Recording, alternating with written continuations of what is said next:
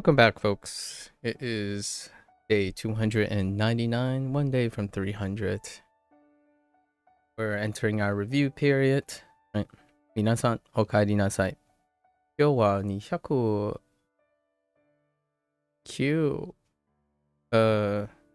99日目です。Alright, so we did drop a few lessons here. So we're going to do our final recall for these units, wrap this up. Technically yesterday was, but we left a few exercises due to elongated discussions.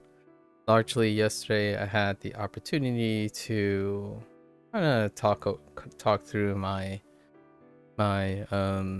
thoughts on committing to a year subscription to Duolingo, which I obviously discussed in length with some participation with a voluntary person from the audience. So that was very fantastic. We're gonna do the recall one more time. Complete this unit, and then we're going into this longer period, maybe like I'm gonna say a week. We'll add a week to the thing where we go back, see how we feel, wrap up the things, and then we'll do a formal review. It's probably going to be a two-parter to cover 100 days of new material. Also, probably starting the New Year's, this session will also be gonna be experimentally juggled with Wanikani starting the New Year's. So the new project is Wanikani. I think I got most of the stuff set up. So when is New Year's? Wednesday. So it's technically 3 sessions away from now. This will also be the day that marks the end of the Chinese course. So largely I'm gonna have to fill out where Wanikani fits. I think we might start with it, or it might be in between the two. Then I'm not gonna put it flanking the Chinese session yet. And meanwhile, we're going to be phasing in something else. So schedules are going to change, like the way it's going to be felt around. We're going to experiment with the order of things, because it has been in a specific order for quite some time. So a little adjustment period. Yeah. Excited. Very excited. I'm pretty sure. We'll see. We'll see. There's something that I do have to say from yesterday's topic about hearts, right? Hearts and sessions and session lengths. We talked about how long someone would require to participate in the lessons in Duolingo in order to quote unquote get a selective advantage or a monetary value out of super, right? However, it is also worth noting that at the other extreme end, when it comes to learning and routine and SRS, right? I'm gonna be interested in. After reading some threads, I got the impression that Wanikani has actually created this insistence. So, the person that I was speaking to talked about how they would offload everything into a singular period, right? However, much like most things when it comes to adaptive and learning and internalization and memory, I forgot to mention the point where there is a period of diminished return when one learns, studies, or practice too rigorously, as in like substantially longer than past their potential threshold of focus. So I mentioned that before when I was talking about, I do these 4-hour sessions or whatnot, but I have to keep in mind that I want to state, state transparently as a form of transparency, my length of studying and learning may be correlated and be the consequences of spending a lifetime of studying this type of length. So when someone says, oh, I'm gonna go from 0 studying to overzealous, like 8-hour singular sessions on a weekend, that is often going to be incredibly abrupt. One requires an immense amount of motivation and like forethought and stuff. So yeah, there are people who are incredibly self-aware to the point where when they engage in something they haven't done since their first language, right, and it's a completely different experience, they somehow foresee the sustainability problem or the sustainability difficulties, the adjustment period and whatnot, and they just go for it. Yes. However, that is an incredibly low success rate if we're talking about human condition and expectations. So oftentimes when I say I'm tired, it's actually when I'm tired in a normal sense for me. So after 8 hours, that is kind of a threshold, but that's the beginning of the threshold of my lack of focus or stamina. So where someone is arbitrary due to their life experiences. So I want to keep in mind that when we were talking about the whole 5 minutes a day, you lose 1 heart, how many hearts, that estimate, yeah, it's still dependent on the user, of course. However, the idea is I wasn't trying to, or at least I hope I wasn't, giving the impression that those numbers are important. Like the very specific numbers are not necessarily important. The concept of taking into account those factors are relevant to the person's decision making, right? If you get bored after staring at a text for 5 minutes, then that is really relevant and will change the interpretation of the value of like a Duo Super subscription, right? For me, I did not use, so as a disclaimer, those numbers that I use, the real numbers were the ones that I broke down into averages per unit time. However, if I was thinking about the value system for my purchase decision, I do 4-hour sessions, 4-hour study sessions every day. I don't have obligations that take me away from being able to do that. So I wanted to clarify that because yes, diminished return kicks in. However, that threshold can be increased as well. So whenever numbers come into play, which is probably one of my major objectives of yesterday's digression on value system, is that yes, objectivity is fantastic. It produces a framework of standardization. It makes it possible to do some comparative analysis with other people, right? However, it's part of the picture. Decision making is at least minimally a 2-body problem. 1 body encompassing everyone that is not you, and 1 body that encompasses you. So oftentimes the reason why I say that is those who think and consider objective metrics often, in my opinion, rely on statistical averages and converging evidence. However, a lot of times converging evidence, statistical averages can be often misrepresented by any one point in time, right? It's not longitudinal. A lot of these things do not depict the effects of longitudinal patterns, as in like over time.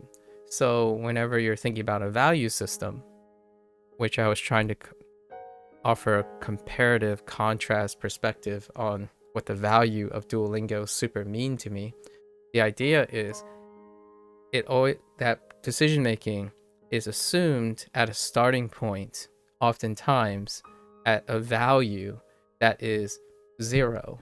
It's always a baseline value. At this very point, what do I have to gain or lose? Well, the idea is, well, that's part of the picture. However, what happened before it was what I spent the large majority of my time talking about, right? I'm not starting at day 0. The value of Duolingo Super is dependent on the entire experience and not stating specifically from the perspective of 0. And oftentimes you might be thinking, well, what if it's someone who hasn't ever used a product, but they're using information from other people. So like you have that converging evidence, that meta-analyses, etc. You perform your own meta-analyses on a product. That product itself has value that is dependent on an existing product. So when you're evaluating, in my opinion, something led to that informed decision. In the days of old, if you bought a product specifically on the fact that the value has 0 probability before you buy it, right? Like you're trying to gauge the potential of a product, but you're buying it wholesale, as in there isn't any informed decision, then I would likely entertain the perspective of saying that this product is what you make of it, right? What you make of it from the advertiser standpoint, the business standpoint, because it's proprietary. You do not have the accumulated experience of lots of other people who had access to the product first or took the founding effects, right? So when you're buying a product, that value system, that expectation that you developed before you buy into a product is built on other people's valuable time. So that to me kind of factors into the value proposition. So I'm more likely, like most people, to buy something or to purchase something because other people spend lots of hours and time talking about. Maybe it's generally well accepted, that kind of thing. And that also plays into a consideration for decision making, right? And we talk about that, but that type of information doesn't garner a lot of I want to say a leveling field. It doesn't level the field a lot of times for someone's expectations of the value. So, for example, when you buy something, you expect to get a specific value from it, but that specific value is assuming you have 0 knowledge of the thing, and yet you're making decisions based on existing knowledge. So for me, when I'm purchasing Duo Super, it's based on previous experiences, and this time it's one cannot counter argue me about lacking experience. I literally have the experience to make this informed decision now, along with converging evidence, right, from others or inform, critics and whatnot. So I thought that was a super interesting discussion because we were filling in lots of players and factors that may be relevant to someone who's making a decision on buying a subscription to something, right? And then with that knowledge, you can choose and pick which ones are relevant to you. We kind of covered quite a lot of things. I would echo what I said yesterday to Lotus at the end. We could be sitting here for hours talking about decision making, both the objective and the subjective perspectives that weigh in. And I hopefully, in my opinion, it was not my intent. I'm not sure about Lotus, but it wasn't my intent to favor any particular factor. Those factors, how important those factors are dependent on the person who's listening, right? Who's considering things. Inevitably, inevitably the decision comes based on that person's importance. I think, to me, it's a little bit negligent, potentially irresponsible, if I focus on a factor, emphasize that it is the most important factor, and not disclose that I'm biased towards specific factors and listing specific factors, to encourage the person to understand I'm demonstrating myself why these factors are important. You, right, whoever you may be, has to determine or figure out if that is important as well. Oftentimes, the most intuitive way someone finds that is important can be in an erroneous way, per se. And what I mean by erroneous, I mean like it could lead them astray in a way that they ignore other types of factors. For example, if you really resonate with the person, that is fairly great to trust someone you resonate, right? Because ultimately they might have the same in subtext and background. So, with that said, Lotus and I got into the thing about being multicultural and diaspora. So oftentimes my bias is I tend to discuss things on the expectation that there are fewer people in this world that empathize with me, as opposed to the vast majority, because I still believe that statistically and logically, there are fewer people who are born into a multicultural state and reside in a place where their parents are not, or hailed from. That environment is far less frequent than a multi-generational family, where you have a offspring that is from a settled family, from the culture that they are from, right? Like they share a common culture. So like a singular or maybe a restricted common culture. Just thought I'd highlight that. It was a really wonderful discussion yesterday. We actually entered a lot of different discussions lately. Anyways, let's get into our recall. Oh, right. What were these? These were the additional Japanese stuff, huh? No, not this was just Chinese stuff. Oh no, I don't know if I remember those. Oh, I'm gonna cheat a little.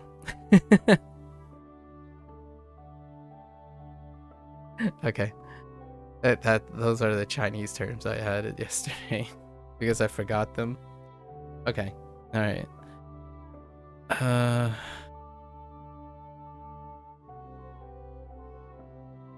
Unit 78. Yes, Unit 78. So what do we do on Unit 78? Adjectives. 珍しい.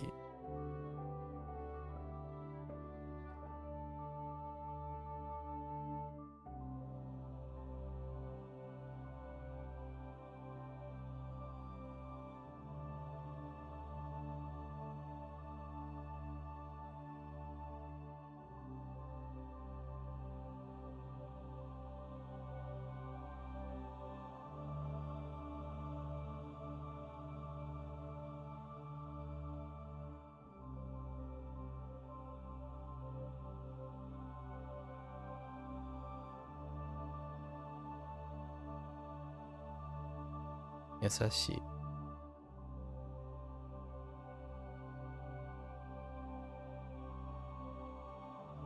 Sugoi. Sugoi.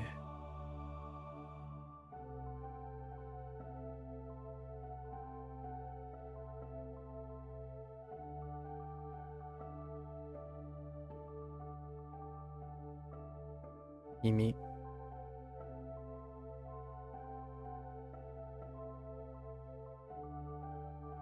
Oh no. I didn't check for the one term. Dang it. Stick with what we have.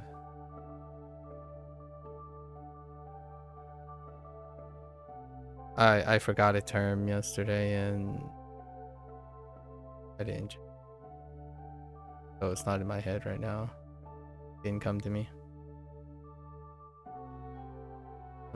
Yeah.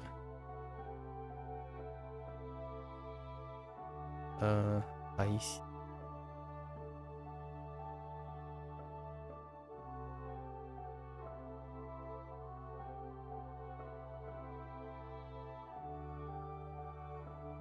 Oof. It's warm.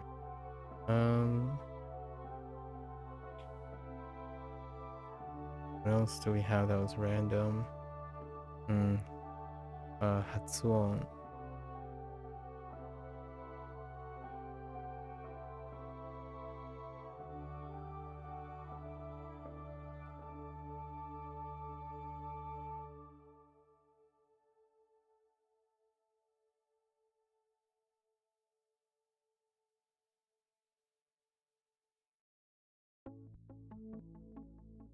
Itsuyo. Itsuyo.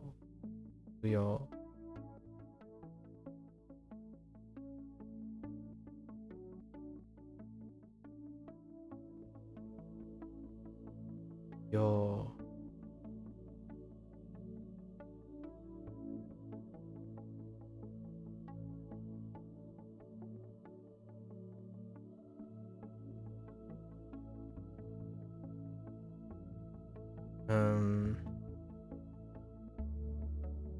New predicates. I have new predicate.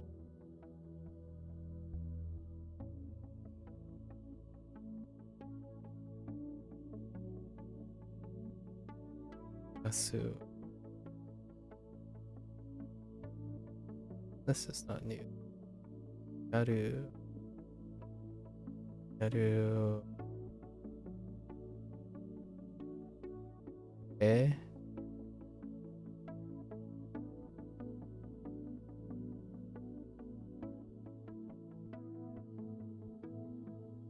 Tetsudao.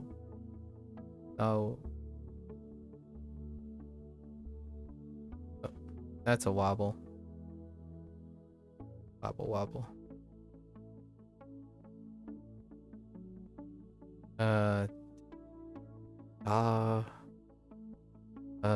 Tsuda.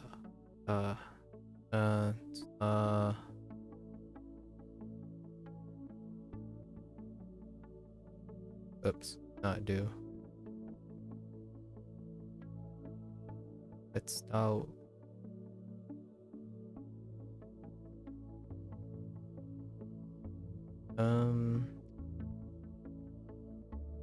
It's morao.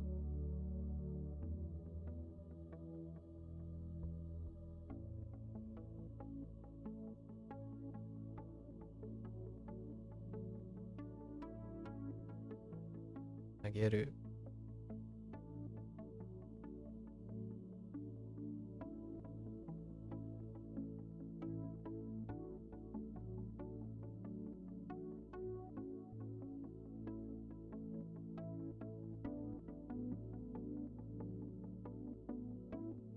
Verb stem in the te form.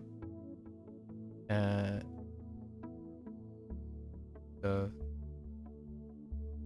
ame.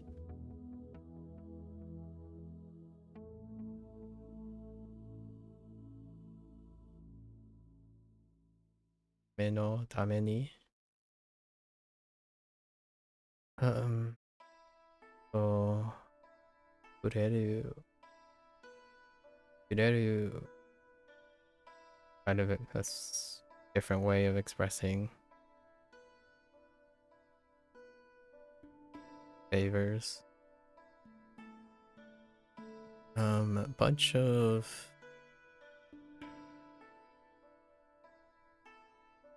I don't know what we refer to these as. Kind of like conditionals and sentence stuff. Yeah, kedo at the end, and then kedo in the middle. I don't know how to notate that right now for my personal use. Kedo at the end. Ga.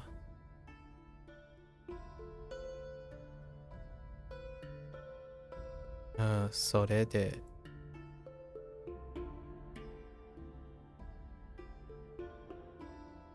So, or therefore, I guess. Which kind of, sorta, like, dakara. Lots of feel stuff. Dakara.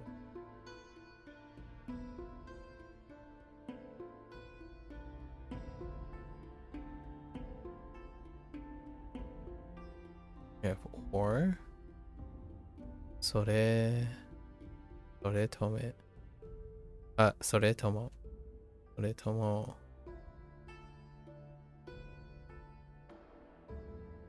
Then characteristics of, sort of, like that. Sonna.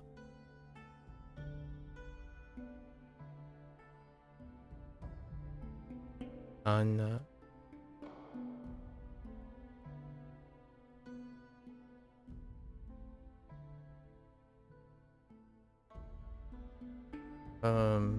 Our primary thing was need to, could, should, could in a way. Oh no, not could. Could is the last unit. Like need to, and then not need to.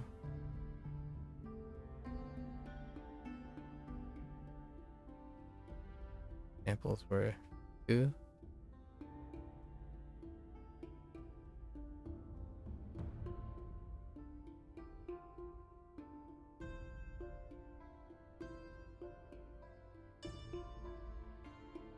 Kaku and Yomu.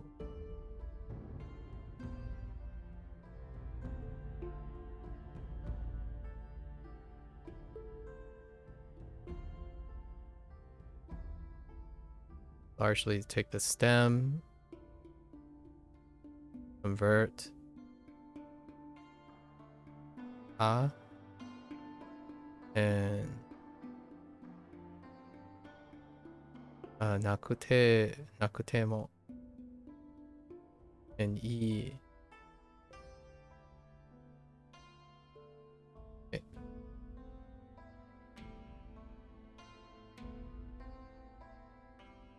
The term that I forgot was yubinya. Largely just the U part. Yeah.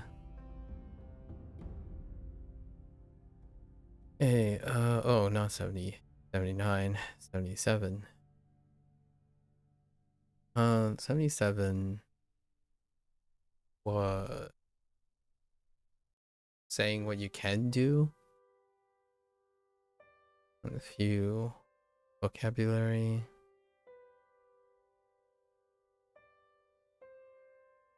Oto. Oh, that's a little crooked.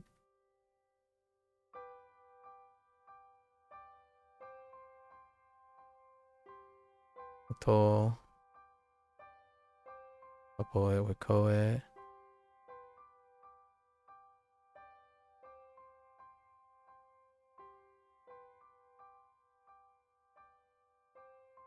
Naku.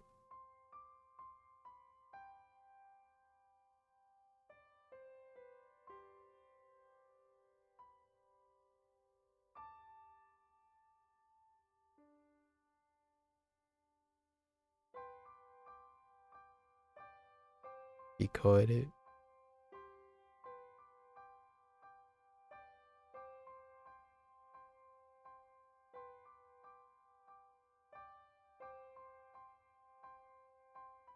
Wakaru.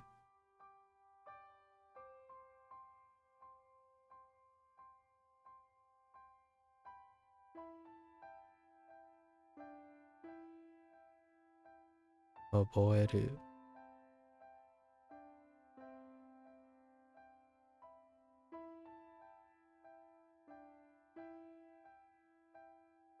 信じる。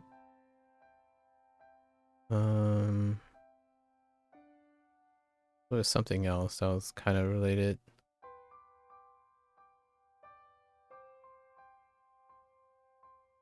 You,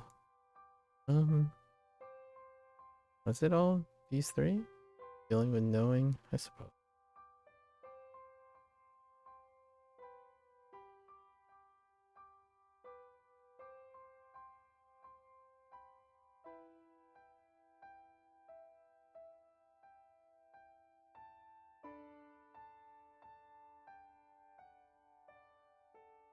Ugh. I think I have this habit of making the top part. Oh my goodness. Oh my gosh, Tobu, please. One day.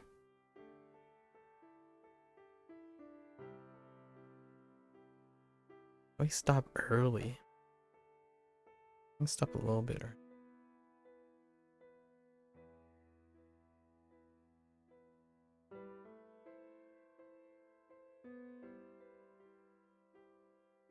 Tobu.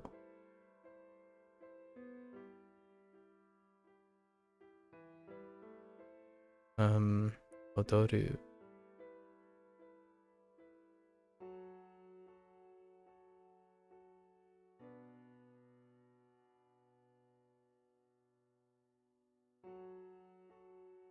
Wait.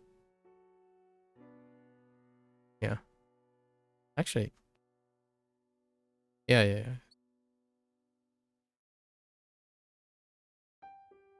Oh, that's a squiggle.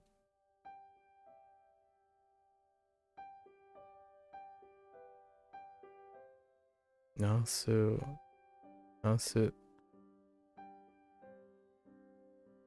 Arau. Oops.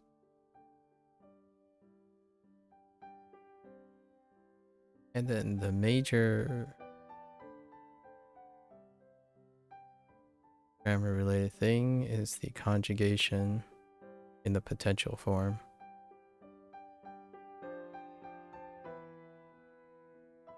Okay.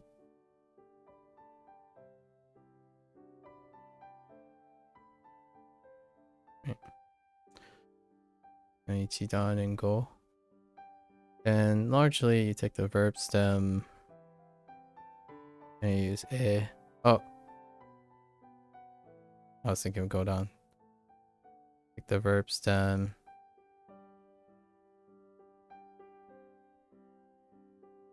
Yeah, dare.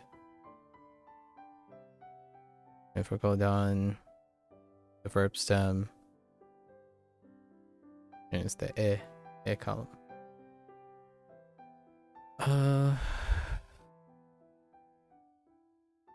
That's about it. Yeah, 77 was a lot more conservative than 78. Okay.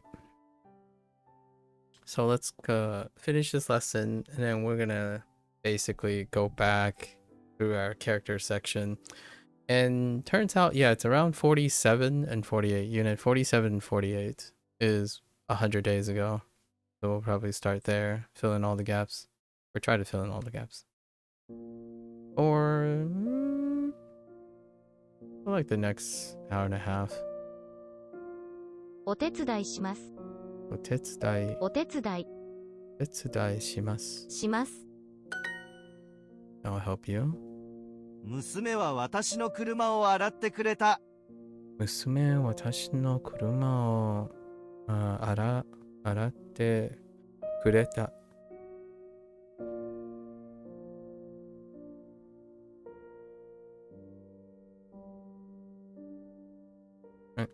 これはみんなのための映画です。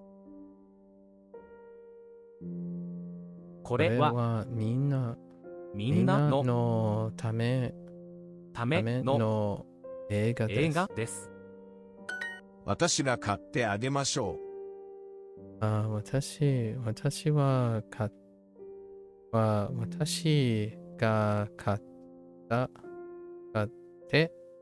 てあげましょう。あげましょ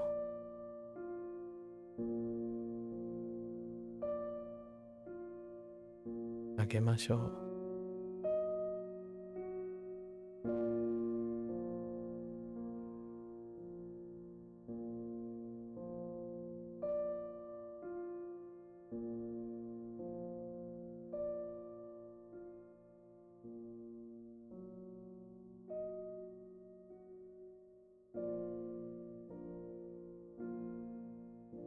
あ、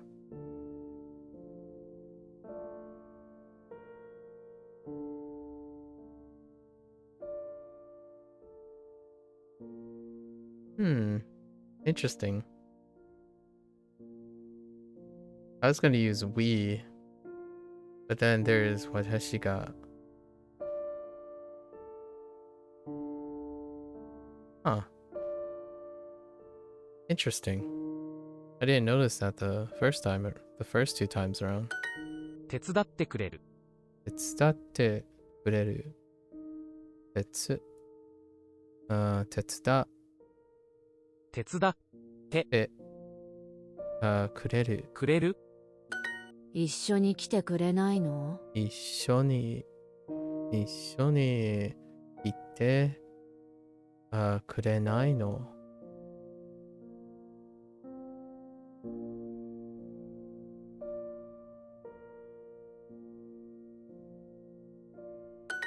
こんなに大きなダイヤモンドは珍しいです。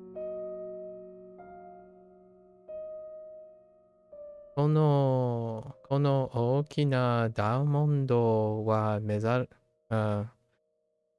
しいです。とてもNo, that's fine.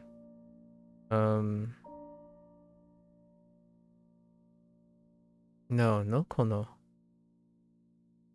大きなダイヤモンドは珍しいです。珍しいです。ね？こんなに大きなダイヤモンドは珍しいです。Right. The new thing. こんなに Oh, wait. They did use こんなに along with そんな and あんな Alright. Fair enough. 洗濯してくれますか？ Hello, Tio. How are you?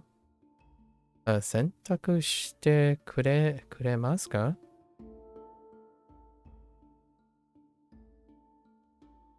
子供に絵本を読んであげた。子供に絵本を読んだ。読んであげた。読んであげた。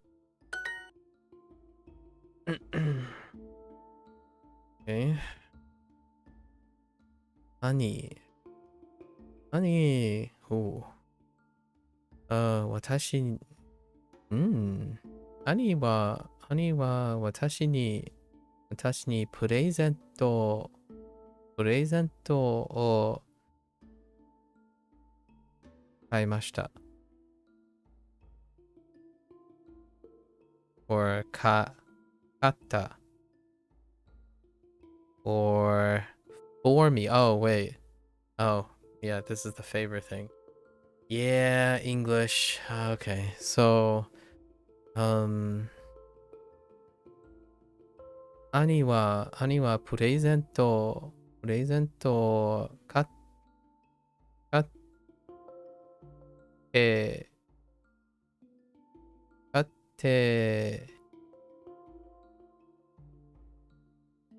くれる？くれた？ Or are we using something else?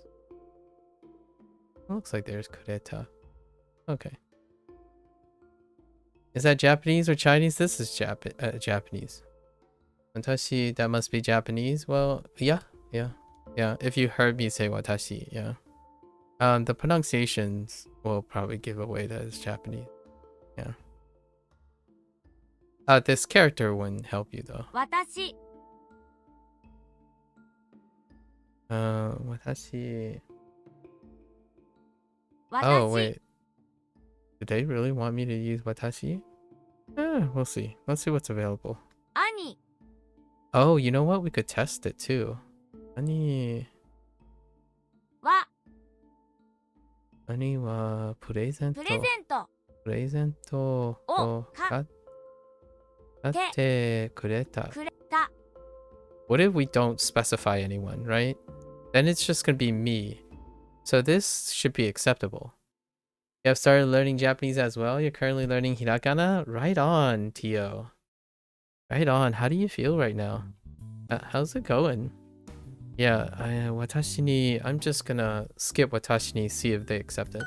Yeah, they should accept it, because it's implied already. You don't need to specify watashi ni here. So they do accept that. Ani wa プレゼントを買ってくれた. Because of くれる would insist that it's speaking from a personal standpoint. So it would be me. I'm doing the favor for me. Oh, that's good. We can test these things now because we no longer have to worry about 君 experimentation. と一緒にいることは楽しい Kunto. See, I don't know about Kunto yet, but we're gonna stick with Kimi. Kimi to 一緒にいることは楽しい. Okay.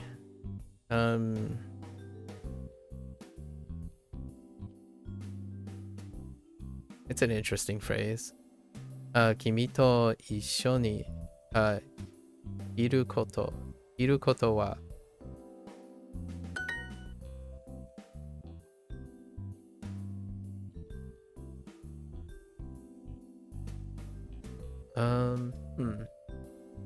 I think we could get away with this too, unless, yeah, we're using probably kureta, or kurete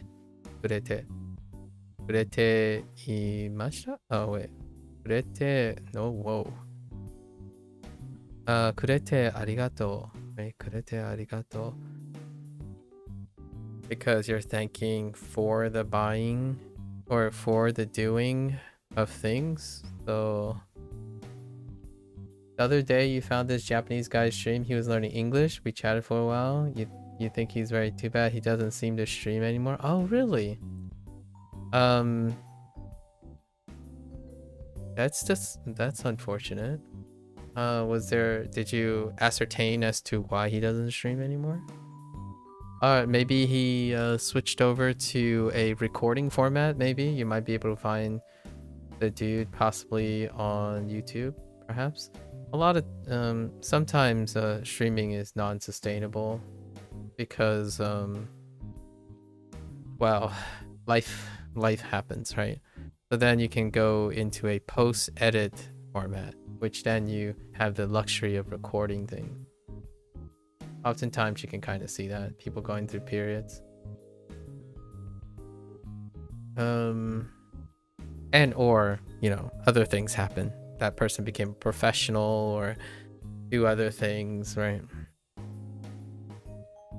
It'd be interesting to hear what had become of that person learning English. Yeah. Let's see. So how can I swap this up, right? 牛乳, let's just say 牛乳を買ってくれてありがとう。牛乳を買ってくれてありがとう。Oh, wait, that's all the choices. Never mind. You can't, like, simplify this. I hope you do your homework. 宿題 Oh, your homework. We don't have to specify your. So, 宿題をno, 手伝う I will help you. it's just tatsuda. Tatsuda works. Or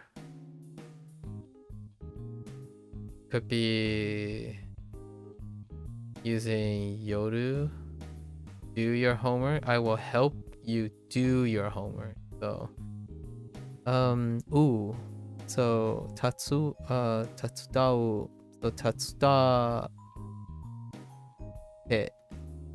って夜。宿題を手伝って夜。宿題宿題を手伝手伝。I said 手伝。手伝。手伝って夜。やろやろう。Oh. Yeah, there it is. やろう。Oh, you know what? Wait. Oh no, yaro. No. I didn't look up this grammar point yet. Yaro. It's just yaru. But oh, you know what? Ooh. I'm kind of curious. Would this be marked incorrect? It would. Intriguing. Oh, because it's not yaru. Oh my gosh. That just says yaro. Yaru. I was looking for yaru. If it was yaru, I think they might have accepted it because it would just be a casual, I will help do your homework. But yaro, I still haven't looked up what the deal is with no. Yep. Could you please tell me how the 3 Japanese ideograms work in a practical way? Why isn't hiragana and katakana not enough? What's the function of kanji? I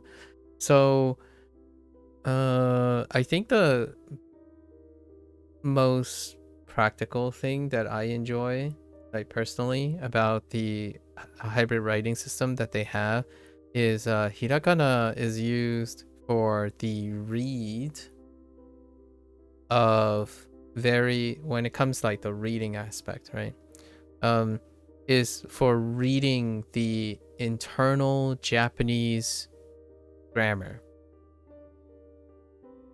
And also can help with pronouncing kanji. Katakana is used for foreign elements. I say foreign elements, a lot of people would say borrowed words, but there are katakana phrases for elements that are outside, like culturally or like an animal that's outside of the country or something, that their functionalities for foreign elements. And then kanji is used to encapsulate the meaning and the reads. So when you put it all together, for reading purposes, for writing, because if you're listening to it, they will still sound the same. It's the pronunciation, right? Is that you can easily identify grammar structures and functional parts of the sentence as opposed to mixing it up with the predominant meaning. And then you can pick out all the foreign stuff too. So when you see a sentence, there's no katakana here. However, for example, I read a book to the children, so we have kodomo, right? So Kodomo. this is kanji, kodomo, but then you're saying to the children, so you need a direction, right? So kodomo ni. So ni is in hiragana. Most of the elements of structure, grammar, and like sentence structure and grammar would be seen in hiragana. So you can easily distinguish where the major key words and meaning, and then the functional aspect of hiragana. So like when you conjugate something, the root verb stem is largely represented in, there are exceptions, obviously, but largely represented in kanji. But then the conjugation and stuff is going to be represented in hiragana.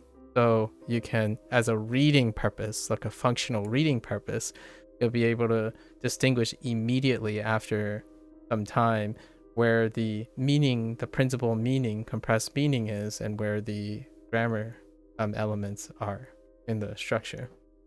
When you're listening to it though, kana functions as a reading purpose. So like, if you ever see kana here, it could appear something like this. where it's on top, and the kana is used to help you remember what this actually sounds like.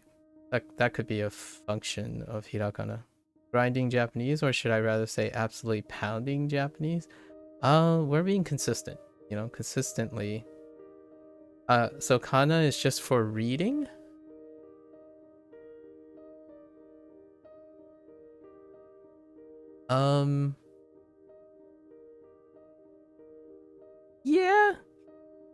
Yeah. Yeah, I would say 80% of the time, yeah. Kana is for reading purposes. Pronunciation reading purposes. Yeah, most of the time. There are words that actually are commonly written in kana. So those are the exceptions. Like there are very common words that are written in kana. So they don't usually, you won't see them in kanji. So when you're reading, you get used to that too. You get used to the exceptions where, oh yeah, this word generally appears in kana. They do have kanji for them though. So that's why I'm saying like basically, yeah. It's kind of like if you read an English sentence, right? And they decided they only wanted to write an IPA. I don't even know what that looks like. But imagine converting the entire sentence into IPA. And then you read the IPA and you're like, oh, that's exactly what the sentence is saying, right? I don't have an example because I don't understand IPA. But if you wrote out the phonetics of the English and then you read it and it's like, oh, that's exactly what it's saying. Because once you read the IPA, you'll know what it sounds like and you know what it's saying, right? Of course, when you look at it like a sentence in IPA, you're like, what the, because we already skipped that. We already skipped that step. We no longer use that step anymore.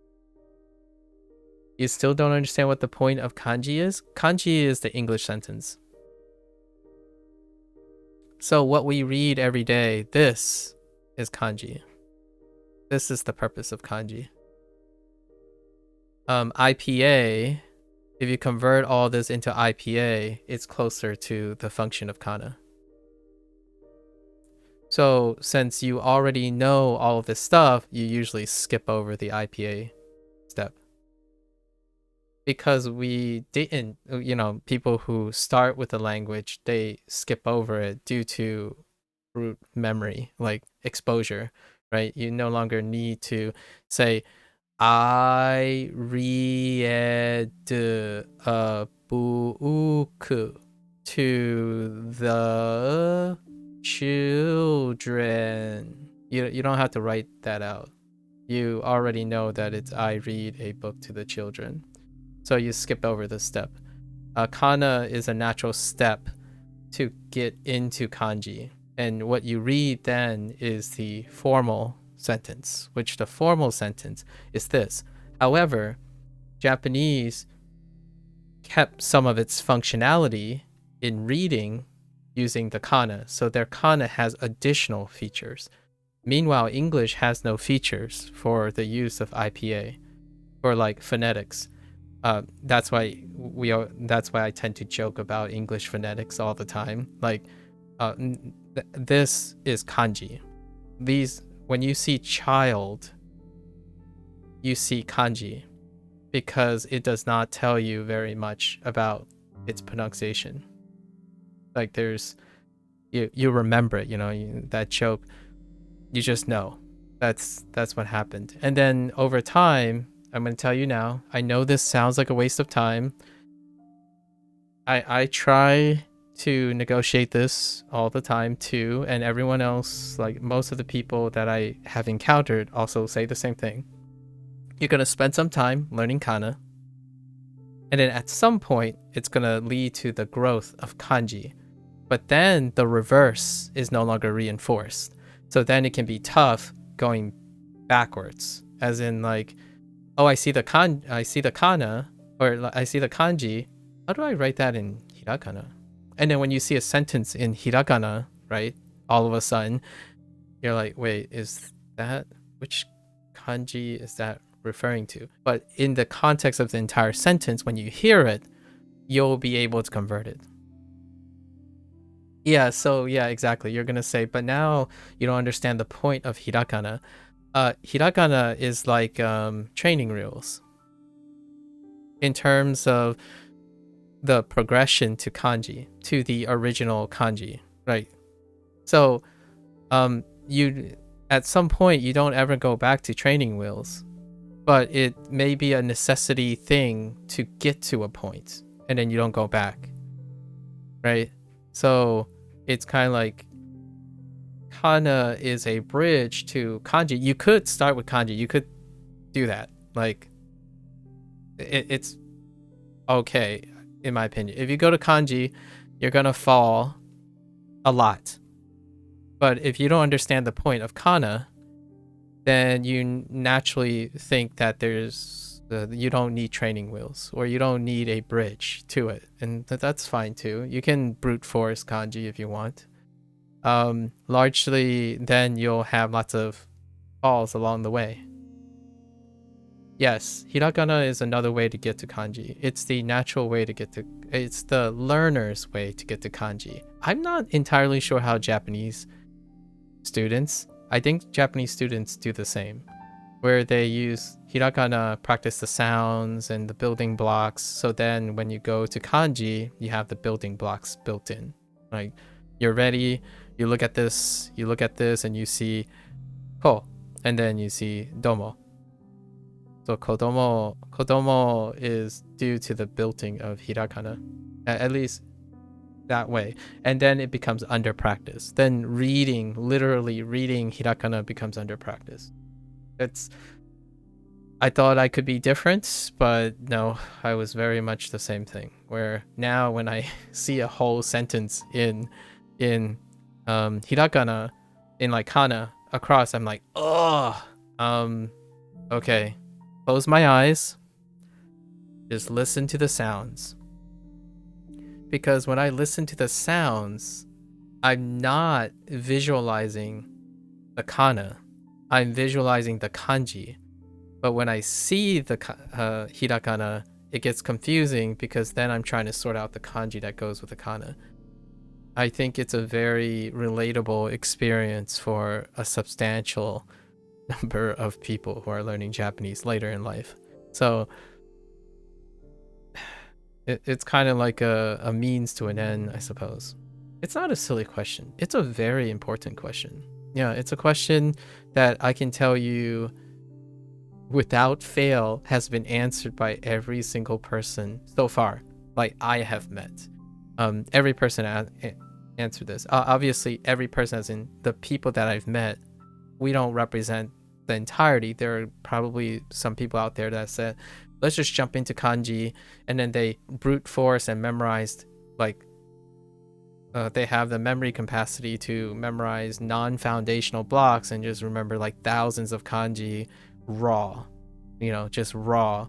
And in a way, that's kind of how I'm doing it with Chinese. Chinese does not work that way. So Chinese, every character ends up being the raw value. What you're describing about the points going straight into kanji, or like what's the point of kana, Chinese would be a great example of the counter, where you just remember the raw character, what their reads are on the raw character. But then the Chinese system try to create a pinyin system before the fact. So no hiragana or katakana for Chinese? Originally, yes. Not anymore though. There is a pinyin system, or like it's kind of akin to Udomaji, but there's also another system like kana. I keep forgetting the name of it, but it's very popular among like Taiwanese, and it looks like a character system like hiragana, and it's used to try to capture the sound of all these characters. So it's for learning purposes a lot of times as well. So they're not displayed when you're reading the sentence like IPA. Once you learn the sounds and whatnot, it can be useful to depict something when you don't know what it sounds like. For example, here's a functional use for me as a person who, or as someone who speaks to other people all the time in different languages. If I try to pronounce this word, right? And I can't speak to you like with a mic. I can't use my mic to try to articulate it. How can I tell you what this sounds like? I can't. There's no way I can, unless all of us know what kana is.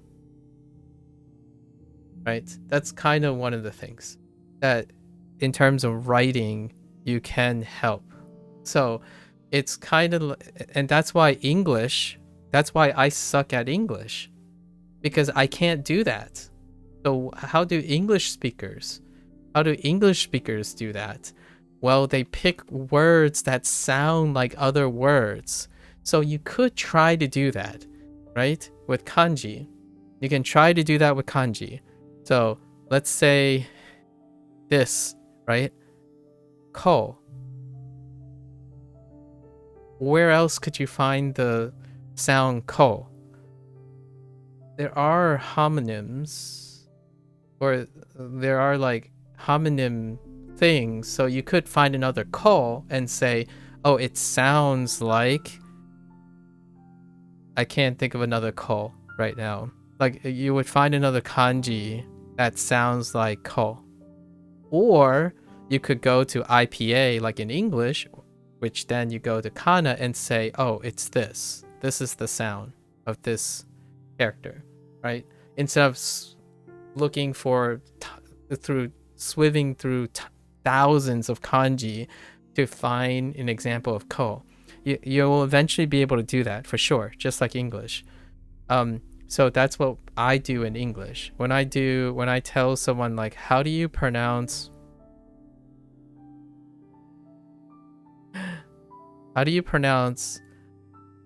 this is why I kind of like that I learned kana, because if I learned IPA in English, in the future, if I talk to someone else who's learning English and they learned IPA, which I don't think people do that really, but in Japanese people learn kana, which is great by default.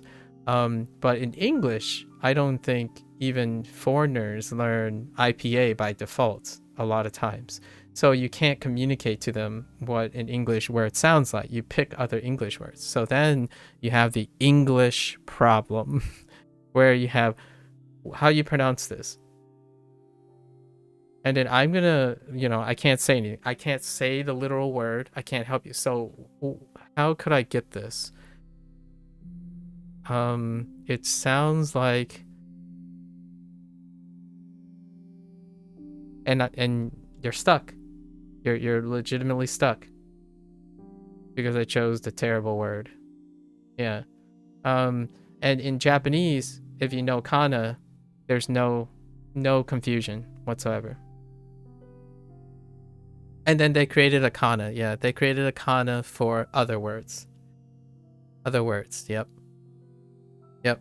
So that's one of the bigger benefits. And here's the thing about katakana though. Here's the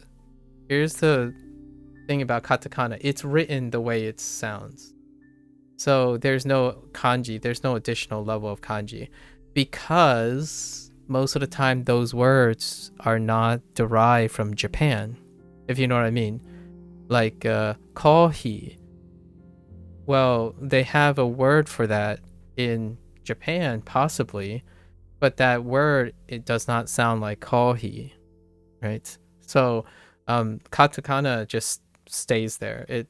There's no additional level, right? You find the Japanese word, or it's just gonna sound like the word. So that is something that English does not have either. Basically, when you say nonchalant, right? It's not saying, oh, let's write this in French, or let's write it so that it indicates that this word is from French origin, right? There's no way that, or from other origin, right? So in Japanese, there is. At least you know it's not in the Japanese lexicon, but it is pronounced like Japanese. It's a Japanese way of pronouncing the word, but it indicates when you're reading. It's a very convenient way to say something about this word is not inherently Japanese. Here you go. So when you're reading is really convenient as well. It's functionally really convenient. It's like, oh, okay, I'm struggling with this. This is probably a word that's outside. And in English, what would that look like? It would be a disaster, in my opinion. English would be a disaster if they needed to come up with a system that marks every other language's piece of origin. So in essence, like, it won't be that way. And there's a lot of comments about Japanese language learners where if katakana is like riddled all over your sentence, it's basically not Japanese anymore, right? That there is that kind of comment. And you know, it's what happened to English. English has lots of influences, so many people use it, so at some point it assimilated it, like basically integrated a lot of words that are effectively not part of Old English. I mean, Old English itself got groomed like crazy, so take it with a grain of salt. But generally speaking, I really like that most Japanese, hello there Blair, most Japanese language learners have learned kana, because you're not going to use it like every day, but for those days when you're talking to someone else who's either learning Japanese, or we're in different places in Japanese language learning, and or we're foreigners to like back and forth, a Japanese person, for example, could tell you, oh, this is how you read kodomo, right? And then you're like, oh yeah, okay. Like you wouldn't remember the kanji, but at least you could say the word kodomo, right? Kodomo will be kodomo. So that's one of the things that you can't do with I can't do with English, because I'm a native English speaker and I skipped over IPA. Hear me out. It's a quote. Skipped over IPA. I actually, as a kid, I wasn't even taught IPA. So there was no way I would be able to tell a foreigner what a word is universally, so that there's no confusion between English speakers. So now you get this problem, or maybe not a problem. I think it's charming, but it's a consequence of English. When you ask someone, right, in English, how to say a word, what this word sound like, right? And then you pick like this, right? English people are going to have incredibly variant answers, because they'll pick another kanji. Effectively, they will pick another kanji that sounds like this. So it's like, what does this kanji sound like? And then if everyone is relying on another kanji, then they could pick whatever kanji that's close to this. That's effectively how English people explain, like myself, because I'm IPA ignorant. I can't explain it any other way than pick a word that it sounds like. Wait, is that a word? Oh yeah, that is a word. See, deer, and I'm gonna say like it's ba in front of deer. But hear me out. Ba could be ba. Then you get bear. That's not right, because I don't know IPA. Like only like IPA is a system that allows me to distinguish this. Kana though, if you know kana, it is kana. That's it. Those are, now there is a slight asterisk because there's such thing as pitch accent. And it doesn't necessarily capture pitch accent, but it captures more than the way English speakers are commonly explain to people what things sound like. And it's obviously hilarious. I know it can be exhausting and really like confusing. And then when people learn Japanese, they're like, why can't English do this? And my only thought was, it's kind of a chicken or the egg, behavioral normalization. For me, this is one of the charms of English because of this dynamics. You allow people to get used to words like this being pronounced like, yeah, I don't know. I can imagine four different ways, largely because I'm thinking of European accents, that this word can be pronounced, and you will still know it's beer. In Japanese, that sounds ridiculously scary. So it might be because the only way I understand Japanese is through kana. So if everyone understands through kana, then any any leaving out, like not relying on kana, then becomes the abnormal thing. So you won't be able to relate to a lot of people who speak Japanese or are learning Japanese if you don't cover your kana. And that's a risk you take, which is perfectly fine, in my opinion, if you're willing to do it that way. I think it's still possible. And in English, who knows? Maybe one day they're like, yeah, English is getting out of control. Let's start teaching IPA before we teach actual English words, right? And I totally get that, especially from a perspective of someone who may be very, very used to not having to concern with phonetics, right? The English spelling system used to be more consistent. It used to be, yes, I would agree. It was I had a class on classic British literature, right? So there was a lot of Old English, right? A lot of Old English things that we read. And Old English had lots of explicit letters, and they were constantly spelled far closer to the way they sound, but it didn't look as nice.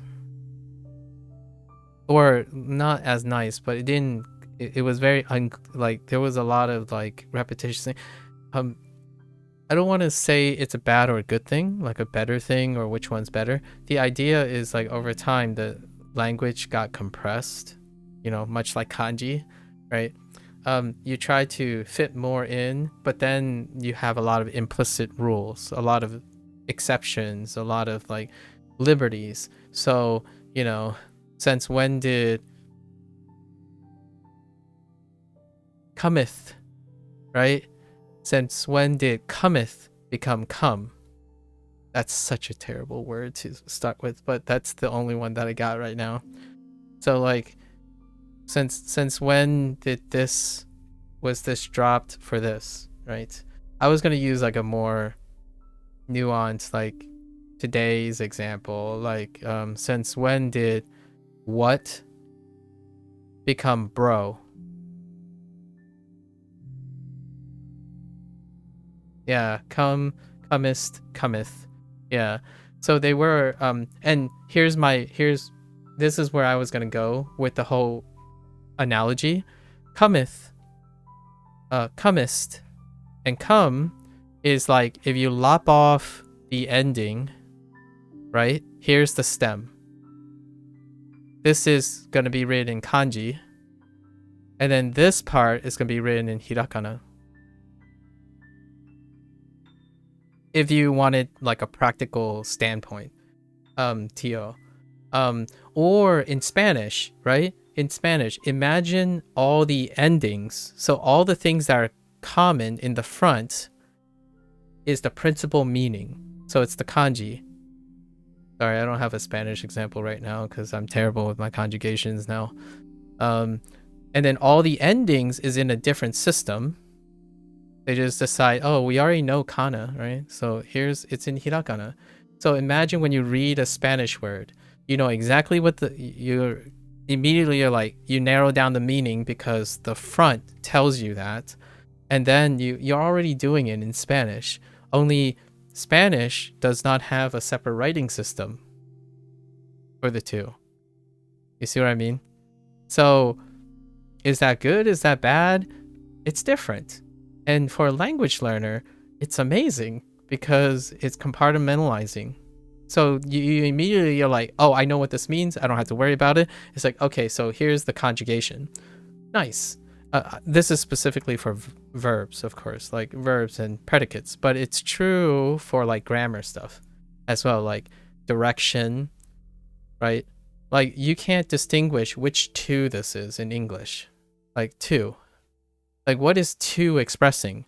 Well, if someone said book to, do they mean book two? As in I read book two? Or I read book to something else, to the children. Like, remember, we have to think about it from a perspective that you do not know English. And then you're looking at this, it's like, well, this too is like any other word. Right? However, in Japanese, no. This is kanji. And this is a direction marker in kana.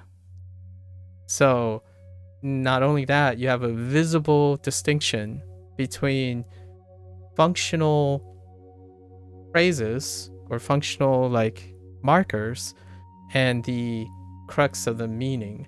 In English, it would be very, I would say from a language learning perspective, if this is a noun, a predicate,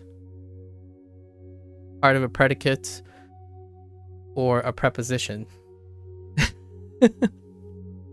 So, like, okay, well, it sounds like, what does it sound like? Well, that doesn't help because I don't know IPA, but even then, IPA can't help here because it's a homophone. So that sucks too, because to, and to are all homophones, and that sucks even more. So my thought about the Japanese writing system is it kind of circumvents a little bit. It makes certain things for a language learner. From a language learner perspective, it is one of the more rewarding milestones. And Blair can definitely, I'm pretty sure Blair yesterday told me that she finally got used to being able to like just straight up read hiragana as you're reading along. And it's kind of one of the wonderful milestones. And then at some point when you get that milestone, it feels like it's riding a bike. And then now you can focus on another component. And at some point when you're reading Japanese sentences, everything pops up in like different colors, basically, right? You just know like, oh, here's kana, here's kanji. And then it becomes like a thing where you start thinking, wait, how do I view English? I'm gonna give you an example. Yeah, we already went over that, Hideyoshi. Hiragana exclusive is still hard. It's like under practice, like Pokemon on the Game Boy. Yeah, dude. Some video games that are in all that use things in all hiragana, it wrecks me pretty hard now too. I really thought I wasn't going to happen, but it did. So I admitted that to Tio. Already mentioned about the whole doing the reverse thing.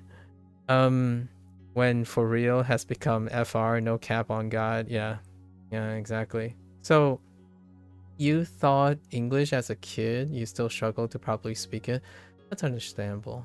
The spelling of Old English, but language evolves. Yes, natural languages. So hear me out here.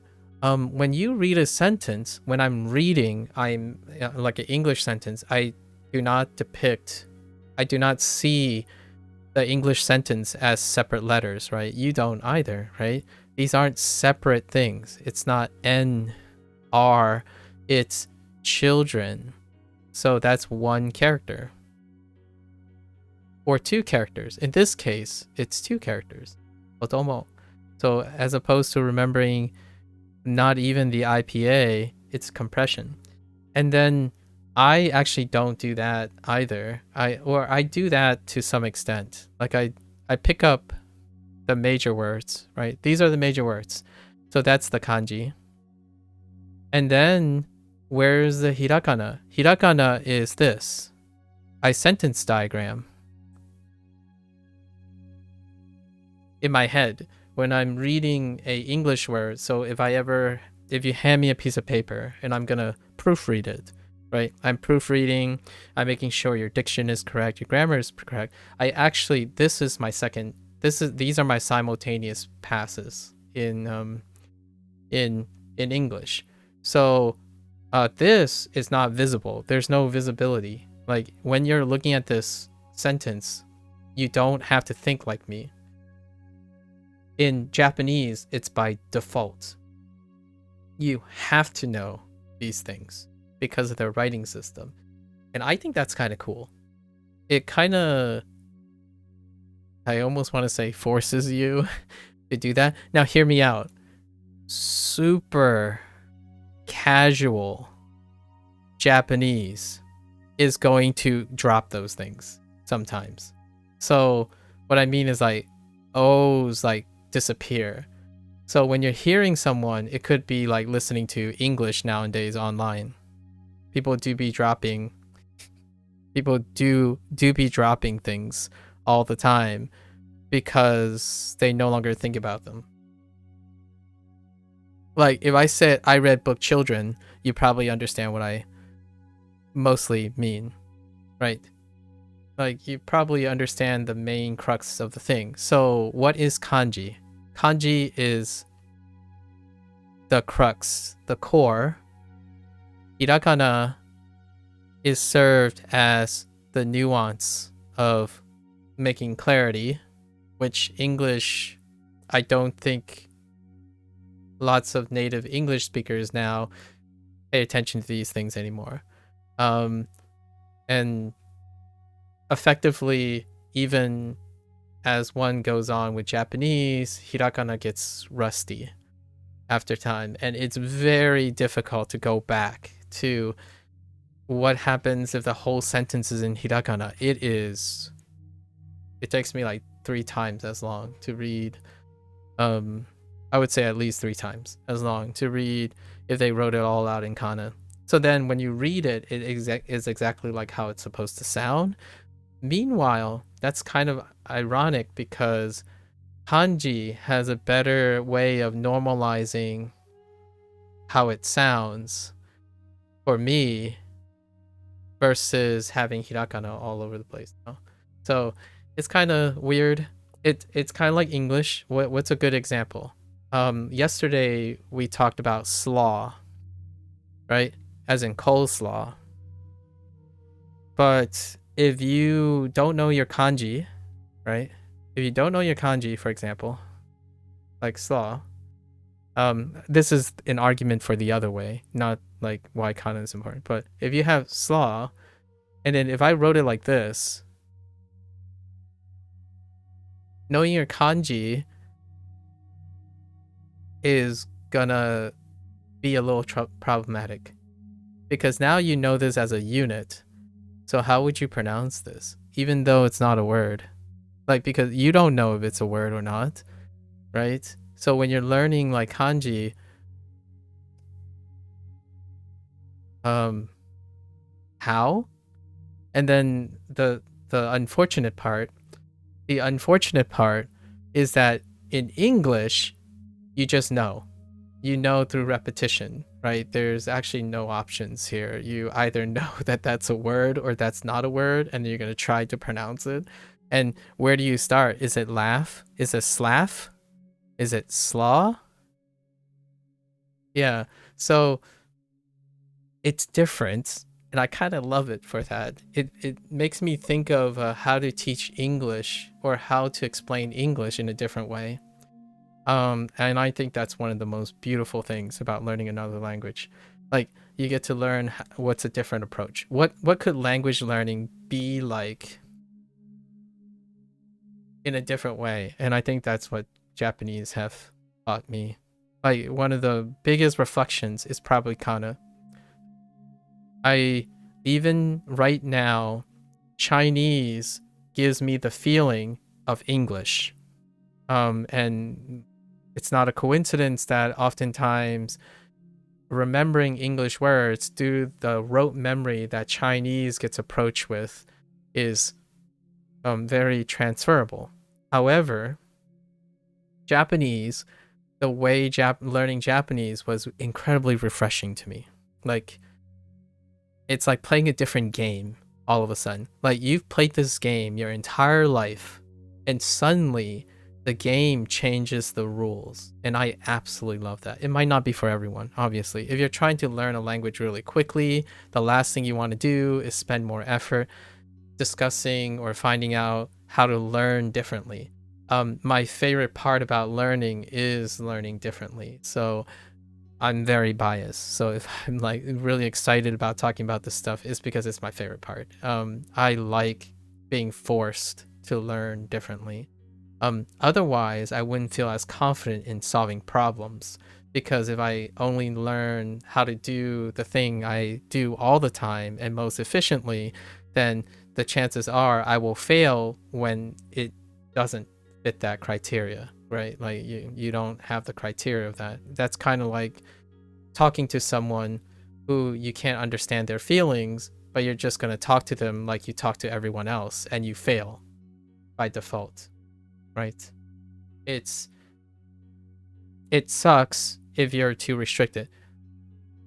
It doesn't mean you can't be happy for the rest of your, like, you can be consistently happy if you have the right company, the right environment. It's totally fine, right? We're on the internet, so the chances of that happening is kind of low. So here we are, language learning. It's fantastic, at least in my opinion. You will stick to mastering hiragana and kata, then and only then you're going with kanji? You can do both. Tio, it like brings a smile to my face because you are answering the most consistent first question that people ask themselves. Do they strap down, learn everything about kana, and then learn kanji? You can find this on the recorded videos, but I ended up doing them simultaneously. So like back and forth, and it was okay too. So that was my approach. Lots of people expressed that they wanted to get kana down first. And that worked out really well for them too. Like they basically spent like 2 weeks and just crammed kana. And then they're like, all right, let's go. For me, I was discovering kana as I was discovering kanji. But hear me out here. Duolingo, what they did was they trickled really small amount of kanji very, very slowly.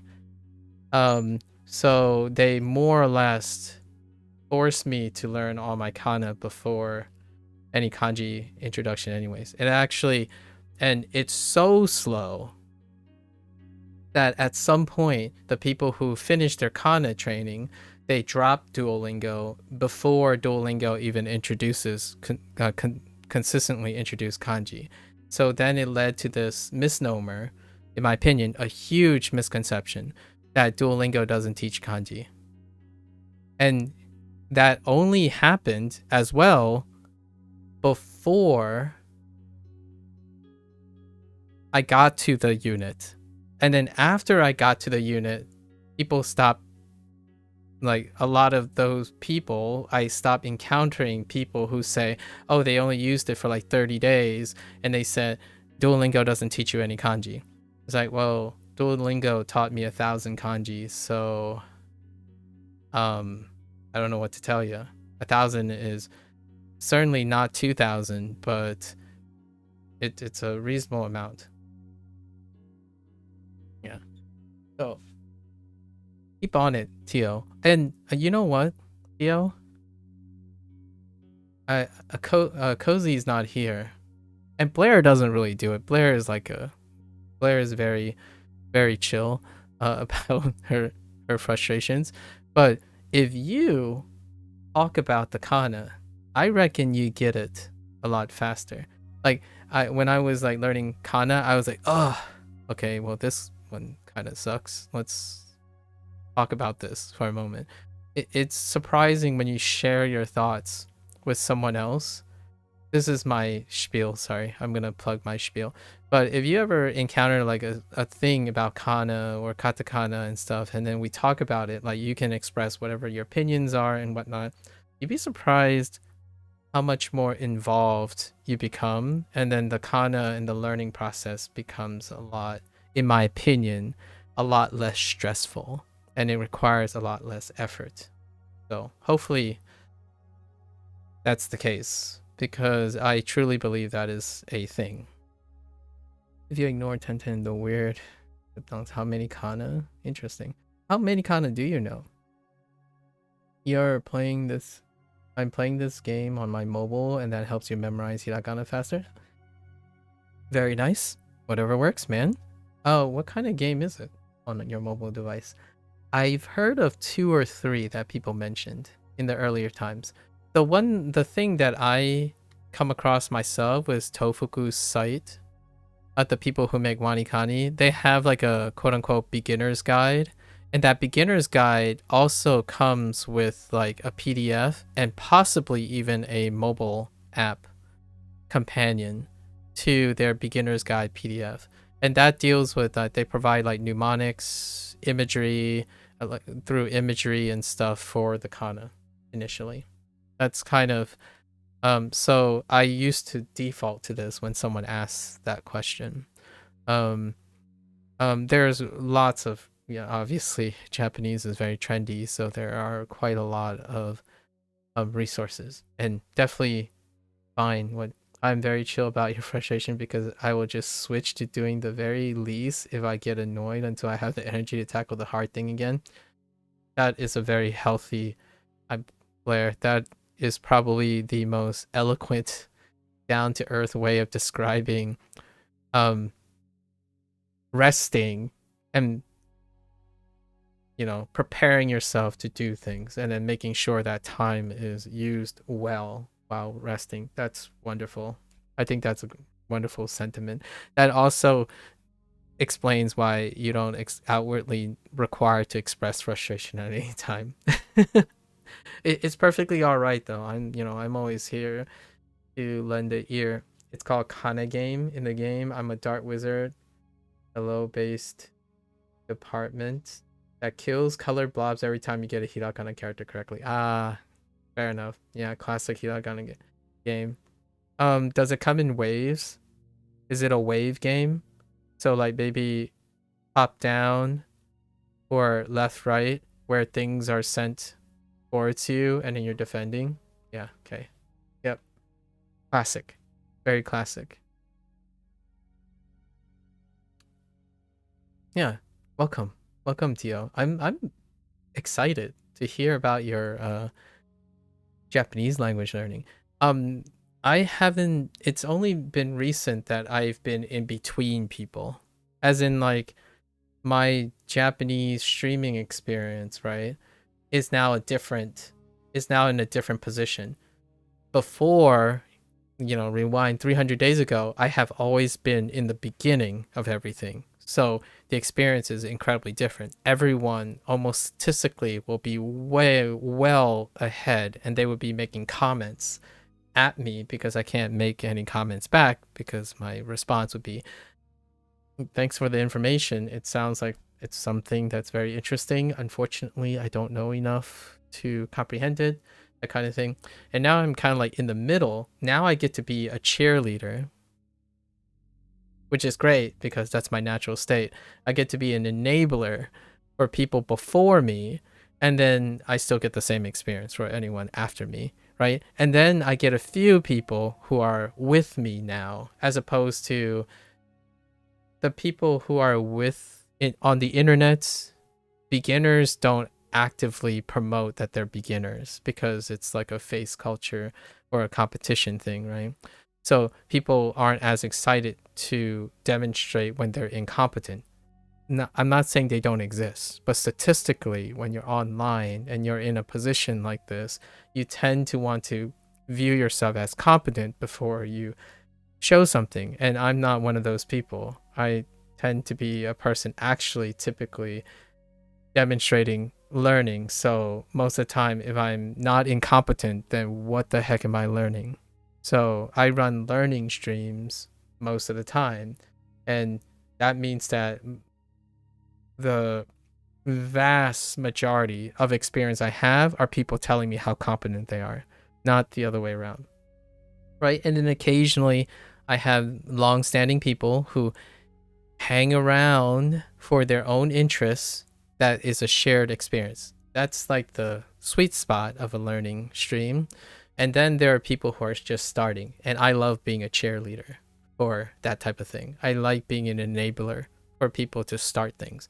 Starting things is quite one of human nature's most toughest situations, because as you age, it becomes statistically and emotionally, psychologically harder and harder to start new things again. And so how do you combat that? Well, you have a cheerleader, and I can be a cheerleader. That's my natural state. If you have someone cheering you on, it's electric, at least in my opinion. If there's someone that, like, here's my thought. If you have a significant other and they like getting up in the morning, so they get up and they welcome you with a smile and a breakfast every day, or like get you to go and make breakfast with them every day, that would most definitely lower the barrier to do so than trying to get yourself up every day because you're trying to get up early for once, right? And then it becomes 2 days. Now it's even harder. 3 days, 4 days, it becomes even harder if you haven't done it yet. So it's one of those things, right? And I like it now. This is like the sweet spot right now where I get to encourage other people and get, your 99% of the time where there's someone more competent than me telling me stuff to demonstrate how much they know more than me instead of telling me about themselves. That happens. Oh, by the way, you haven't given up on French. I gotcha. You're just splitting your time between 2 languages now? Yep. Yes, the book. I remember our discussion about your French history. For me, I think staggering a language, obviously it has an upper limit, but staggering your language learning reminds you of the early days, right? It's a different position in language learning. So what I mean by that is psychologically, humans will start with, like, say you start with 3 patterns of learning. At some point, some of these patterns are going to be dropped out and adopted for more, right? And then at some point, you're going to be all the way near like Y, Y and Z. So you've been practicing with this type of mindset for a while. And, it can get complacent. You can get bored. You can get demotivated. It can feel like you're spinning your wheels. However, from time to time, when you do something that reminds you what it was like, so that you know how far you've come and you know what is to come, it's incredibly rewarding. And sometimes it reinvigorates and reminds you, why are you doing this in the first place, right? Often the reason why I'm saying this is when you stagger a language, I staggered really prematurely, largely because I was going to invest a lot of time. You remind yourself, like, dude, this is why learning French was awesome, right? You start being able to reflect, right? And that is also true when someone learns their first, second language, at least in my opinion, right? It shows you the appreciation for your first language. Well, hopefully it does. I don't think it's a universal thing. Or maybe your hatred for the first your first language. But what that does is it elicits nostalgia, memories, right? It makes you feel young again. So why do I love learning new things all the time? Learning new things and new ways to learn is because I want to stay young. I don't like mentally. Obviously, I can't stay young biologically, but what keeps me mentally young is that I spend a good bit of my time, maybe 50% of my time, because I have the luxury, but I would say even 20% of the time. Heck, if you can squeeze 10% of your time to doing something that is stimulatingly different, it can make you a great problem solver. Like, it'll breathe life into problem solving, critical thinking, and that kind of underlies a lot of lifestyle choices. So like when you're doing decision making and you're having an argument with someone, you're debating with someone, you're making lots of things, this little stimuli can break the pattern of closed-mindedness. Now, closed-mindedness has its advantage. It's very efficient. You can do things so quickly because you know exactly what to do already. But those are the things that you have to get done. Things that are like clockwork. It does, though, close off any form of youth. Because when you refine and close in, it's going to feel old. It's going to feel well done, well oiled, well refined. Dare I say, less interesting. I'm obviously stating a human condition. One of the fundamental human conditions. And largely, if someone asks me, well, why do you choose this lifestyle? It's like, well, I want to stay young mentally. Like, what does a young person typically do that an older person typically less likely to do? They tend to less likely be interested in new things. They tend to not smile very often. Actually, they tend to be very, very less expressive, actually, in general. Like, the inability to express that you're upset, the inability to express that you're happy. Obviously, there are personality selections and individual things, individual variability. But if you're saying it depends now, which I'm pretty sure you're going to say it depends, that's a closed-minded approach to comparing apples and oranges. It doesn't depend. You're comparing you and your younger self.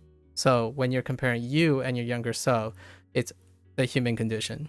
I would firmly disagree with you. Oh, okay, you said it depends. Debating is good, but only with actual intelligent people. Otherwise, it's a waste of energy and potentially something bad for your emotions. That's a fallacy. I absolutely wholeheartedly disagree with that perspective, because you are not comparing you and the other person. If you say it depends on two-body problem, actual intelligent people is an arbitrary thing. So whatever you just said also depends. So you no longer know if it's a waste of energy or potentially something bad for your emotion, but because you can't know, you already defeated your own cyclic argument. It depends. If you say it depends, then whatever you say is also invalid because it depends. Right? You can actually talk to stupid, ignorant people that you consider, and they can be your best friends. You don't know. You can also not waste your energy if you don't think it's a waste of energy. And what is a bad emotion could be healthy for someone who is encountering a bad emotion. So the argument is cyclic in its nature. The comment that I'm making is I'm talking about you and your younger self. No one else. They could be great friends, not good debaters. No. You can be debaters, good debaters, and good friends. There's nothing novel in grammar study. Oh yeah, that's fair. That's grammar study. I don't know enough about grammar study to comment on that. I debate with my friends effectively every day because I enjoy debating. So the people around me enjoy debating. Does that make them more intelligent or more stupid? Well, I stay healthy I know what I need and want. So when I compare myself to my younger self, the odds of having proper friends is lower, right? So in order to develop the stuff, the ideas you have now, you were once a person who experiments to discover. If you do not rediscover yourself, then how do you make friends if you're having trouble making friends already? So for example, for now, if you think you have intelligent friends, but those friends betray you all the time, does it depend on the friends? Or both, right? So, long story short, I would say it's likely it depends on both. It depends on you and possibly the luck of bumping into your friends. Now, hear me out here. Which one do you have control over? It's clearly not bumping into friends that meet your criteria. So, a human condition, in my opinion, is that if you stick with the idea that it depends on if you find people that match you, then the odds are that chance will generally be the same, right? And that's true. I'm gonna actually betrayed. Yeah, it's a loaded word, but we're using it for punch, for weight. Now hear me out. That's true. I totally agree. It depends in that situation. Definitely. Absolutely. The thing that I was describing as a human condition was I'm talking about keeping myself young, right? I'm talking about keeping myself young. No one else, right? And when you think of it that way, it no longer depends, or it is less likely to be dependent, as in like there's no variable that you necessarily cannot control, because we're talking about you. So does the odds go up if you do what I mentioned?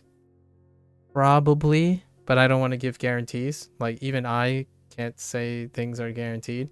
However, it would come logical that your odds would go up if you're trying to change something about yourself, as opposed to writing it off as it depends on something you cannot control, which is often individual variability between humans, right? You're comparing apples and oranges. So yes, it does depend. It most definitely depends when you're comparing apples and oranges. I agree with that. I wanted to be clear that I'm not talking about apples and oranges. I'm talking about apples and apples. I'm talking about an old apple and that younger apple, same apple. Right. Betray is a loaded term. Yeah. So you're arguing with anyone available in order to maintain your mind sharp? No, you don't have to argue with everyone. You can be encouraging too. You can resonate. Or you can try to empathize. The opposite is possible. So for example, if someone expressed something to me and I don't understand, you can choose to say it depends and close your mind off. Or you can also choose to argue and debate, right? Argue and debate, but we're not considering all the choices. You can choose to join them unconditionally and try to understand.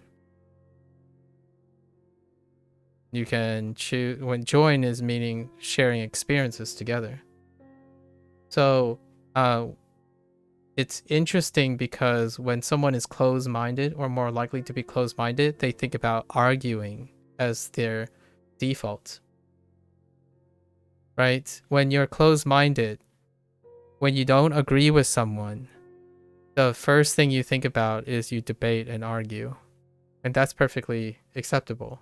That's how one views they're very strong. This is a person with a strong identity, right? And that is a product of age as well.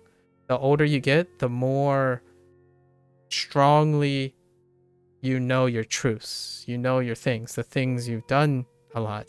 And I chose to be more young because I try to stay open-minded.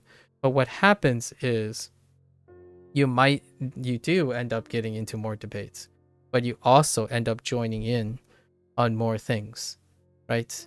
I didn't join language learning because I thought English was the only language you need to know, right? Try convincing someone who thinks English is pragmatically all they need to know in life, and it's true to a great extent. In their lives, in their environment, they can probably live the rest of their life with English. So is true for every other person who has learned a native language that supports in the country that they stay in, right? Now the question is, how do you get yourself to language learn and be excited about language learning? You join other people, or you debate and argue that English is all you need. All of that is still more, in my opinion, to say it depends and let bygones be bygones. So if you decide to say it depends, let bygones be bygones, then you yourself have no longer have any learning potential from debate, nor from joining them. Right? And I did not say anything about how this would make the person happier or not happier. This person that says it depends, let bygones be bygones can be perfectly happy. If it becomes an obstacle, then what I'm saying is these are some of your alternatives to breaking that cycle.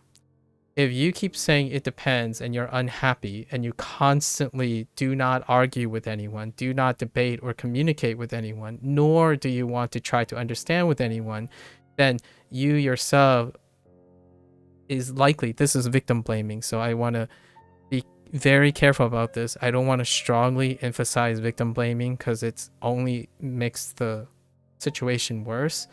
But for a healthy person, when you look out on this, it's like that's the cage you built.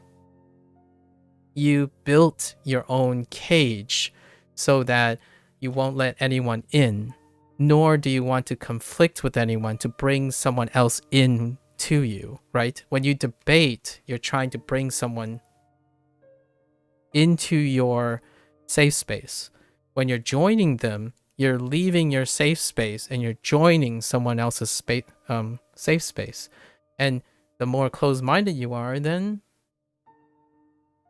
that's a choice. And I love the idea that you should have all these choices available to you. So when you are stuck and are really upset and you do not know any solution, you would at least go about arguing and debating at the chance of taking in new information, or wholeheartedly like, I trust you. Take me away from this behavior. Explain to me. Show me why language learning is fantastic. I'm going to sit here and commit myself unconditionally, or you can argue and bicker the whole way there. The nice thing about that is you are still there doing the thing. It's the thing that can change you, right? If you don't do any of that and keep saying like, oh, I don't have control over this, like, oh, there's too many variabilities, then you ultimately don't do anything in the end. And hopefully you stay happy that way, because that typically means no new knowledge goes in and no new knowledge escapes, right? You don't make new friends. You also don't gain new friends. You stay static. And if you're already depressed and diminishing, then you ultimately lose more friends or you're stuck alone, right? That sucks. And I don't want people to end up being like that. At least I try not to. Hey, thanks, Bertha. Thank you, thank you.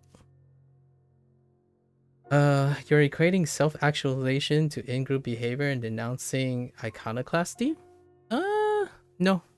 No, I disagree, but that's fine. You can jump the gun and think that. I'm not equating anything. I'm trying to show a stepwise process in how they are related, not equating. I think equating would be an incredibly strong word.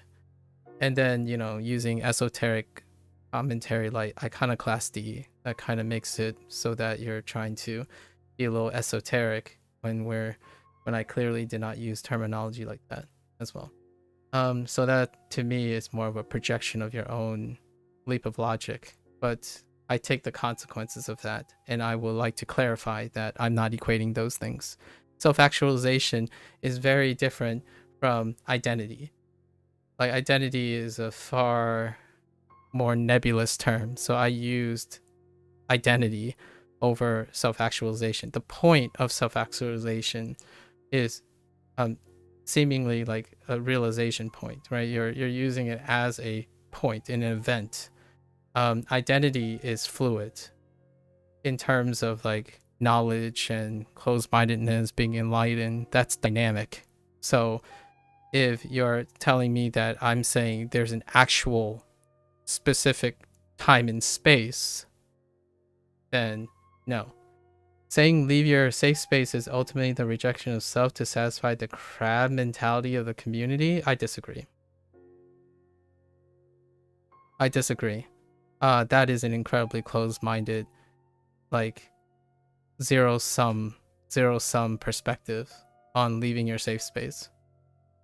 And again, you're still emphasizing that leaving your space is a one-time deal or not a dynamic process in a larger scape of things. When you leave your safe space, it's not a singular safe space.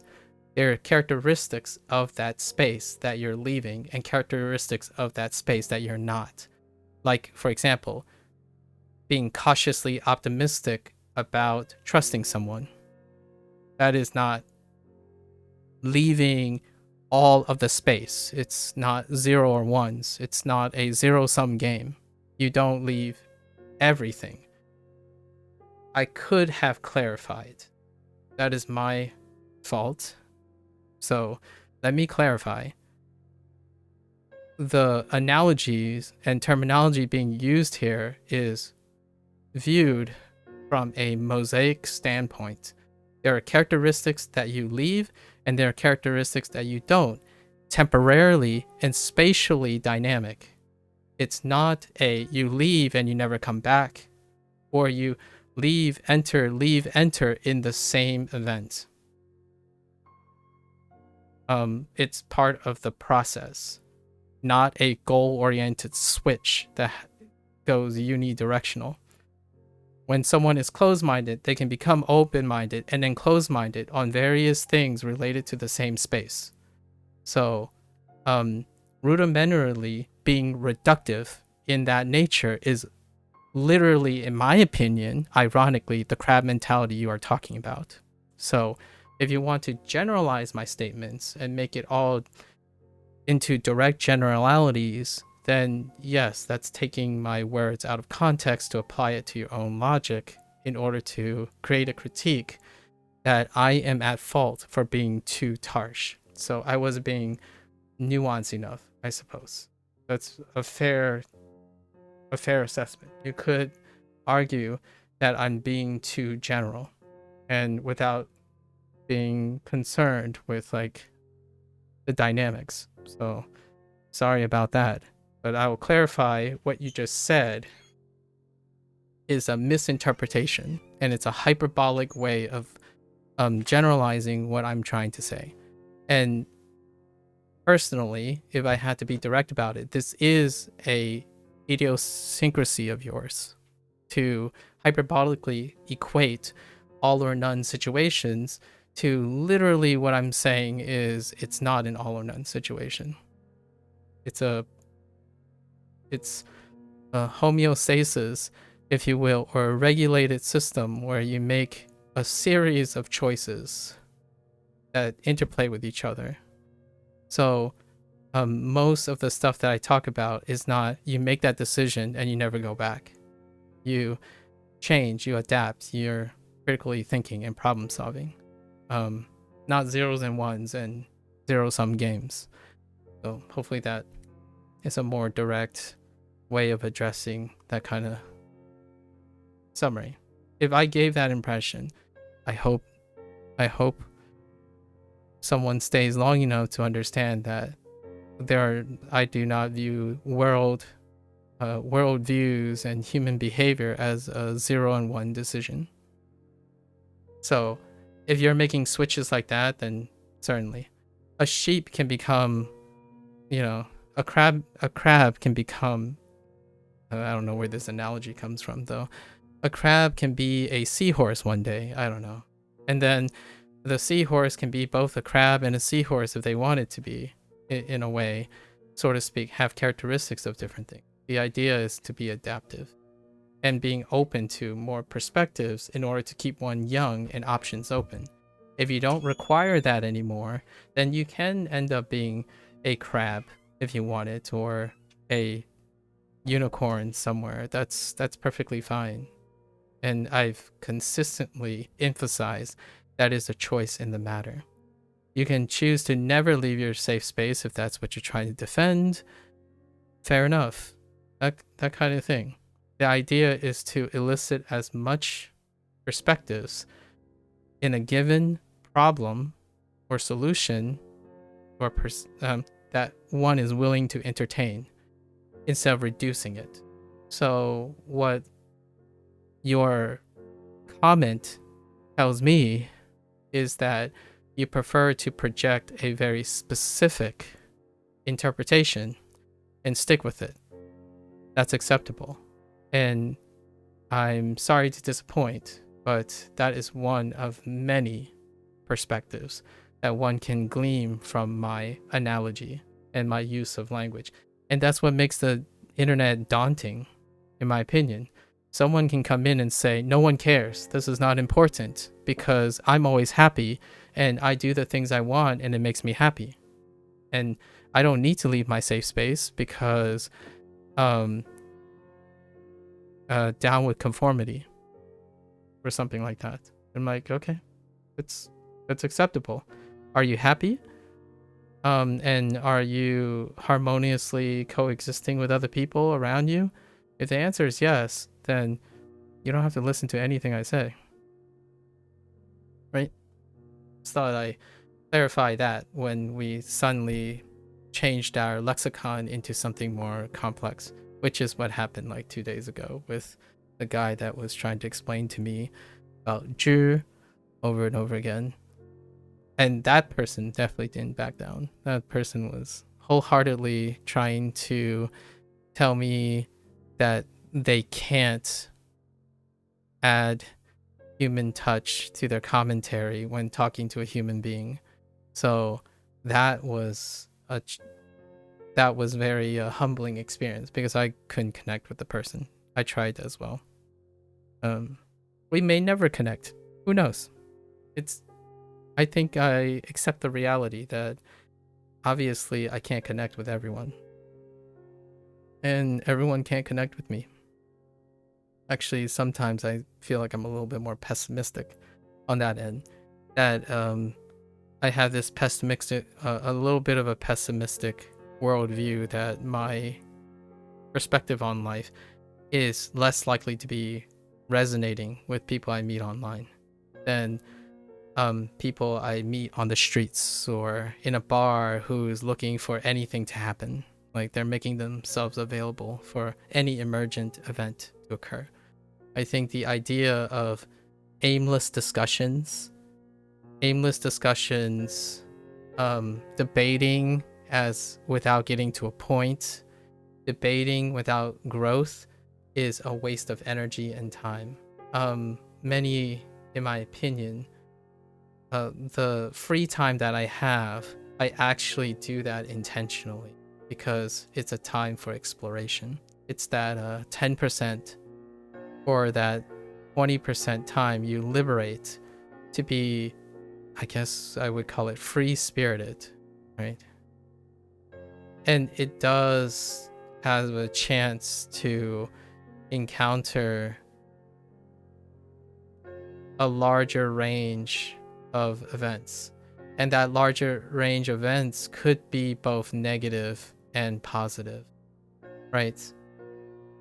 However, it's a minor portion, but it gives you an experience that you don't spend 80% to 90% of your time being in your comfort space. You still have the solidarity of your comfort space, your defined routines and habits to rely on. And obviously, to echo Tio, it depends where these levels are. And for myself, I'm using makeshift numbers. I think for me, I spend about 30% of the time trying to be free-spirited. It depends, right? And then 70%. What is yours, right? Then if someone is self-actualized, for example, using that word, several actualization, or I would consider it a solid identity and awareness of their requirements, right? If they have a solid awareness, I can ask them, how do you feel? How often do you want to be open-minded or closed-minded? And then with that transparency and ability, right, for self-actualization and solid identity, we can communicate in a way that is comforting to meet in between. So if someone tells me, I disagree with you, no matter what, I read that as a closed invitation to argue or debate. So if I wanted to choose how to get to know this person, what do I have to do? Well, I am going to leave my safe space, or many of my characteristics of my safe space, as many as I am able to, as many characteristics safe space as I can, and I will join them and see if I can observe and experience something that I cannot understand yet, right? So that is one of the options. It's the characteristically the most unsafe approach in terms of one's identity, because now you're choosing to agree and join them, like, for example, null hypothesis testing. You are choosing to entertain the idea that whatever your reality is, you're going to negate it because that's your strongest opponent and see what it's like to be on the other side. So one of the biggest things in science, at least here, my plug for science, is that the act of hypothesis testing is often misconceived for null hypothesis testing. So one, testing against your testing the null hypothesis provides strength. And that's a dynamic process, because you have to do this many times. Hypothesis testing is a switch. So it's linear in nature. And the idea is, I'm saying both of these exist. It's an interaction between these two. If your hypothesis is that everyone is negative about language learning, then it stays the hypothesis, and you can choose to confirm the hypothesis, right? And that leads to confirmation bias, right? And to ascertain if it's confirmation bias or not, you do null hypothesis testing, which is to leave your comfort zone or safe space, the things you know, and try to challenge your hypothesis to strengthen its dynamics, right? To strengthen its position. So when you join someone and then find out that you came to the same conclusion and trying to not be biased, but it will happen, right? To some extent, to some limited extent. The idea is you're actively trying to join them. You're not actively trying to prove them wrong. It's different between actively trying to prove them wrong, which is hypothesis testing, and you're joining them to see if the null hypothesis is true. And oftentimes, at least in science, you might be able to find both. Some part of the null hypothesis is correct. Some part of the null hypothesis, your hypothesis is correct. And then you form a new hypothesis. Yeah. Sending love from South America. Good luck, Tio. It was a great discussion. I hope, tell me about your Kana experience, Tio. Because I don't have anyone who's from South America who started Japanese and have your background. Oh, there is one person who is a French person, but I haven't heard back from them. But yeah, good luck.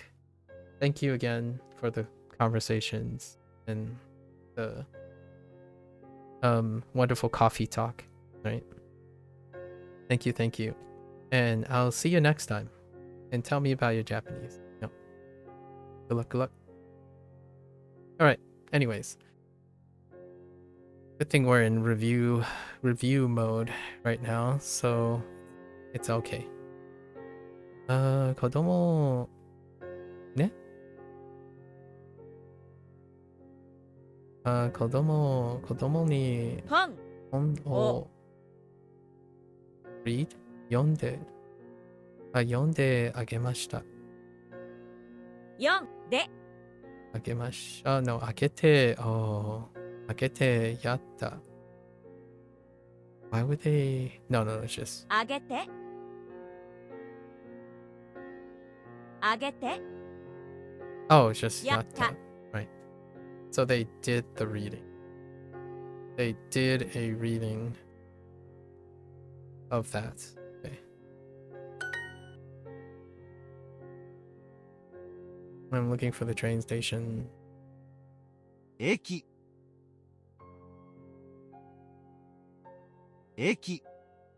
I'm looking for the train station.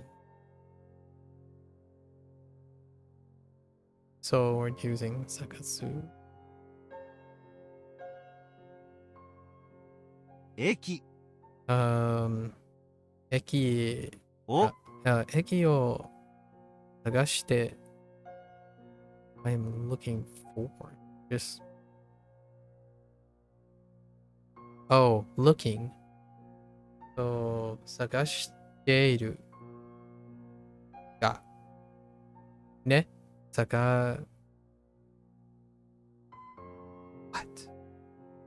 Where are you going with this? Oh. 探し探しているいるですが Oh, wait.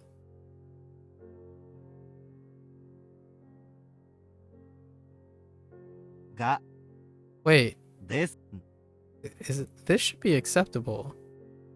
敵を探している Oh, let's see if this accepts it.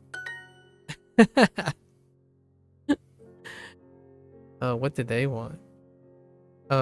駅を探しているですが Okay, yeah, that's these are choices, but we don't really need the choices. But it's good to know this though. So, des. So they went with it, des, and then ga.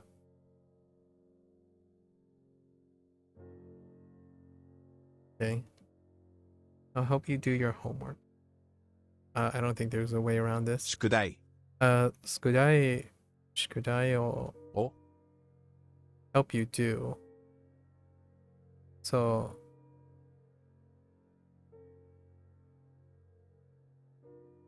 Tetsu, so Tetsu, Tetsuda, Tetsuda,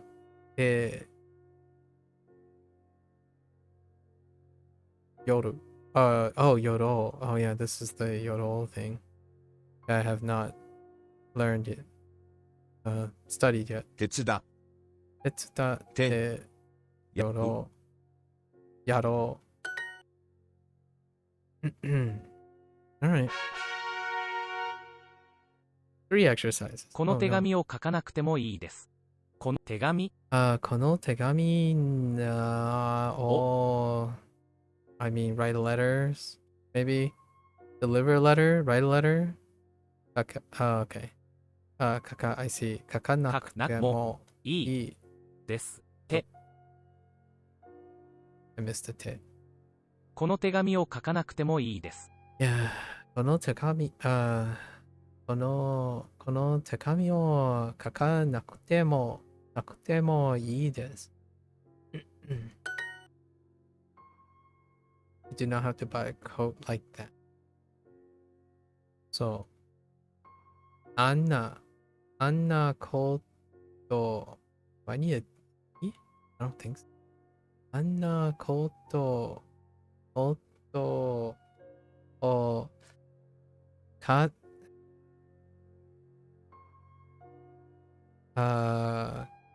書いたの、買う。Oh, no. Yeah, 買わなくてもいいです。Right? Because wa is the yes. So, アンナ、あんなコートを買わなくてなくてももいいいいでです。す。難しい本を読まなくてもいいです。What was the first part? 難しい本を読まなくてもいいです。Right. 難しい難しい本を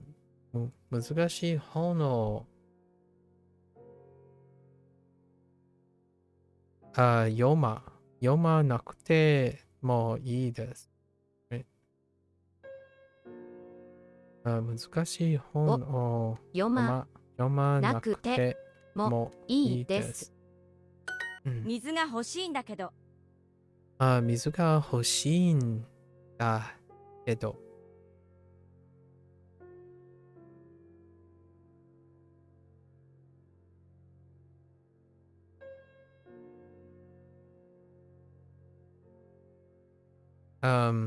Would you like some?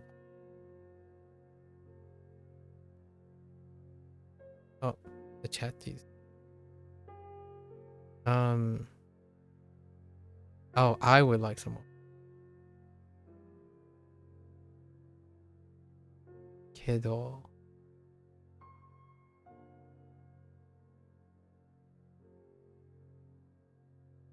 Yeah, I need more examples of kiddo like that.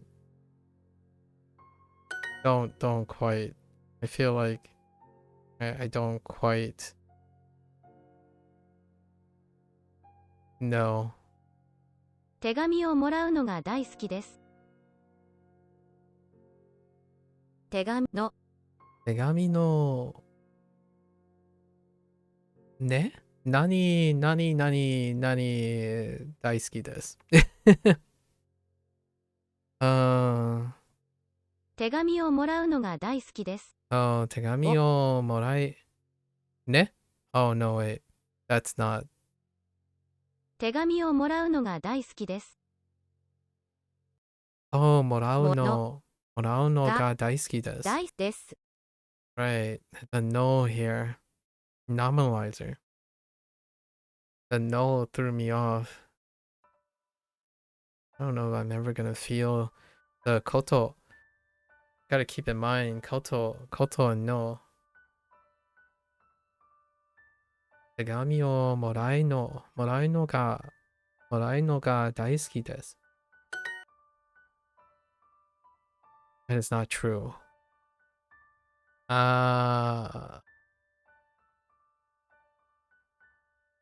そんな、ね?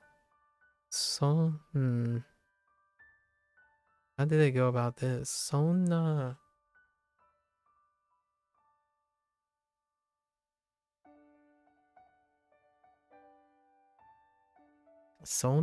ことないよ。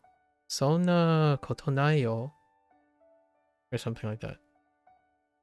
そんな There's そんなここととないよ。よ Okay. So something like that, or that something. The characteristic of that something. Nominalize, I guess. Oh, actually, maybe it's not. Because there's no particles, so maybe I'm missing something about koto. That thing? That matter. Okay. So it is using it kind of like that. Maybe. Yeah, I'm treating it that way. So sure. That sure. So sonna, yeah, sono koto naiyo. And naiyo is just like, no, it's not true because it doesn't exist, right? It's not that. So it's not of that nature or matter. Or of that circumstance, etc. So koto is still being used as that koto. Okay, right. And then sonna. Sonna koto nai yo. And then yo is just this. この言葉の発音はすごく難しい。この言葉の発音はすごく難しい。Suon. このこの言葉の発音は難しい。は難しい。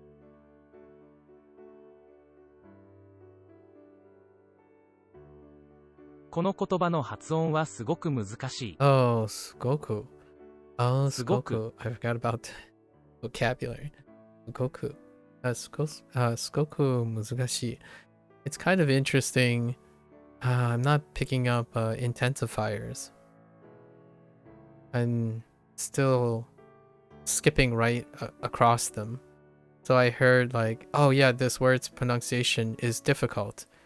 To what degree? すごく。すごく。I drop these all the time. Intensifiers. ちょっといいですか? ちょっといいですか?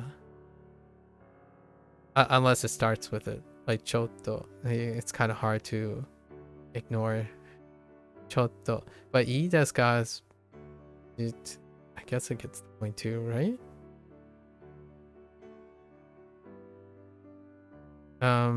Wait. Right? No, it doesn't actually. Actually, no. I need ちょっと here. You can't skip that meaning. ちょっといいですか? Oh. May I have a moment? Why did I... Oh my, why did I do it? 病院に行かなくてもいいです。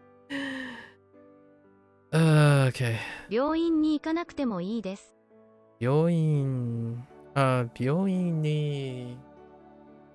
I don't need to go. 病院に...行く. So...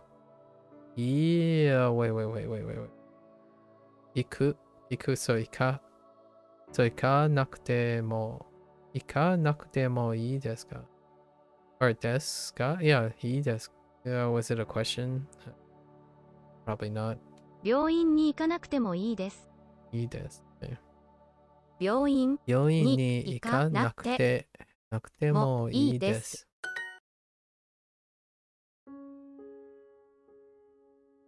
So,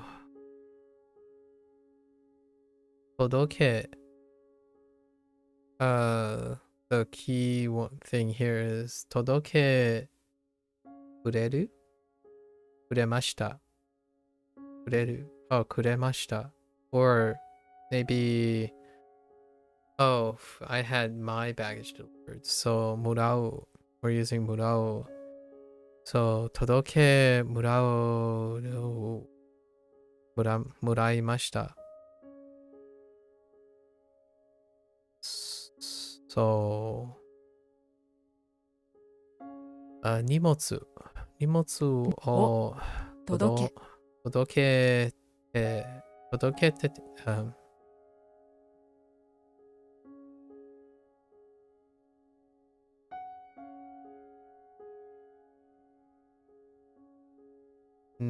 届け。 So that's, oh, and it's not todoru, it's todoku, right? No. Yeah, it's todoku. So todoite 届いて。届いてもらいました。もらました。 Something's missing.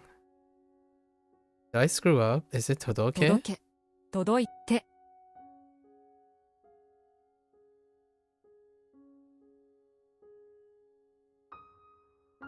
So if you have todoku,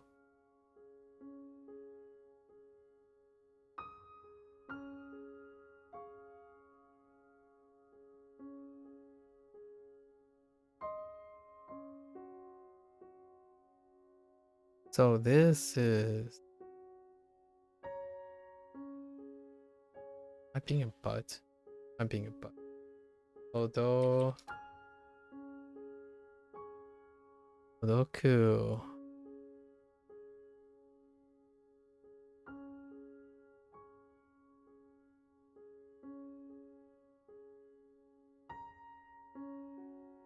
I think I'm screwing up on conjugation.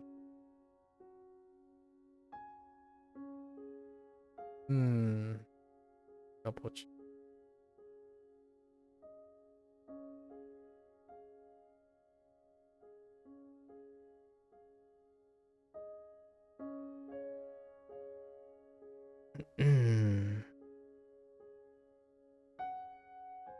What am I looking for? The te form? Todoite. Oh no, I'm not looking for the... What? I thought I was looking for the te form. Oh no, it's not. This is the... This is not the... This is the... Oh, I don't know. I forgot how to explain this myself. But it is todokete. Right?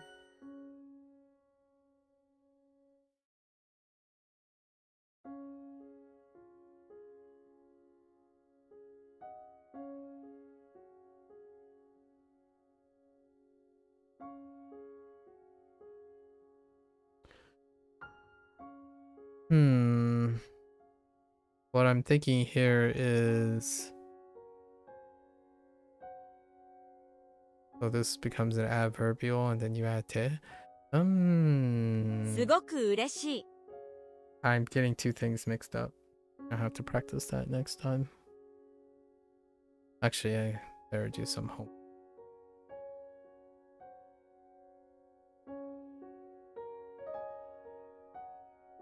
Okay. So... Okay. Hold out.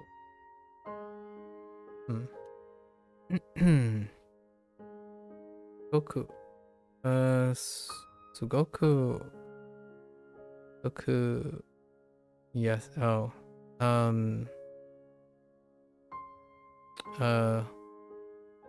Ureshi? Was that ureshi? すごく嬉しい。 Ureshi.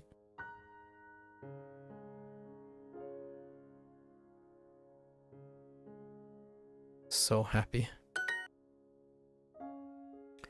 You still need this. Need this. これ。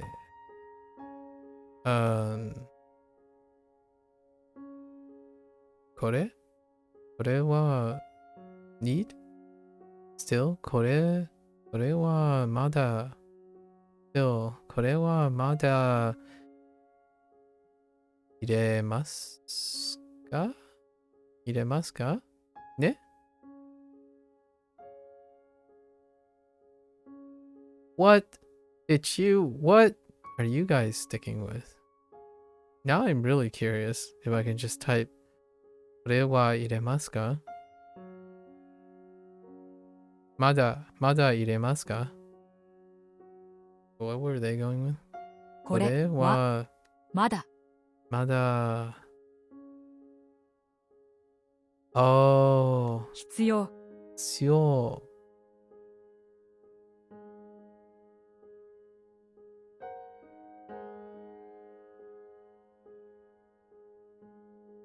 The heck? So do you still need this? Yes. あげなかったの The heck? Oh, wait. あげなくれなかった I'll come back later.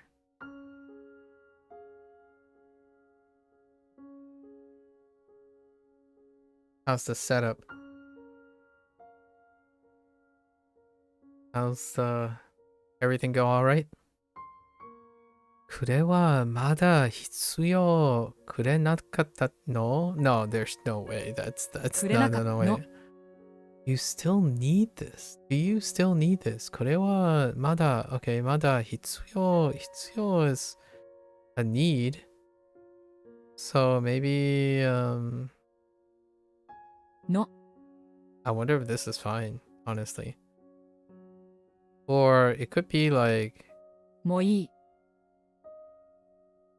もういい nah, I'm very curious if I can. Oh, I need a na? I need a na? Wait, how does that work? Oh, because it's modifying no. Oh, wait. Oh, because hitsuyo is a na adjective. Let's see. Oh, second na adjective.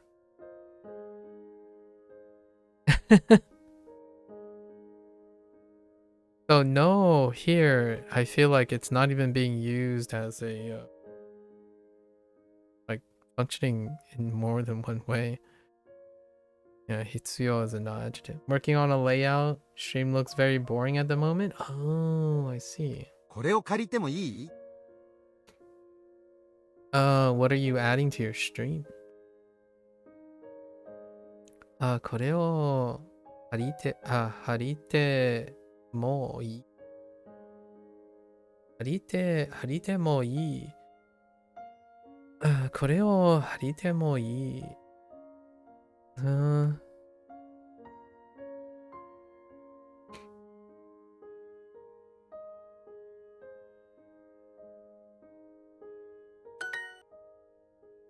I don't know why I'm drawing a blank on that. 届けてもらう thing. I thought it was the te form, but it's not. It looked like it was. What did they do? They conjugated to e and have a te in between. What was that functionality? Why do I not remember? Like bugging me. I'll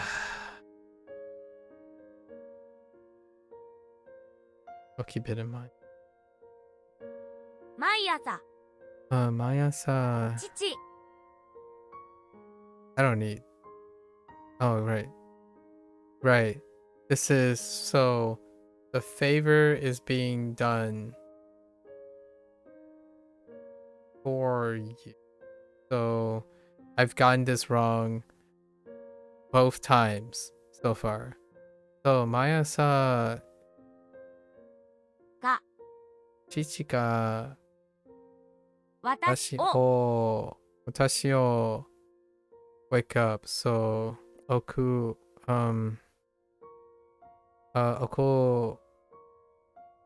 こしてno 起こしてくれた Okay. Yeah. Most of the time I keep putting chichika over here because I thought the person doing the favor is next to the predicate, and then the action is what the favor person did. Yeah. ピザを配達してもらった。ピザを配達した。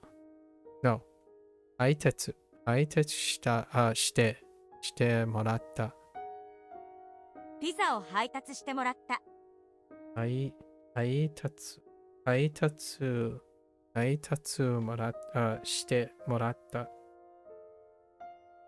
Okay. You just starting soon screen needs more branding and such? Oh, okay. Got a ピザを配達してもらった。Got a pizza delivered. Okay, so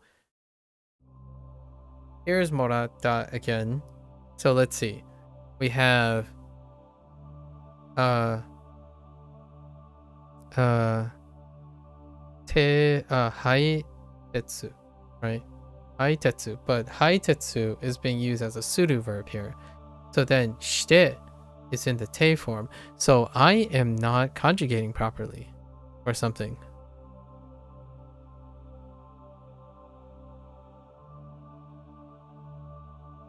No, I could have sworn. Yeah, no, that's Sudoku. So it would be todoite instead of todokete. And this is shite. Oh, it's kind of hard, but it is a pseudo thing too, though. Because shite.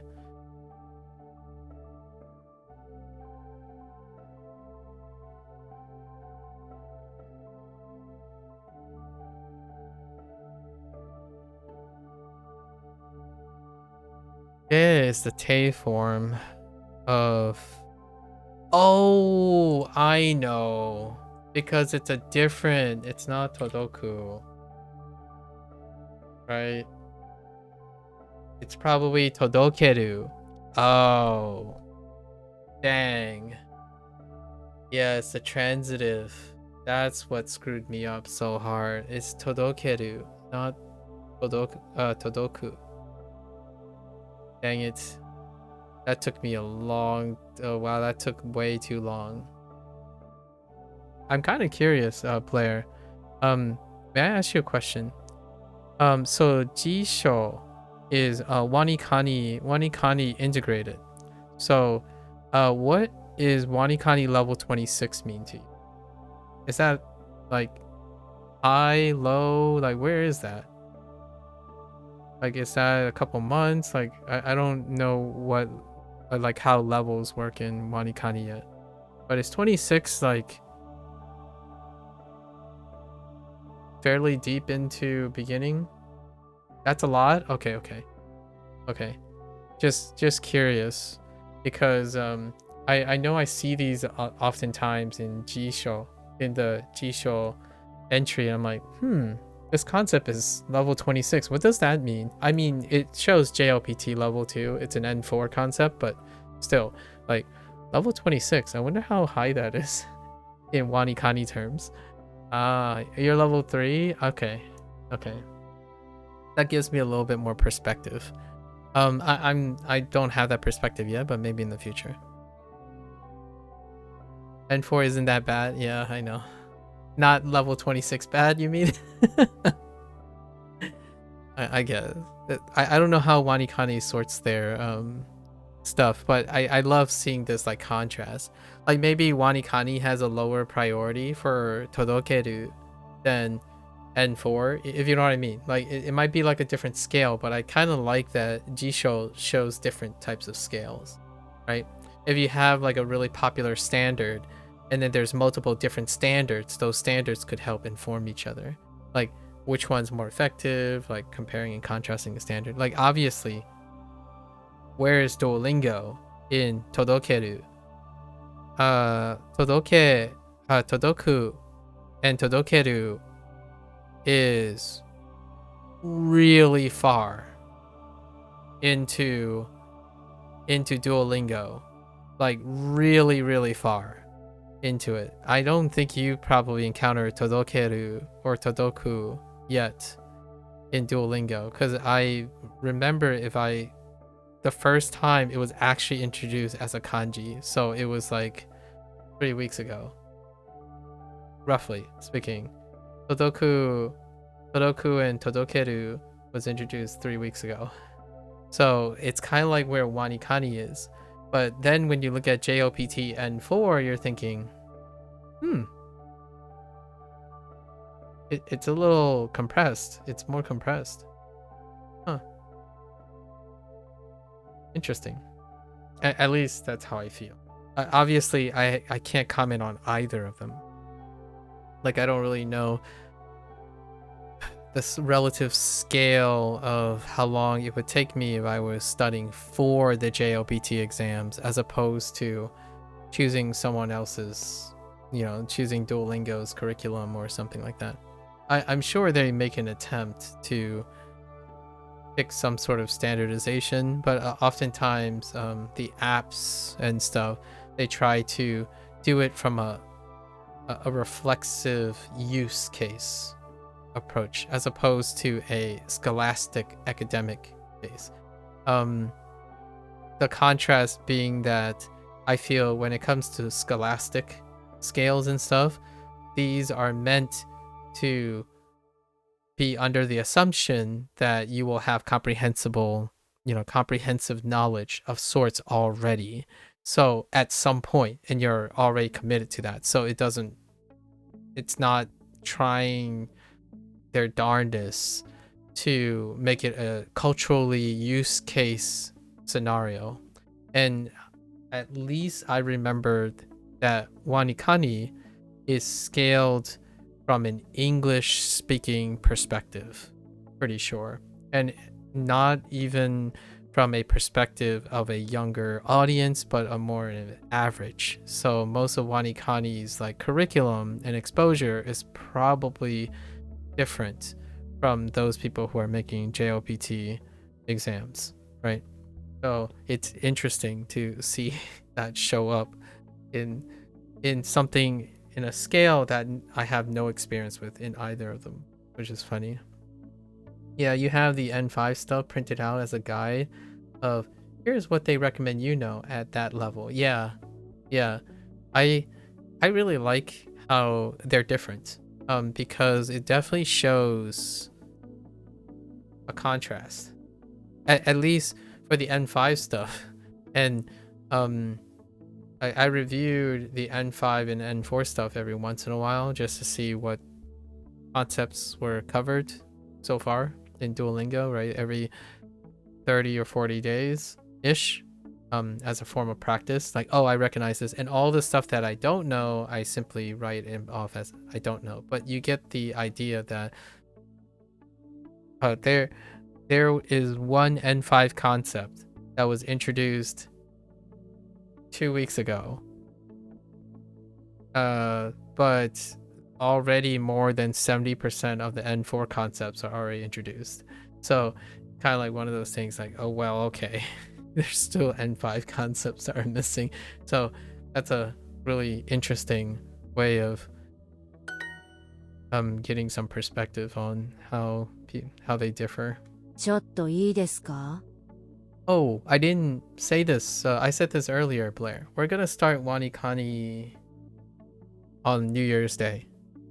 So we'll start that project on Wanikani New Year's Day, because I'm pretty sure if I had to pick something, I'm pretty sure Wanikani does space rep with actual spacing. So it's something that Duolingo doesn't do, largely due to their super Duolingo subscription stuff and whatnot. Yes, there is a possible benefit for doing really long sessions, but you have to know where your limits are, right? And for me, I kind of want to know where Wanikani puts their limits. I'm pretty sure if Wanikani is an SRS system, they often have a metric in ways that they're saying, hey, okay, you've done all your stuff now. Now you don't have any more lessons. No, no, no, no. You want to do more? No, no, no, no, no, no. You have to sleep or something beforehand. I'm pretty sure Wanikani would implement something like that. Much like Duolingo soft suggests this by using a heart system, but then you can remove the heart system, right? And then there's the idea. I know people don't view it this way, oftentimes, but there's when a lot of programs or apps, when they're on a subscription base, they don't strongly encourage you to keep on playing, but at the same time, they also don't strongly encourage you to take breaks, because when it comes to learning, you have to actually literally have spaces between your exercises. Like, yes, I'm doing 4 hours a day, but that's 4 hours for me. Like, I'm okay with 4 hours because I spend most of my time doing more than that. I study and read like 8 hours a day. If I did not study anymore and I did a job and whatnot, I would study like maybe 30 minutes a day, and I would stop at when my focus is left. Then you let it consolidate. You have to consolidate.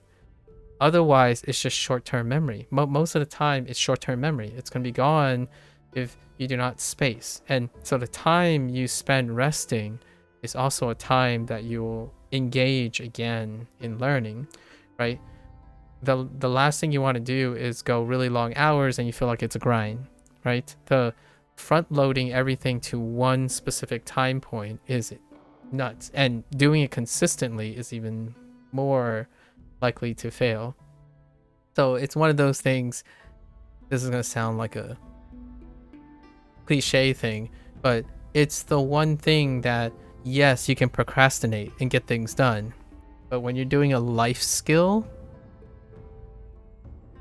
people get bored, in my opinion, is because they're front loading everything onto a day, right? And that kind of parallels lots of things, and it also deals with learning. Like, space repetition literally has space written in it. So if you're cramming for like 7 hours a day and then you only do it once a week, you can definitely learn that way. However, that also means you have 6 days of rest, which is still probably a lot better than chronically studying like me. to some extent, over your max. So like, if you typically only study 30 minutes, you're like, oh yeah, if I only study 30 minutes, let's just bump it up to 3 hours for the next 6 months every single day. You are more likely to get less than doing those 30 minutes a day and then doing like 31 minutes tomorrow, 33 minutes tomorrow, as long as you maintain that adequate space, that time that you're more accommodated to resting. Oh, they do exactly like that? Okay. They only give you so much and then you must wait, okay, until the next day before they give you new stuff. But you can review what you've done before. Yeah. You can practice all you want, Claire. Yeah, and I totally agree. It's kind of funny, but I think Wanikani is doing the exact same thing that I'm doing with Duolingo, only Duolingo doesn't have a structure for it. If you know what I mean. So the stuff that I talk about, recall before each session, but when you are in a new session, you create a review of all the things you learn. You create it yourself, then you use that as a way to refresh on your new day, but you must wait to the new day to review the units based on your new stuff. So that's the cycle, and it looks like Wanikani already does that, so I'm not surprised. That is a lot more successful and consistent. Honestly, like, I'm a little bit biased, obviously, because that's the structure that I would come up with. However, if you're using Duolingo the way it is designed to, rarely does that structure come up. You're not doing like people are blasting through units as whole units as opposed to like breaking them into units and review potential. So technically, Wanikani is moving faster than Duolingo. Crazy to think about. I'm kind of curious how effective that is, because unless their volume density is lower, because we have to keep in mind, now I have to figure out how much does Wanikani give you each day, right? Call me out like that, why don't you? Sometimes I just like to blast through you. Yeah, no, but hear me out, Blair. But you are using Wanikani as well. You have other sources, right? We're talking about someone who is only used to one structure. So hear me. You might actually be practicing at some point, right? Like some of Duolingo stuff may be considered practice since you have other sources, other exposure. Wanikani, if they introduce, hear me out. So Duolingo, my like limit is about 40 new items, right? So right now my schedule is 40 new things every 3 days. So that actually means by the time day 1 is gone, I practice exclusively with Duolingo for 2 additional days. So I'm in the Wanikani, at least I'm picturing this, on the Wanikani structure, I would be waiting 3 days. Like I would be adding 2 additional days of review and not touching the news session for another 2 days, because there are 40 things I need to remember, right? And then I even carry that into the next lesson and I would review those concepts for another 3 days. And then 2 weeks down the line, and then 50 weeks down the line, and then 100 days. Oh, it's not 50 weeks, 50 days down the line, and 100 days down the line. So, Wanikani probably, I like to think, would keep it on a lower end. So maybe like 10 to 12 things, if not less. Try to overlap some stuff, stagger some stuff. Because if you want someone to come back daily and still have to rotate new things and then still give them enough time to review and practice the things they learned, it would have to be a manageable volume. So I'm really excited to see what Wanikani ends up doing. Like how do they balance the numbers and whatnot. That's largely why I think that if you only use one thing, right? It's not that you might not learn anything, or you might not learn anything efficiently or not. It's the idea that now you have the flexibility to figure out how to fine tune your thing, right? So Wanikani ends up going with a lower density, then I might end up practicing more. And that might reveal to me that, oh yeah, okay, so I was overextending, right? And it would prevent, in my opinion, it would mitigate comments like, oh, Duolingo is going too slow, right? Duolingo is going too slow. It's like, what do you mean Duolingo is going too slow? That's like 40 new things without context. So you telling me, like some people, you're telling me you're learning 1 unit a day. How do you manage that? And they're like, oh, it's fine. It only takes 15 minutes. 15 minutes to learn like 40 different things at once? You're way smarter than me. Like, for example, like I mean, I'm skeptical, but it's tough. And I like to think that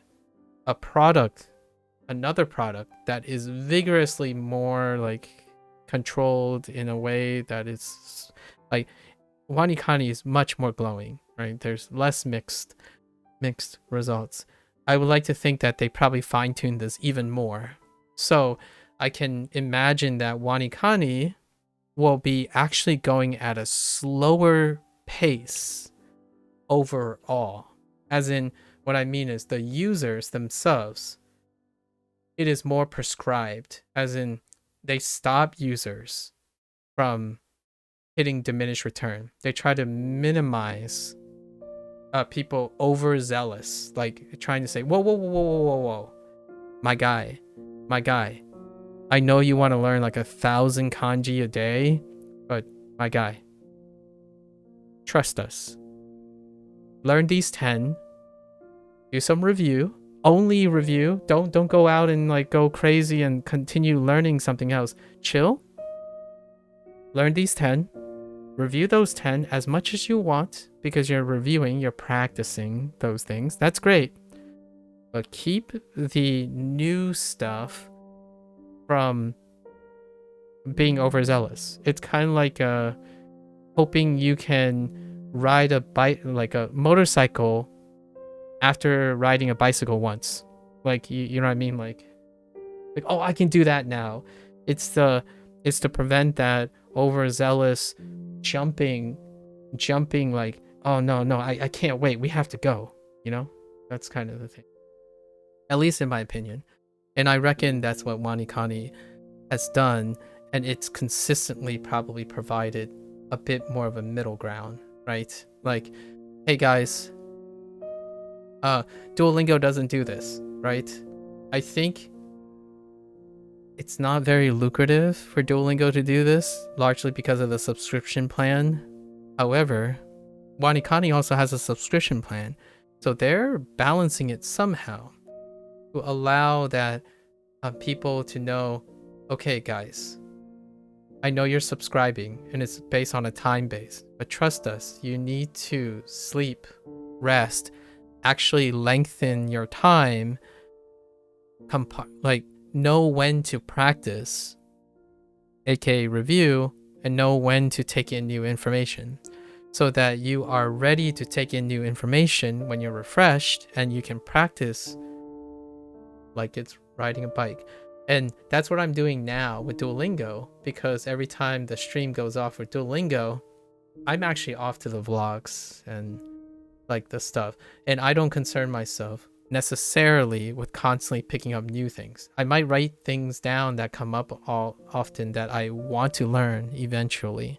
But the idea is, if you're constantly learning, and I know it's coming from me, it sounds like an ironic now, it sounds hypocritical, but there's times to learn and there's times to not.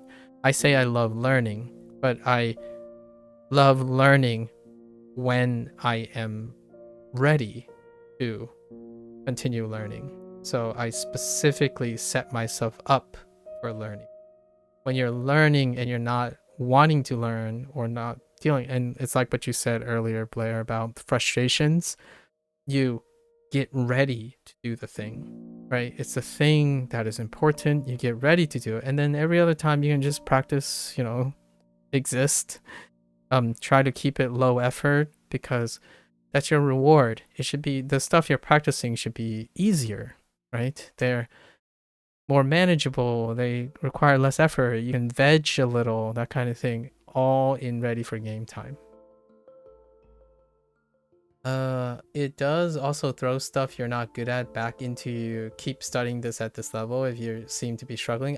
So they even slow you down. Nice. That the dynamic process. I already mentioned, right? Duolingo is not a dynamic process. It's a static process. The curriculum does not stop for you. You have to stop yourself. You have to know when to stop. You have to know when to pick up, know when to speak. Like, it's less, it's funny because you might think, some people are like, oh, Duolingo always holds your hand. And I'm like, it really actually doesn't. Like, what I mean is, it doesn't adapt to you. So when someone says this is boring, then maybe there's a chance you actually do learn faster than this. I mean, I certainly don't. But you know, it goes up and down. It's all over the place. Sometimes it's fast, sometimes it's slow, but you deal with it. So you learn how to moderate that based on the user. The user is responsible to navigate the fixed curriculum. Wanikani seems like they have a dynamic system, and I'm looking forward to talking about all these talking points again, starting New Year's when we do Wanikani. However, I imagine Anki. So Anki is in between Duolingo and Wanikani, just based on paper thing, because Anki, while there is an SRS system that tells you like, oh, slow down, or these are your trouble spots, no one's there to regulate or attempt to provide some discipline on how long you study. when you need to rest, right? It sounds like such a nagging or cliche thing, but hear me out here. Let me give you a video game example. Both people will be very happy in the end if it's successful. So let's say the default is both these people are successful. So you fight a boss.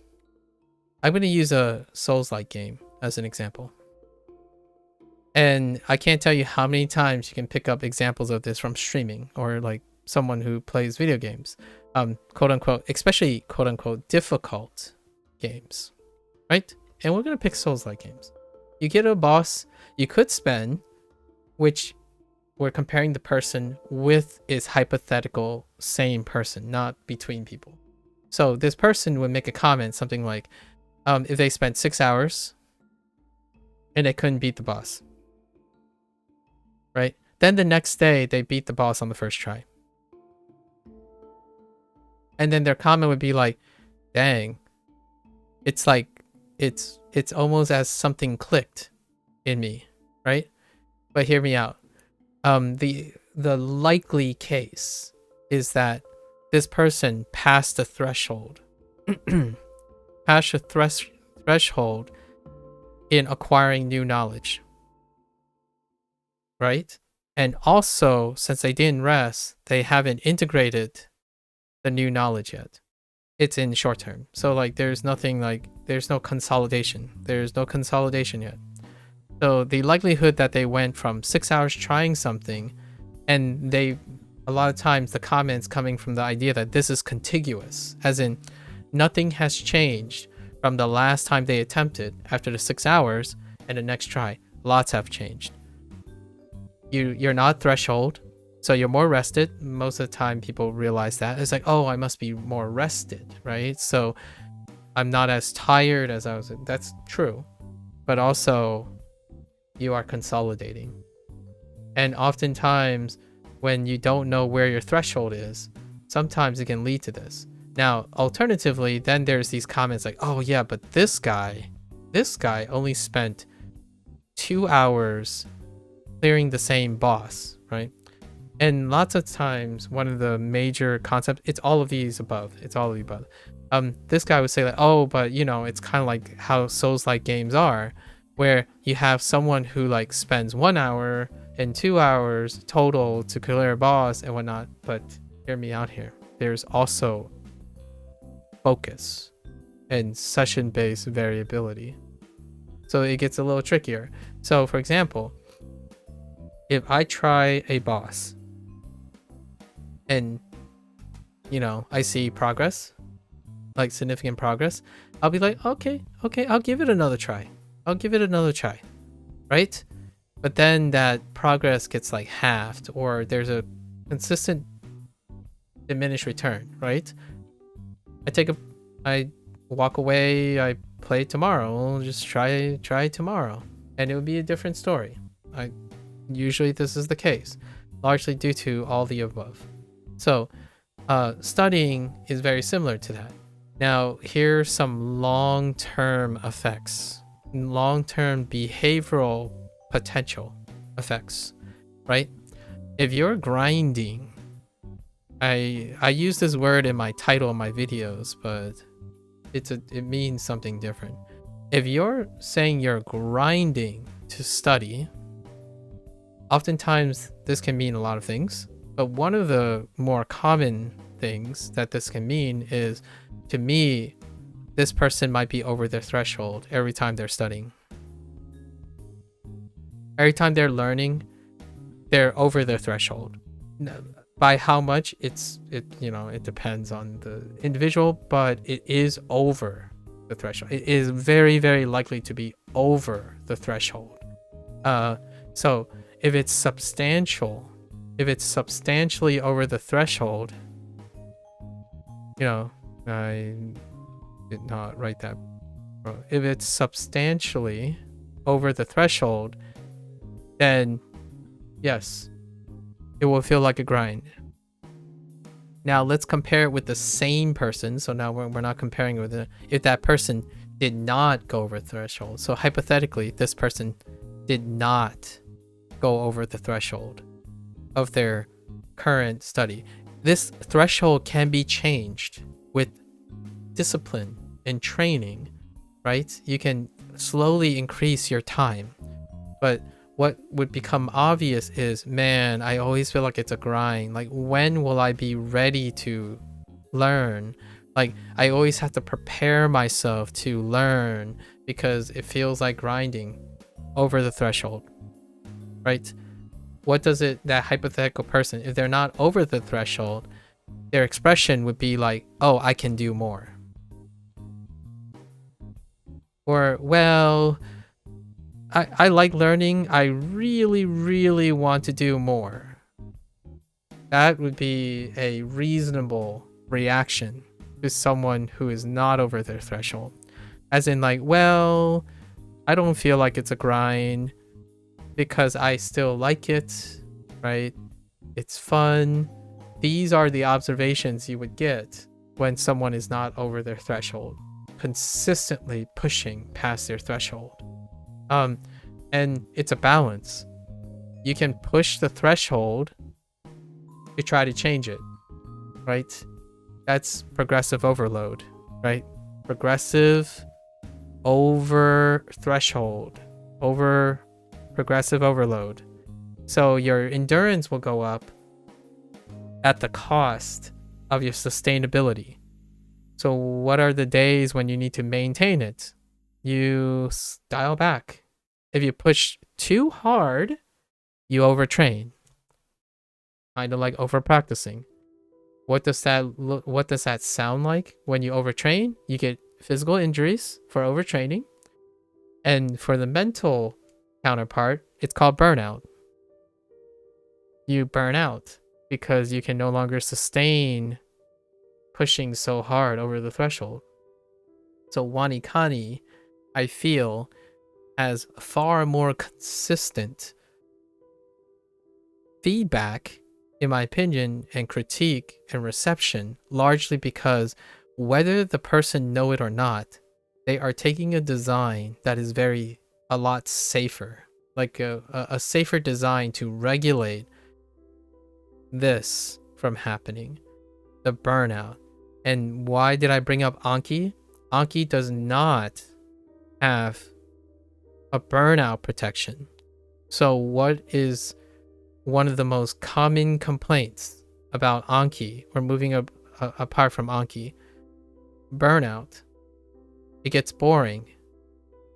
It feels brain dead. The grind is too long.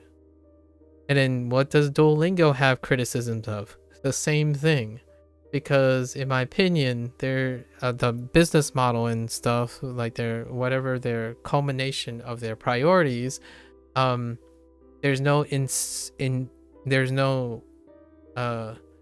regulation or moderation of the intensity that I would say very passionate people forget.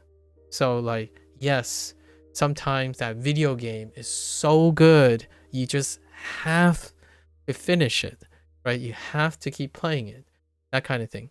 The problem is, the dissonance here is, while video games and movies and stuff have a temporal finish, right? What I mean is they're temporally, not systemically, years and whatnot. So yeah, you can afford to have 4 overnighters playing video games. There's an asterisk, there are live service games now.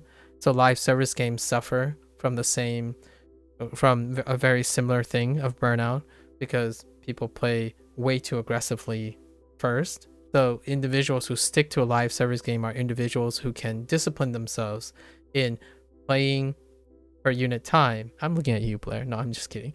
I was gonna throw in Genshin Impact, but you know what I mean. Like, when you can sustainably enjoy a live service game, most of those individuals are people who have discipline. They can moderate their intake on approaching a product that doesn't have an end. Now we go back to language learning. And yes, language learning, I like to believe, most people can agree, does not have an end. So, yeah, if you burn out on language learning, it can be the system's fault, but I would hard argue that it's what's lacking of the system, but it's a privilege and luxury for the user. So, why do personal trainers exist? Why do teachers exist? Why do counselors, therapists, and whatnot exist? They are moderators, in my opinion. They serve a place to regulate you, because if you love something, a basic human condition often is you're gonna gorge, you're gonna splurge, right? You know what's I'm gonna use a really terrible example. Not having money is really, really bad, right? Like, not having money, that's a bad thing, but having too much money, let's just say, that can also absolutely burn someone out. Like, there are, moderation is the key, right? For mental states and whatnot. So I think hats off to Wanikani for doing that. I'm not sure if Duolingo will change their design view. I think Duolingo is operating on their advertisement to say, do 15 minutes a day, do 30 minutes a day. That's it. Do it when you can in short bursts. And here we are, the vast majority of people who really truly dislike Duolingo, as one to a couple more, but one prominent feature that the most critical, like almost witch hunting people who complain about Duolingo, they have one thing in common. They show many signs of burnout, impatience, and also no discipline in regulating how quickly they want, because they want it to be quick. They want it to be fast. They want their results to be fast. And Duo did not advertise that. However, they didn't also say anything about it. So it's being complicit, right? It's being ignorantly, or not ignorantly, but more feigning complicity. Basically, it's probably obvious that people need to rest and whatnot, but we haven't strongly placed anything into our model to try to get people to use our product less, so to speak. So that might sound like a suspicious thing, but earnestly, the control, the discipline is coming from the user too. So that's one of the major things that I wanted to say when reviewing Duolingo during the Chinese course, which is coming up soon. It's one of the topics that I wanted to talk about. And then in the future, and it will lead right into Wanikani, which I'm pretty sure a product now, especially a live service product. Wanikani is a live service product, although I bought the lifetime subscription, which removes the whole live service aspect, like the pressure to use your time and whatnot. That's a different point I'll make in the future, what the difference in mindset is for that, because now I have to discipline myself to use that time as opposed to the other way around. I like that there are products out there that understand this, or understand this in a sense that we're willing to invest in a model that we know that the users will stay healthy and continue to use our product because it's not in excess. Now you might be thinking, why would a business ever do that? Well, there are some businesses, the natural problem is that they run out of content, right? So then instead of asking the users hey, can you wait, right? We'll release episodes on a weekly basis. This sounds very familiar. Oh no, they stopped releasing shows in its entirety. because of the initial passionate reception of Netflix's model. And now it's being regulated. And what does Amazon do now? Amazon actually releases 2 or 3 episodes in the beginning, so you get that nice hit, that hit. But then every subsequent episode is on a weekly basis. So what you have now is you have a blend of the 2 models.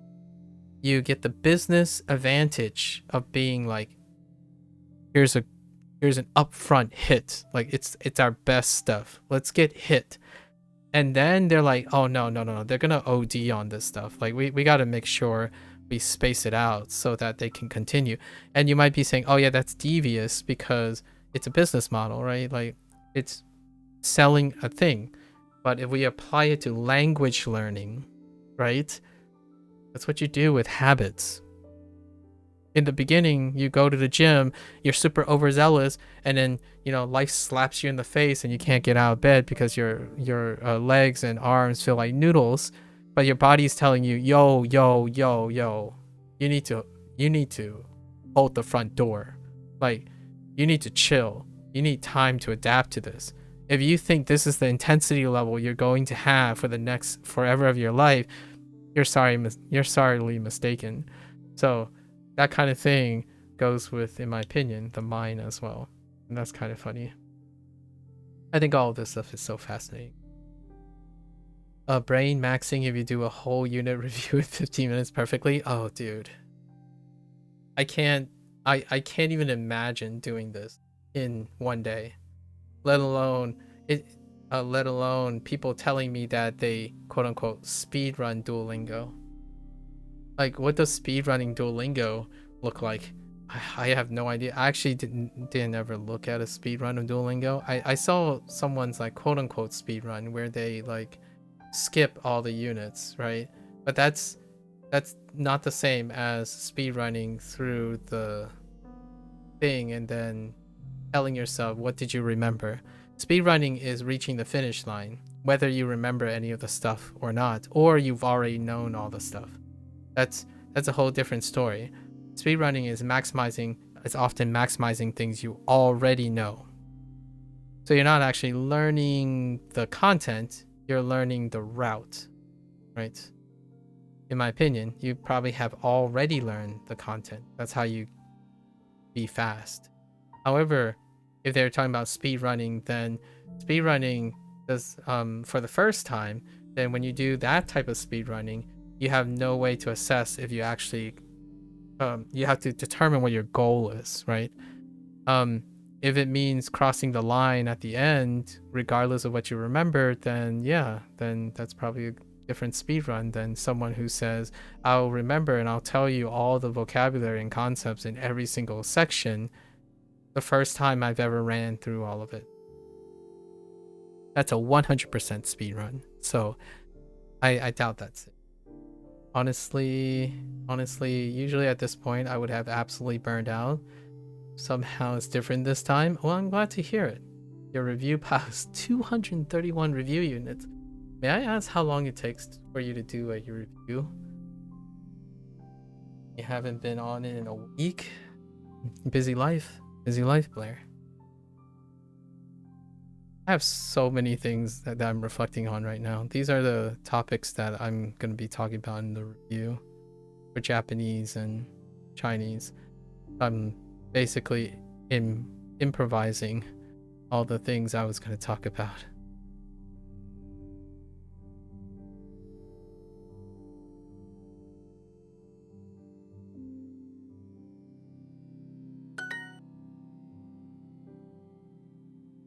So much to reflect on. これ Kore, how did this work? は Oh, yeah, right. Itsuna no? まだこれはまだ必要必要なの の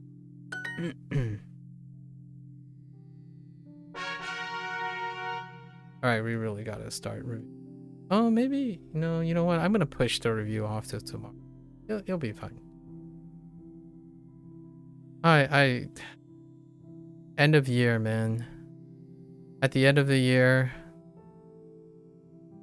things have so much reflection to do. それを見せてもらえませんか？それを見せてもらいましたか？それそれを見せてね、もらえませんか？ませんか。それを見せてもらえませんか？ Do you know, sorry if you're, I digressed for quite some time. Do you know what is different this time, Claire? What has changed that you did not burn out?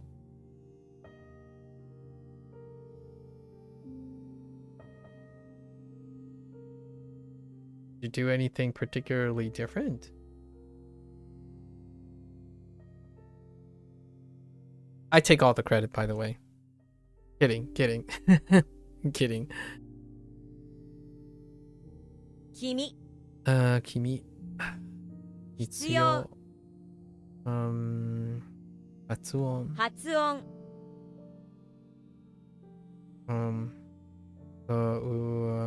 珍しい珍しい優しいそれは君のビールですか？それとも弟のビールですか？ Right. それねそれは君のビールですか？ですか。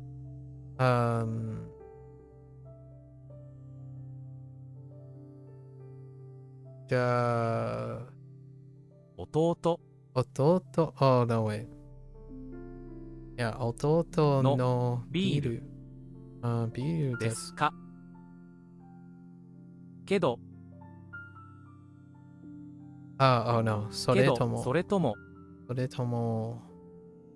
それは君のビールですか？それとも弟のビールですか？ No, just actually stuck with your dailies. It might actually be in part credit to you since I consider having a buddy in a friendly competitive sense.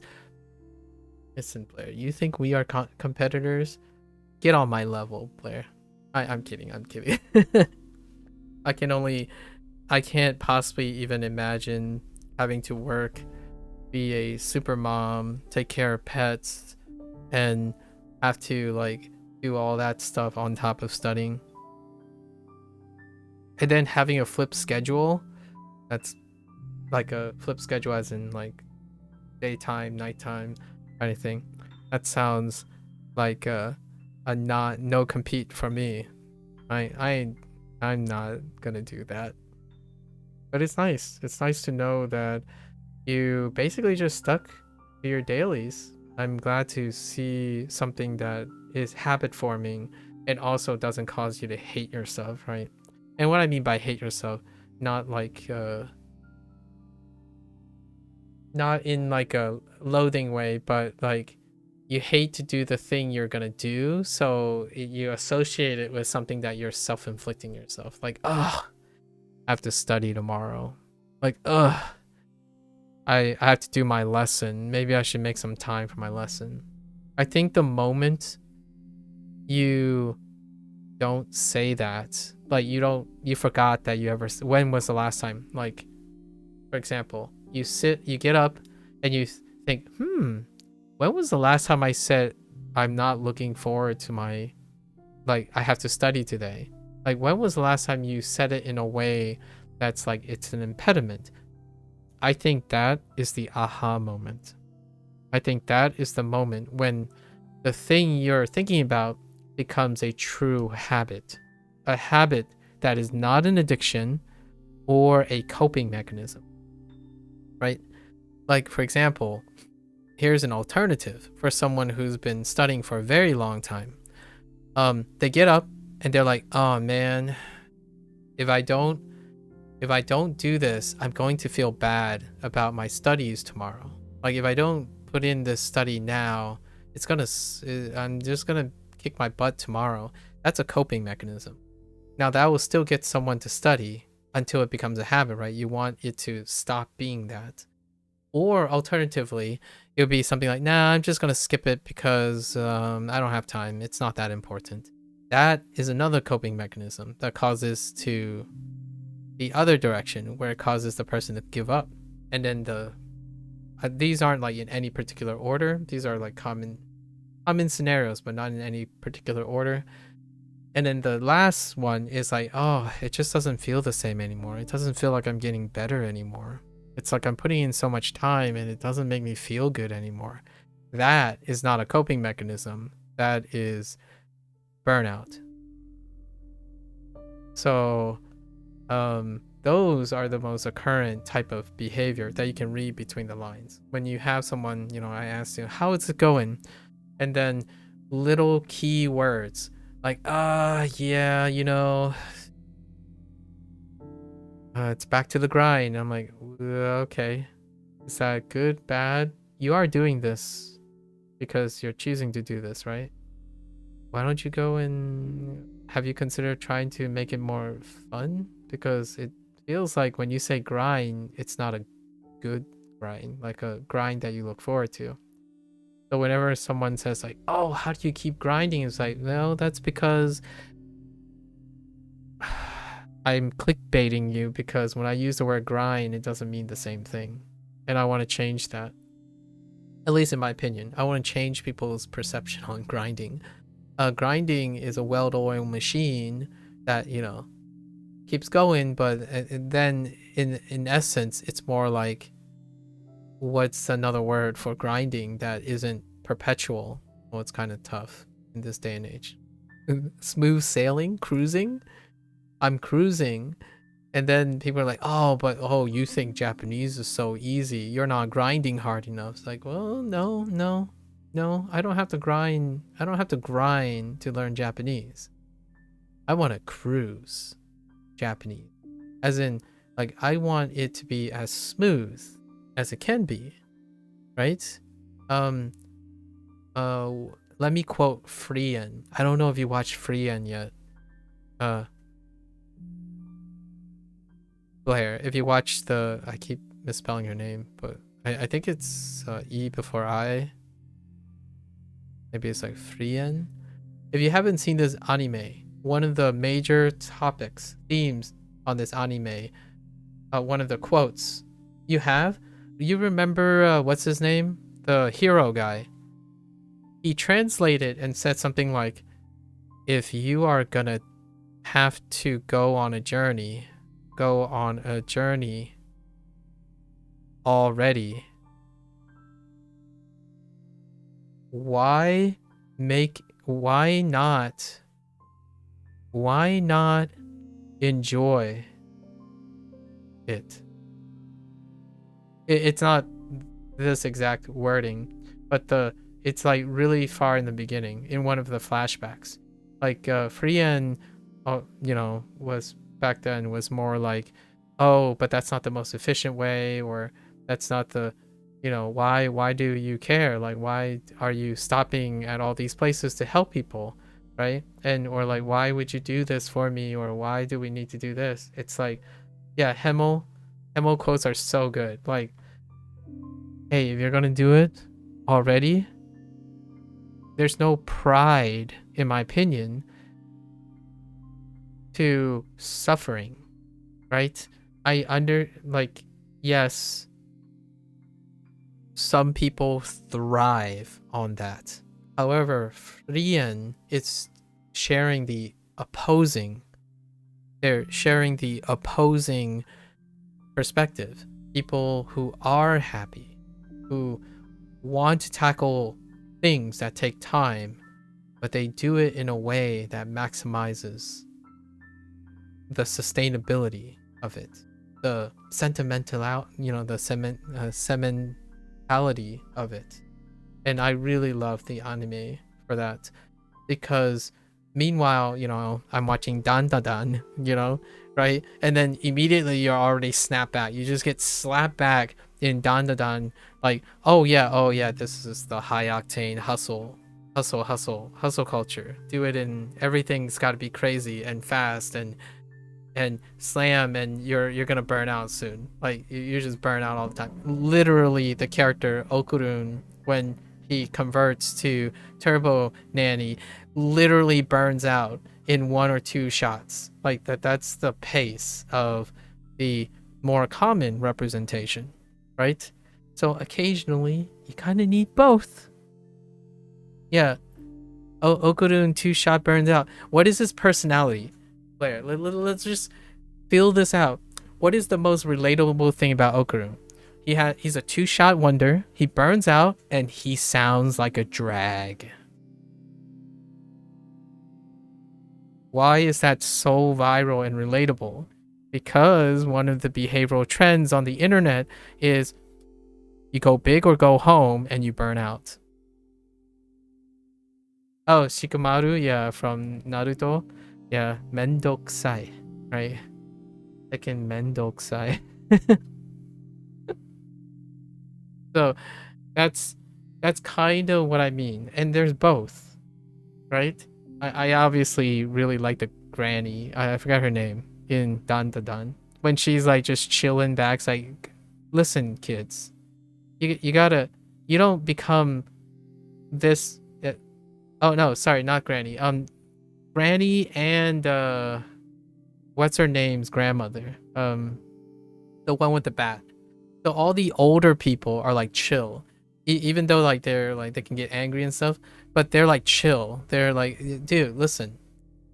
The irony here, one of the scenes when they say like you can't possibly be 100 years old or something because looking like that, it's like, well, here's the thing. Aside from the mystical thing, right? Yeah, I forgot what Momo's grandmother's name is, but it's really funny from an adult standpoint is because look at how chill she is. She's composed, she knows the rules, she knows how to operate in her advantage, and she's chill. So what does she look like? Well, someone that didn't stress out and burn out like 60 years of her life, right? Like what I mean is that is the quintessential wonderful Dandadan counterpart to rounding out the insane anxiety inducing high hustle pumping lifestyle that the main characters have. And then you're surrounded by characters that are like, yeah, listen, chill. She's just chilling. She's like making jokes, enjoying the experience, right? Like, oh, look at you two. You two are really cute. And in the end, like when like the first scene when Momo was needed to apologize to Momo's grandmother, the grandmother, I would say, is just playing her. Like, what I mean is, I don't think she would have not helped Momo if she didn't apologize. That's kind of like the perception that you get because she's the grandmother. She loves Momo, right? Like the parents are composed. They can mess around with the younger kids because the kids are like, they're rash. They're constantly diving into things head first, right? Headlong right into something very quick. Then they lose their way. And as the adult figure, you kind of want to slap them back to reality, but that's because of life experiences. So I really like the dynamic of Dan Da Dan. And I definitely look forward to next season. That obvious cliffhanger that they wanted to make 2 seasons at once was pretty palpable. I have not read the manga. Usually I do not have time for it, but why do you bring it up? Is there something really like I was told the artists, right? I listened to a documentary on the artists, the essay on how that person overcame the next season is gonna pop off. I look forward to the next season. Patience, Blair. But maybe I'll take a look at the manga at some point. But if I right now I'm watching that Korean ghost story thing that you linked earlier. Was it Korean? It was Korean. So on Hulu. So low key, I'm kind of watching that at the moment. However, yeah, I have no doubts that the show is gonna pop off. I mean, Netflix pre-produced the following season so fast. It's nuts, right? Right at the last day of the airing, the last episode aired, they drop a trailer for season 2. I think that's a really fast turnover. Only in July, Blair. In July. It's a great. I would probably. I don't know if you know anything about the artist, like the mangaka. That person's story is really interesting. Like, they had a really intense bout of writer's block, like a artist block, or however you want to classify it. And there was an interesting story behind how he or she, I don't actually know at the moment. He overcome it in a really interesting way. Like, there was a funny, interesting story that ended up causing him to collaborate, that led to that manga. But you can definitely feel burnout written all over it. それは君のビールですか？それとも弟のビールですか？ you can definitely feel the literal burnout from the story of the portrayal of the characters. Like, burnout is such a related thing now. There's a market. There's definitely a market for preventing burnout in every way. It's practically now like a multi-million dollar, if not billion dollar. Nah, it's multi-million dollar industry on finding solutions, help books, app design, AI aided tools to help one have a sustainable and productive life, largely due to the hyper over excess environments that the same things are in. So how do you tackle hyper excessive aggressive consumption? Use that same platform to suggest something that moderates that. The last time I talked about moderation and clarifying what moderation was with Tio, actually, who was here earlier. Gave me an opportunity to talk about this kind of thing. Speaking of moderation, I should really listen to myself every once in a while. 彼女 I'll be taking a break here and there in the close future. Not right now, but gotta take a break. These digressions are my break from studying. 彼女は彼女の Oh, は彼女 so 思いました or 思いた彼女 I thought that she was そう彼女は彼女は優しい人と思いた思った Oh, we don't need 思いました Oh, they might accept this 思いた Wait 思う Oh no Wait No It would be た た If we're doing Oh no た It's past tense So we can't get away with that Mashi. Never mind た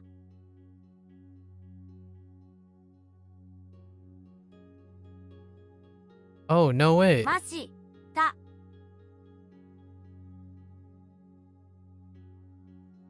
ました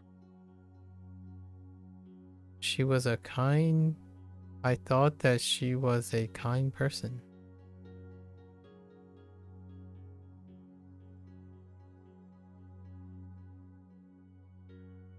What?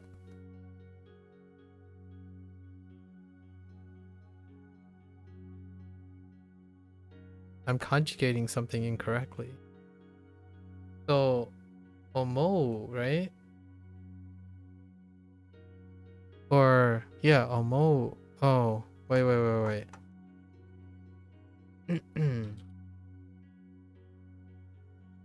Yeah, omo. So, omo would be, yeah, omoimashita. What the heck is da doing?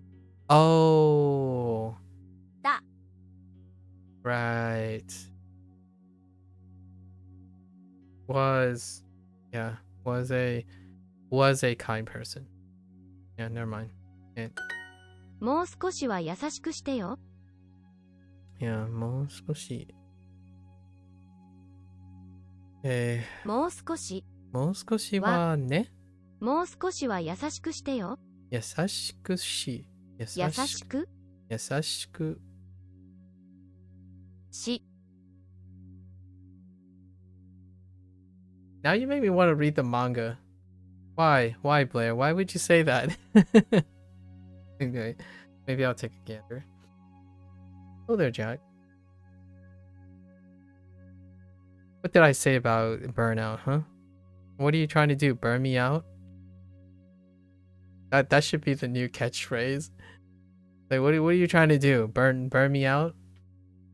Because the art is fire? Yeah, I'm gonna probably read it for the art. Like, what I mean is, I want to see the art, because that guy's, the screenshots of the person's art is, incredible. Oh, wait. Did you ever see this? There's a artist now who took Dan's art, and the whole trick was they were trying to illustrate how amorphic Dan's art is, right? So they started their shorts on how they like draw the characters. They would do something like this, and then they would like fill it in, and it would look fine. Because in Dan's art, whenever they're doing animations and stuff, it's like heck you at anatomy. And I feel like that's one of the biggest charms from an art perspective of Dan's like animation things. It's like, yeah, this is a pose. That's it. That's pretty much everything's like a stand, right? Like, oh, you're gonna draw them running? Okay. Let's see. Strutting. Here we go. We're gonna strut going this way. That's the character. That's the character's strut. Or something. And I watched a bunch of this guy's thing where they like slowly fill in each of the details, and I'm like, oh yeah, that looks like Dan, all right. Like every one of those scenes, like you don't have a normal like posture. It's always like extra exaggerated, and it kind of reminds me of way back in the day with like Looney Tunes and stuff, where whenever you have a movement, it's filled with warping. Like there's lots of warp movements, and if that's incredibly refreshing. Drew, what? So I will probably look at the manga at least because of the artwork. It's very if the animation is any indicator, this whole it was made for you. Are you song lyrics? もう少しは優しくしてよ。優しくしてよ。よ。もう少しは優しくしてよ。 Be a little nicer, won't you? Is that the reference? Oh yeah, it is. One of them is the reference to that. Yes. Oh no. Sorry, no, not that. I thought you might be referring to something in One Piece, but it's not. GG is pretty. So what you're saying is, Blair, you're into Korean pop stars.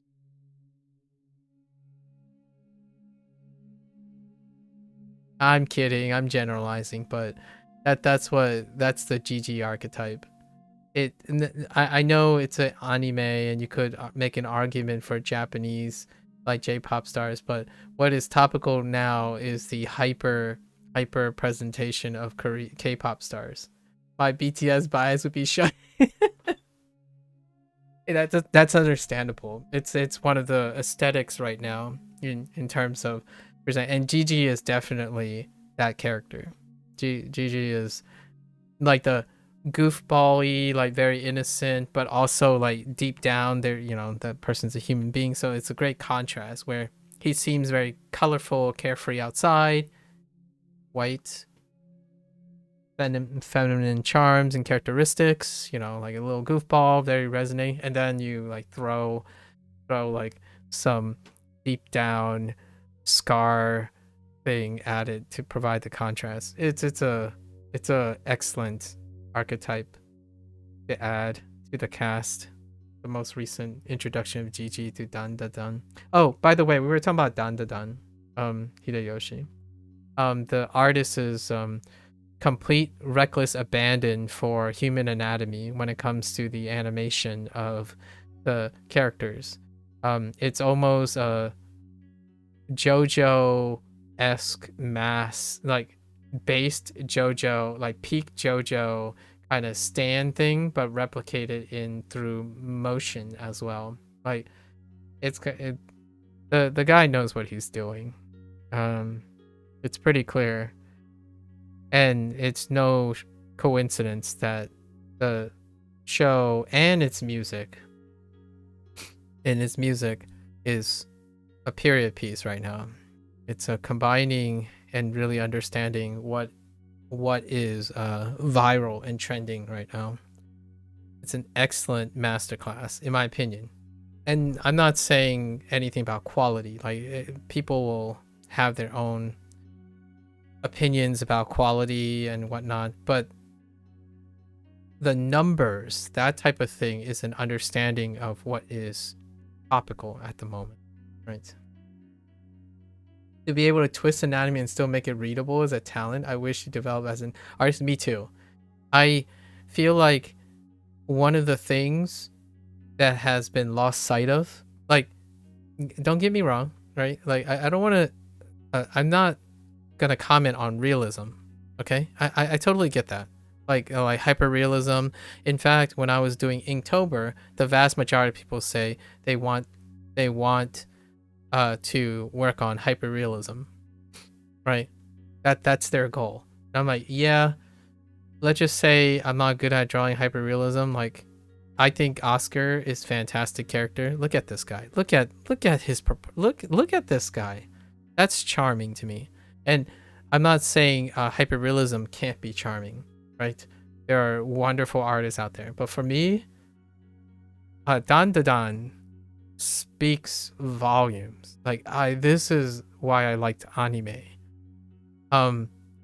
This is why I still gravitate towards Disney stuff and Pixar stuff. Like what I mean is animation produced charm that realism cannot capture. Like or are confined to not capturing. You can do other things like live action performances, words, sounds, like nuances. That's a different field, but in terms of an art thing, I love bending, the use of animation in the way that it escapes realism. So oftentimes when I'm always drawing and stuff, rarely is it like some hyper realistic scene or something. Even when I'm drawing it an actual location, it would be something unnaturally pleasant or unnaturally dark, or can it stop looking like Silent Hill outside for one night as a oh, is it that gloomy outside? It's really warm here. Is it warm there?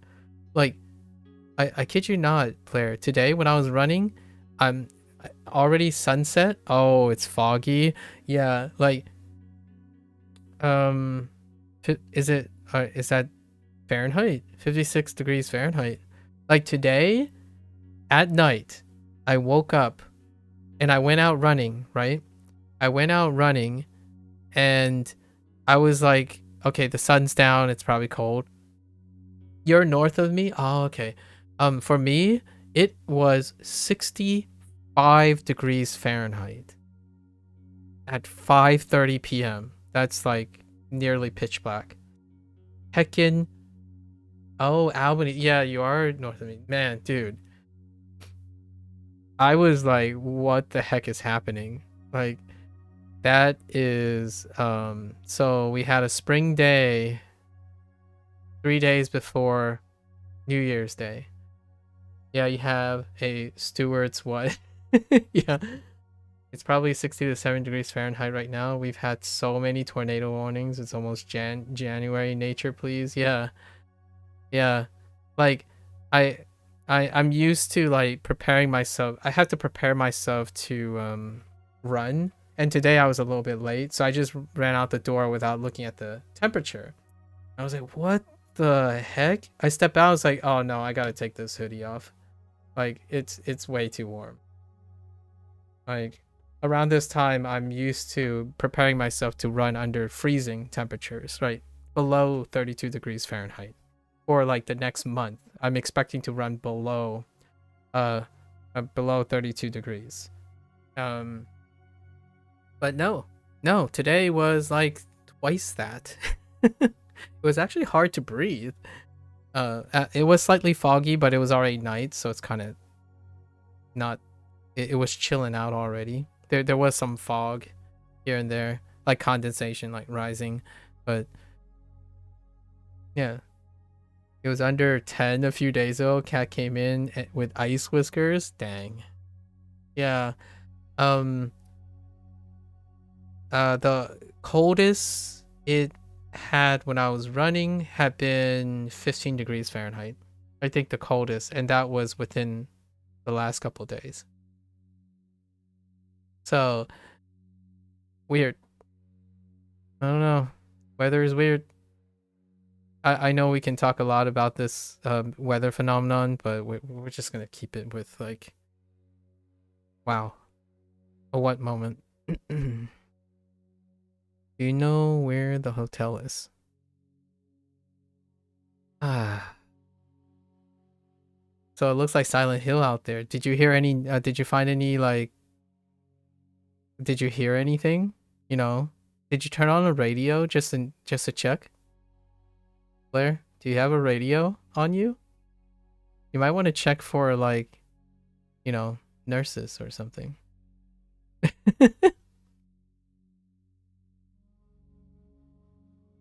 Do you have a analog radio on you?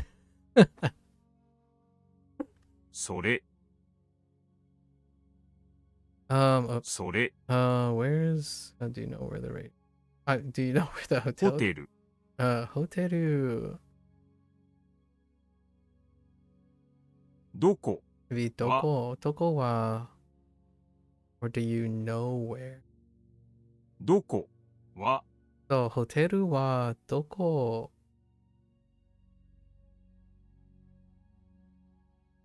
Doko ka? か知 Shite. て Shite.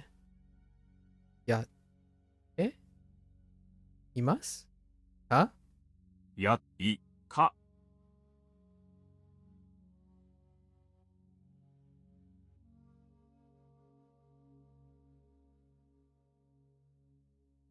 Or やってますます no, this makes sense.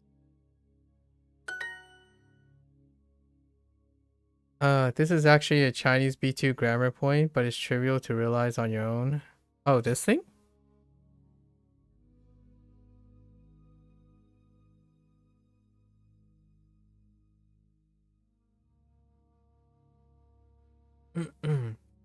Hmm.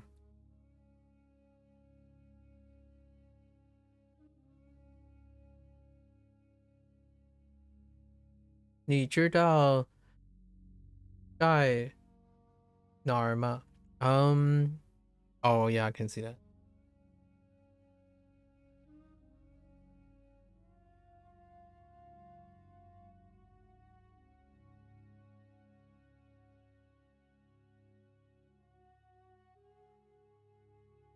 I see.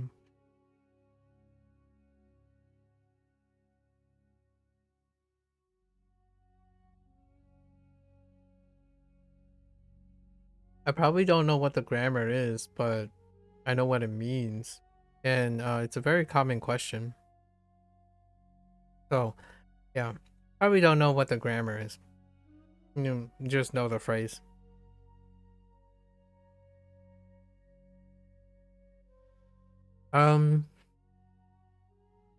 What structure do they use for that? For location? They already inquired about location, by the way.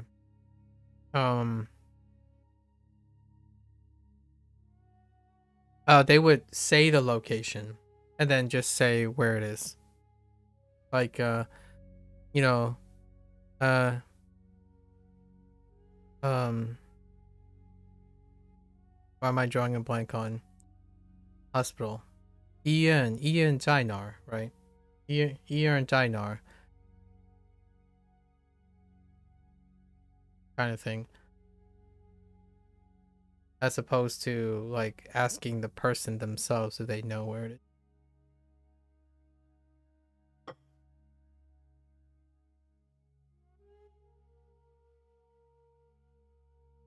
I can see why. Ideal Chinese questions are ones where you can replace the answer without moving words. Interesting. Ideal Chinese questions are ones where you can replace the answer, I see, without moving words. That's fair enough. Ideal, huh? Interesting. I didn't realize there was an ideal format on that. It does seem very pragmatic and very Chinese.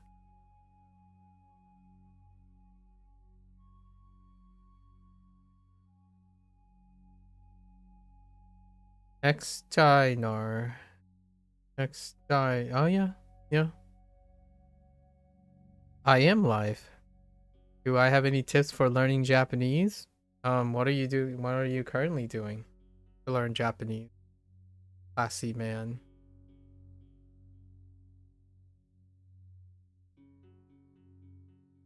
That's okay, Hiroyoshi. I understand what you're doing. Algebra. Algebra.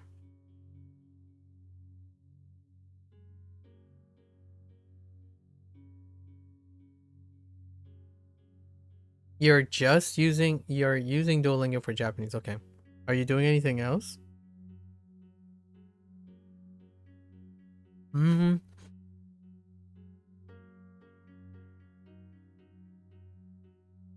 I've said this before. The quickest version I have. This is my quickest version.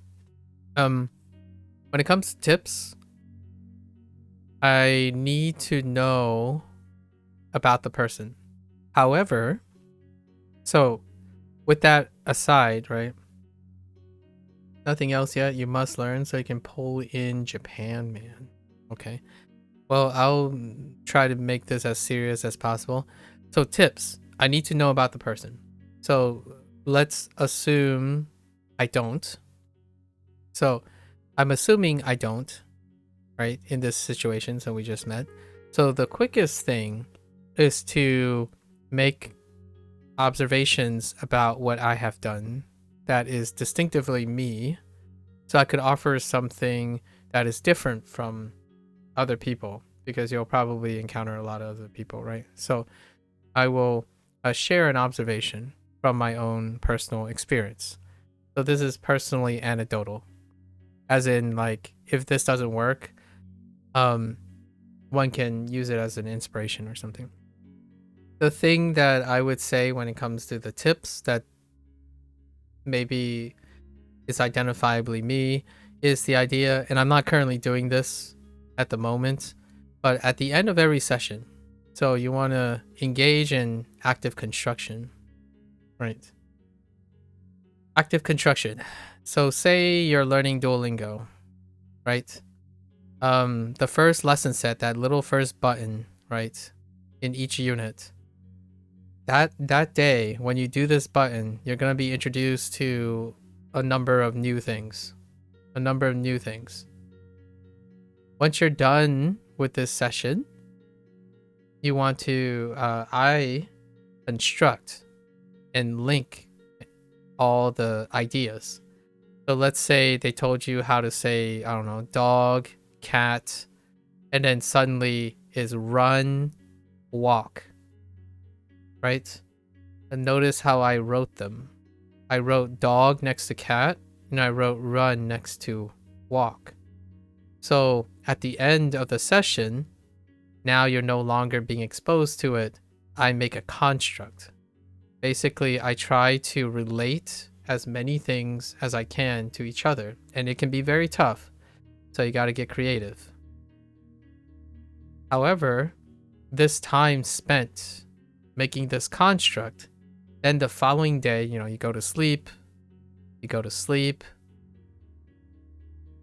or play video games or do what you want to do. The next day, remember all the vocabulary or whatever, all the concepts. It could be like dog, cat, run, walk, past tense. And then you repeat that.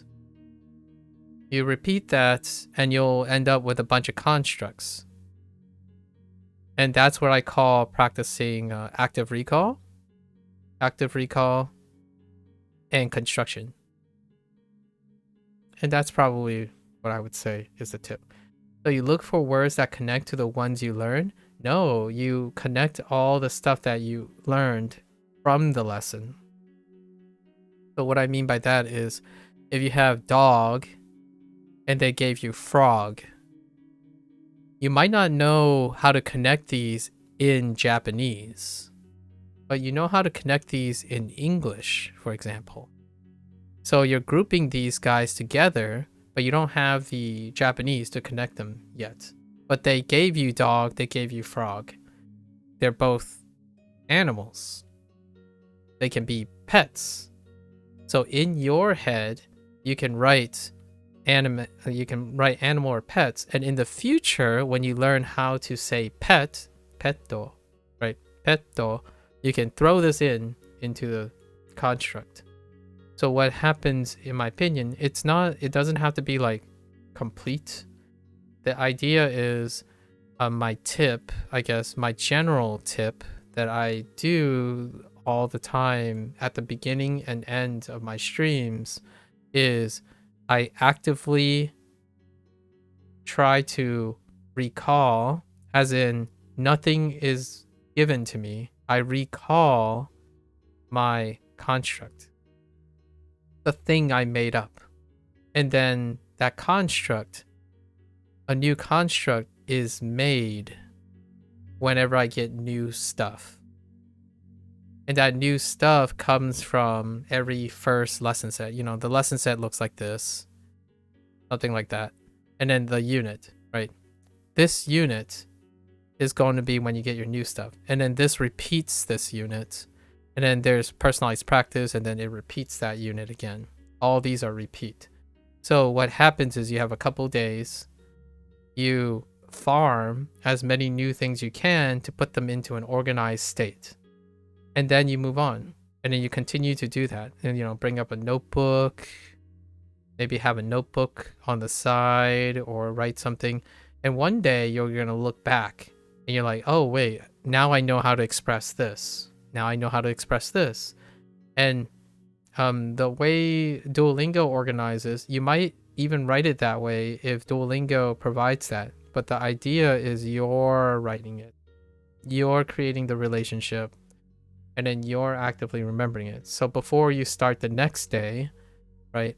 You're like, what do I remember? Oh yeah, that's right. There were pets. So what were pets? Inu? I don't actually know what frog is, but right, Inu? and then like neko, I throw in neko or something, right? Neko, kuma, right? Kuma is in katakana. So, things like this. And what I would say is that's probably the one thing that Duo does not do for you. Duo does not do this for you. So, largely why I ask how you're going about to learn Japanese. I tend to, if a tool is doing things for you, then you don't have to practice those things. They're gonna have practice for you. So that's an exercise then.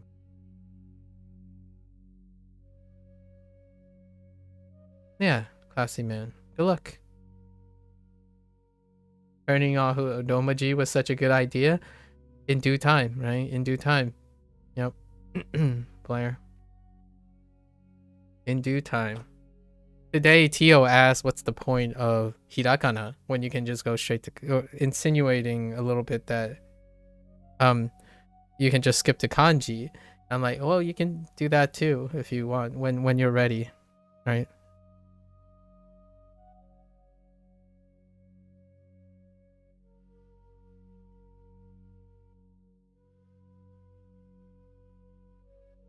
Anyways.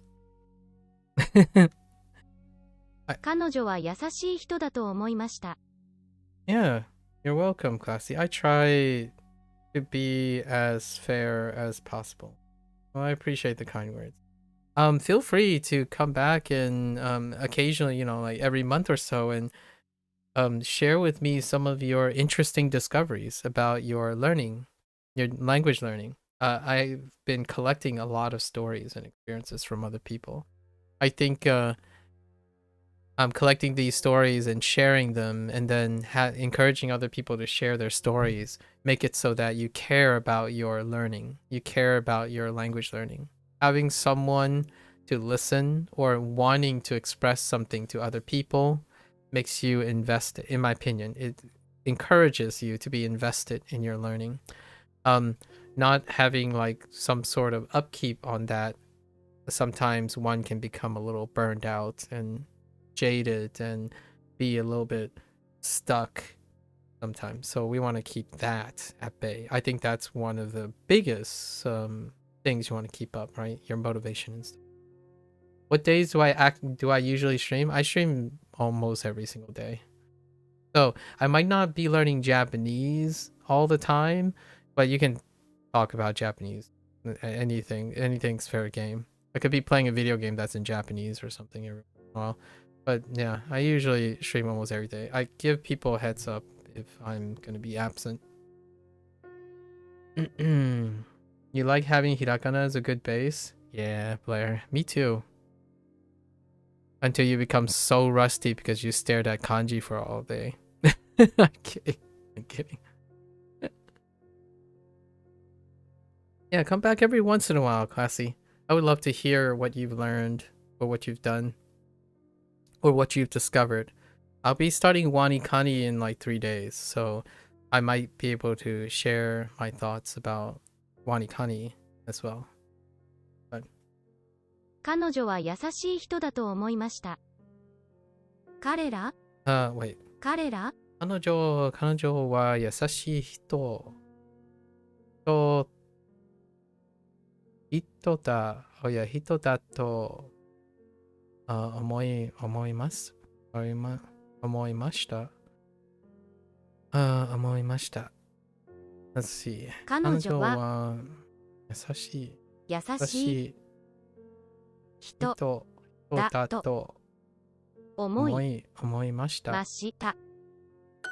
それで医者は何を言いましたか？それで医者は何を言いましたか？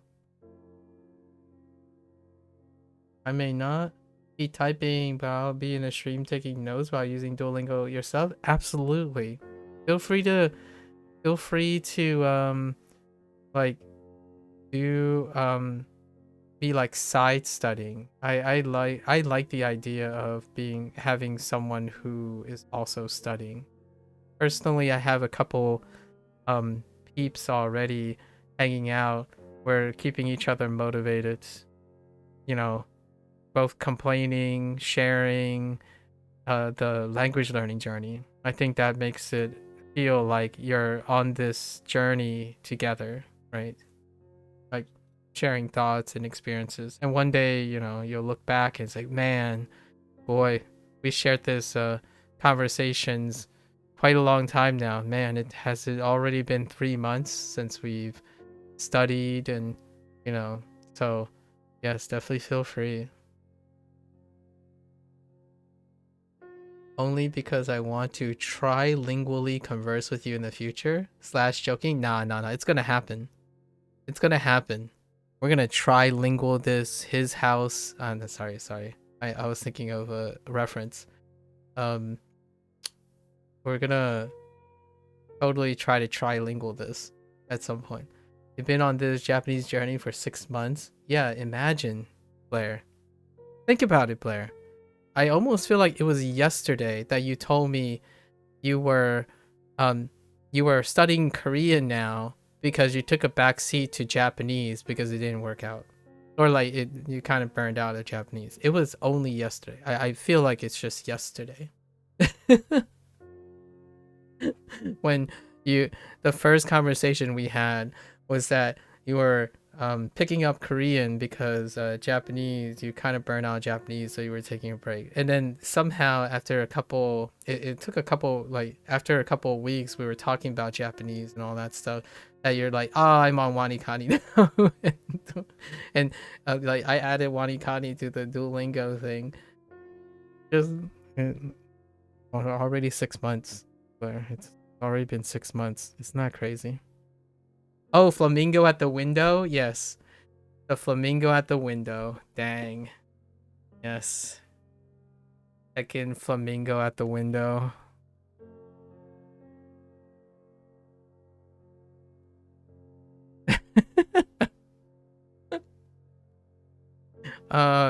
It was next to the burning building, but I forgot which one it was. I know the burning building was at least having this on the left side. Or like it had a tilted building. I think it was one of these. But the flamingo lasted the test of time. The tilted building was not as much. I think it might have been close to the time when New Year in London. New Year in London, and this was for Wan. Like Wanxiang, right? Like the afternoon or evening during the Chinese session. Flamingo at the window. それで医者は何を言いましたかそれで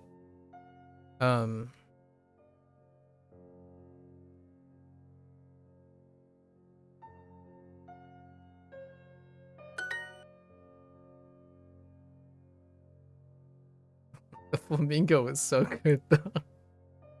It's so hard to unsee the flamingo. And I'm sure now, like if we're reflecting upon it, this pattern happens a lot. You know what I mean? Like versions of this pattern, like in Iro. Like this is just a flamingo like chilling.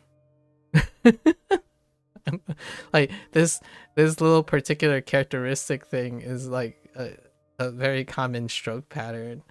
So you always have like, oh hey, the flamingo is popping its head out now. Like, oh, there's another flamingo. How many flamingos do you see? Yeah, a sleepy flamingo, you know, it's just wrapped around. Could you deliver it? Could you deliver it? So are we using haisetsu? Haisetsu shite it. Maybe we need a no. 配達 Oh, can you deliver it probably like for me implicit? So 配達しててしてもらえもらえませんか? ますか Yeah, could you deliver it for me? だからパーティーに行きませんでしたか？ Dakara, or anyone really. I said me. Dakara, Dakara party ni ikimasen deshita ka? I kind of uptoned near the deshita as well, but that's too soon, too soon. We rise too soon. um,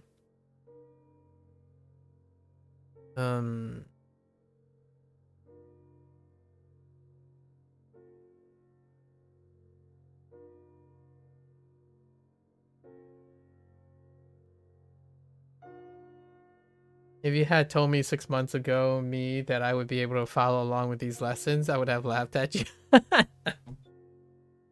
I think that's the beauty of being open to experiences without having the greatest of expectations, but having fostered a level of trust, right? Isn't that that's kind of one of those things that I was trying to talk to that guy from 2 days ago. Like, there is a lot of merit and beauty into aimless discovery, or like emergent property when people are together, right? It is one of those, it's commonly one of those things that are absent in today's internet world, right? You choose the people you want to interact with, and so did we. However, oftentimes that's where it ends, right? Where, okay, well, I only show up when it's relevant to me. However, with even the slightest possibility of interacting with someone, whether you agree or not, or like you have self-doubts or whatnot, sometimes that 5% and 10% can lead to things that you say things like that in retrospect. Like, honestly, if you asked me 300 days ago,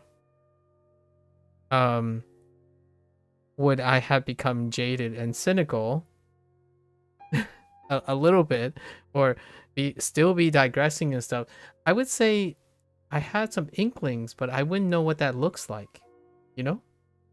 I wouldn't know what that looks like. And I couldn't possibly have predicted the topics I would talk about. I feel that I have a pretty good sense of self-awareness, and I had a great plan. Like, my plans are still happening. They're happening right now. Everything is actually pretty prescribed to me. I have this plan. The next 3 or 4 months have this plan. However, it pales in comparison to all the things that happen that I did not plan for. And that in itself summarizes why I stream, right? I'm looking for expectations. I'm collecting stories. I can't possibly predict what kind of stories I would collect, the problems that people have, because I haven't talked to people about this. People haven't talked to me about this. So I basically low-key farm the heck out of everyone's stories to get a better picture, a better experience, like a better perspective, like a more representative perspective, so I can leverage all of that when I'm talking to other people. So in the future, when I say I know Japanese because I learned Japanese in a way, I can also say, here are some of all these experiences that also aren't my experience. It's vastly different from reading a statistical meta-analyses of things. It's also important to know those things. However, those things do not compensate for first-hand interactions, right? Anecdotal interactions and whatnot. You build intuition and practice through experience, and this is a contentious point with someone who's well studied, because that's what happened a couple of days ago. A person is clearly incredibly well studied, but they spoke and talk about other people and other things as though it's fact. And I myself had a hard time believing it because I was trying to communicate how I felt and my anecdotal experience, and it was fallen on deaf ears, right? And that's kind of the idea of having an expert, semantically well researched, but have, in my opinion, a very apparent lack of enthusiasm with interacting with other people. So you start talking about statistics, what is wrong, what is right, what is error prone, what is necessary, but it comes off as this, are we talking about the same kind of people?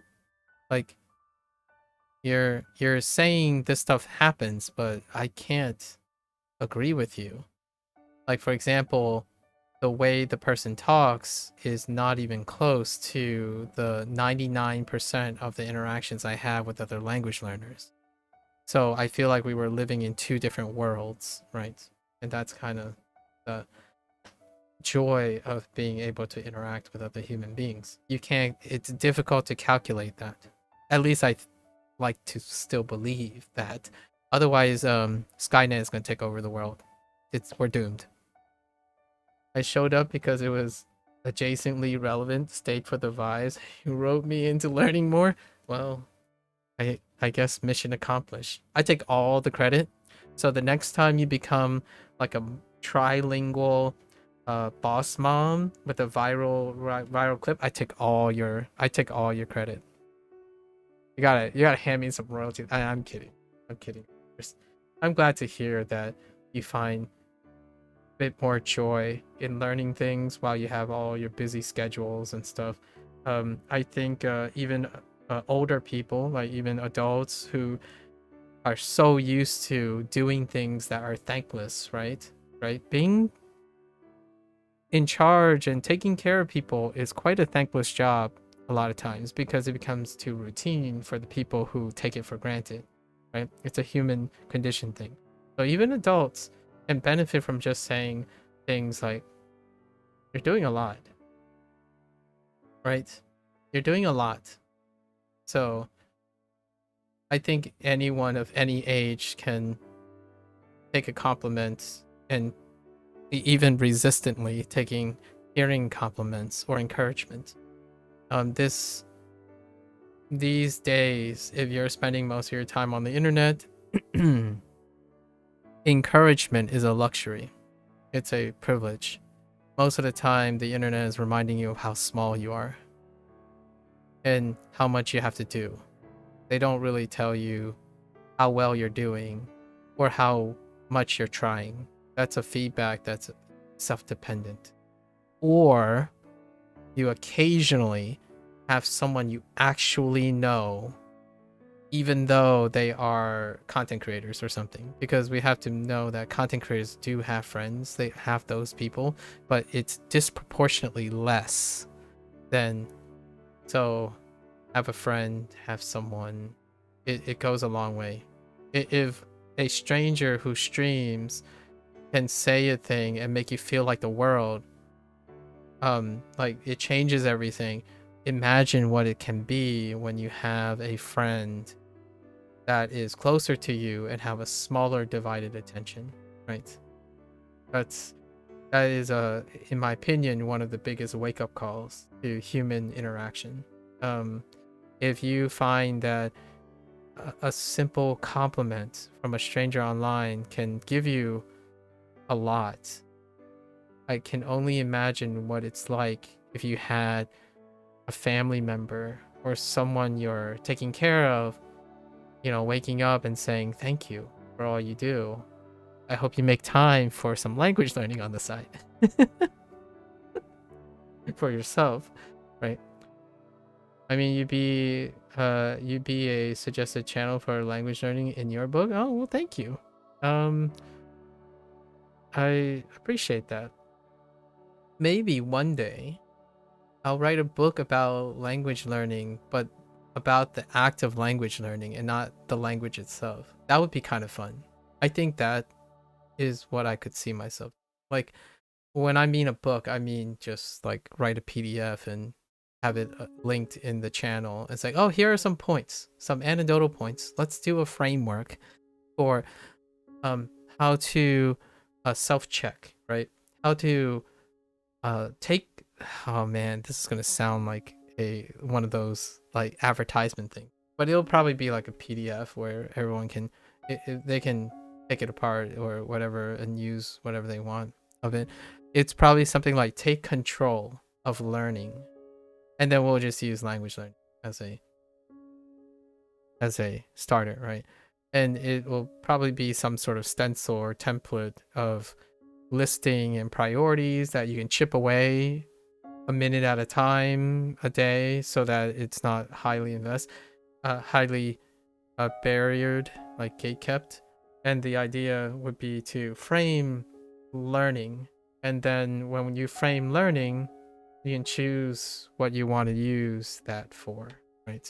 It's I would say I would probably include references and whatnot to books that are really well written that deal with it. It's largely habit formation. I think it's 60 to 70% habit formation than anything else, and then maybe like 20 or 30% of psychology, possibly. I think learning doesn't require too much philosophy or anything like that. Yeah. And then whenever someone says, but that's not logical, in the book, if I were to write a book or a PDF, I would say, if you want a logical source, here are the following. Here are some of people that I would suggest as a resource for objective, performance-based learning methods, because it is excellent to do all of that. However, I would say something like, this is beyond the scope of what my PDF is showing.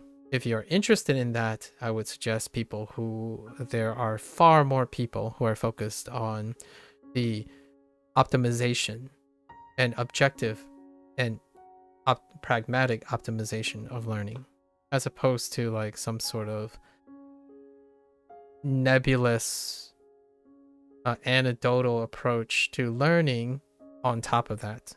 Like, I think there's a little bit of nuance to both sides of the thing, but great foundation in objective stuff all over the internet. You got it, go find it, no problems. Maybe I'll like list a bunch of keywords, like, hey, look for habit formation objectively, right? Look for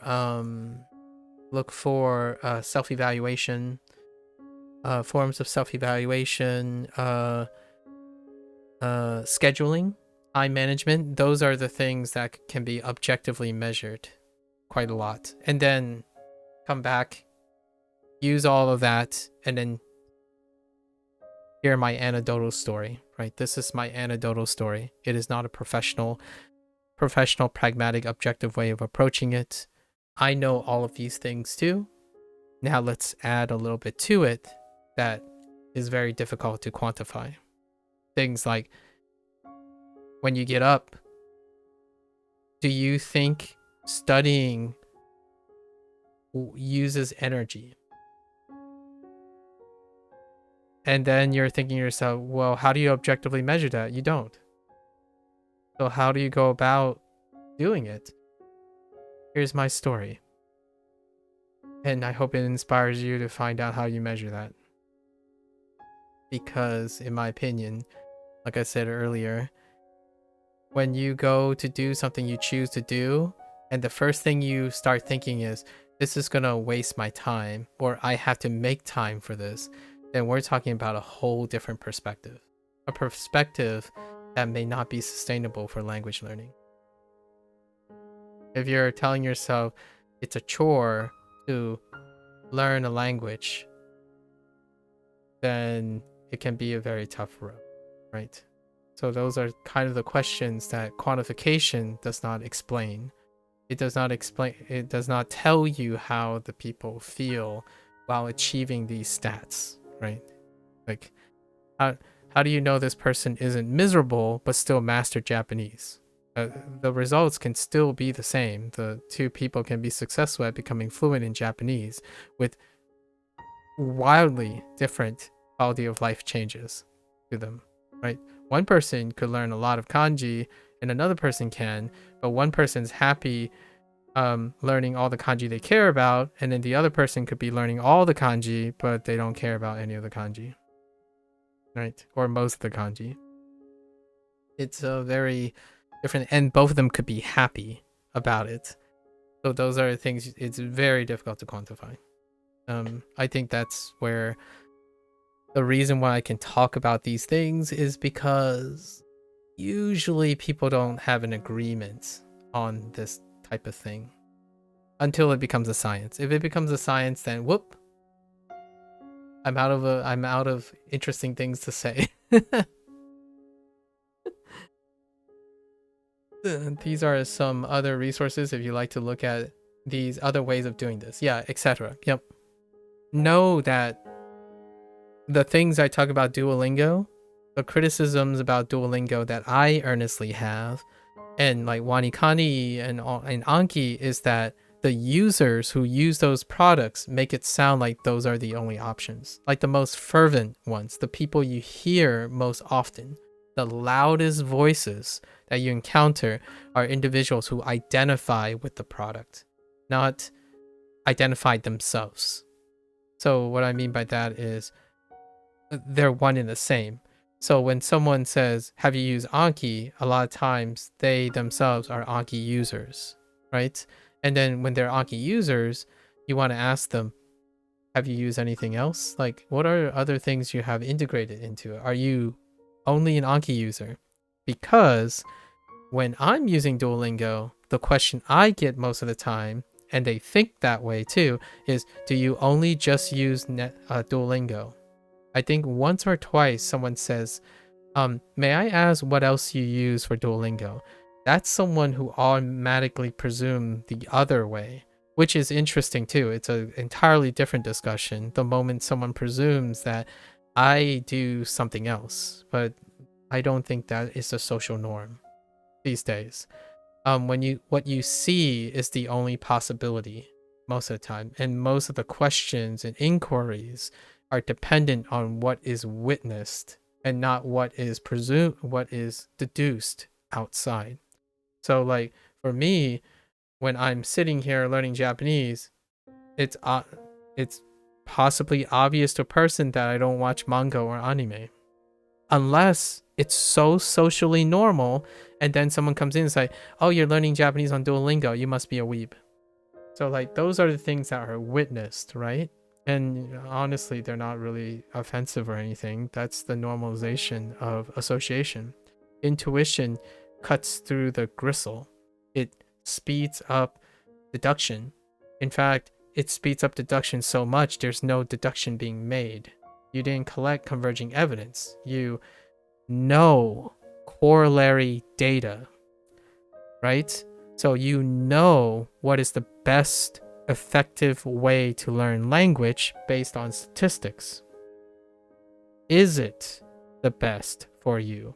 That is something that is literally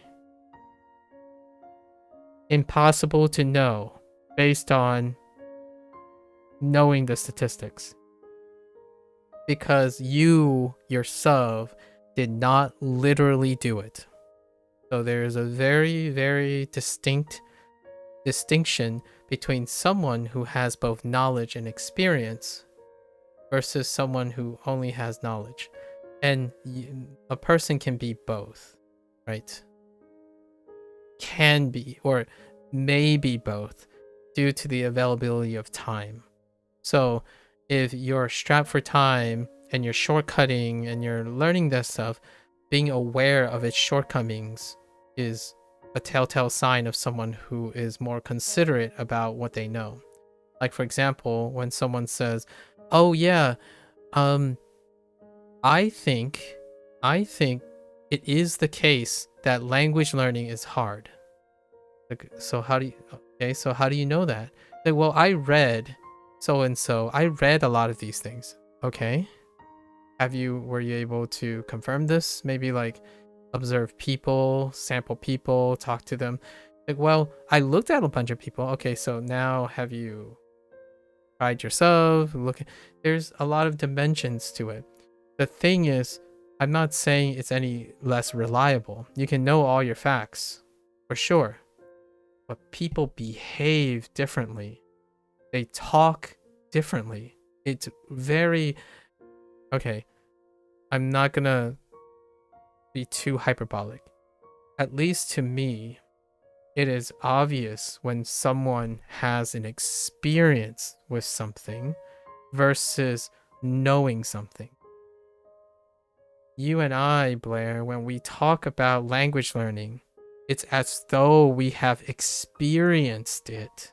Our language and our relationship, like our talks and stuff, is coming from a place of experience. When someone doesn't have experience, well, they're going to say, well, you know, statistically, the likelihood of resyllabalization in a language is concordant with the occurrence of an increased trend of users of this particular language. I'm like, okay, I agree. That sounds like a great observation. I feel like I have no qualms with that. Like, is this what you observed during your lifetime? Have you taken track of the language that you have and found that this converges on that observation? Right? And the both of us, it sounds like we're just talking about conjectures. There's no, like, human touch to it. Right? And the person would be like, I don't understand. What human touch? It's like, clearly people struggle with this thing. I'm like, people? What kind of people? Like, is it you? Do you struggle with this? Or do you think I'm struggling with this?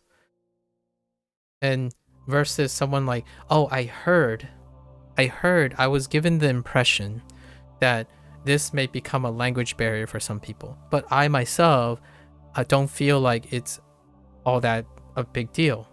How about you? Do you feel like this is a big deal? Because according to statistics, they give you the impression that this element is a big deal.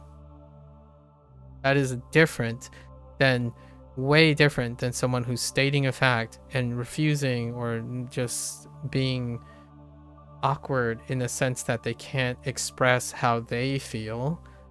And then when they're talking to someone, they're not interested in what that other person's opinion is, right? So you're not choosing to empathize.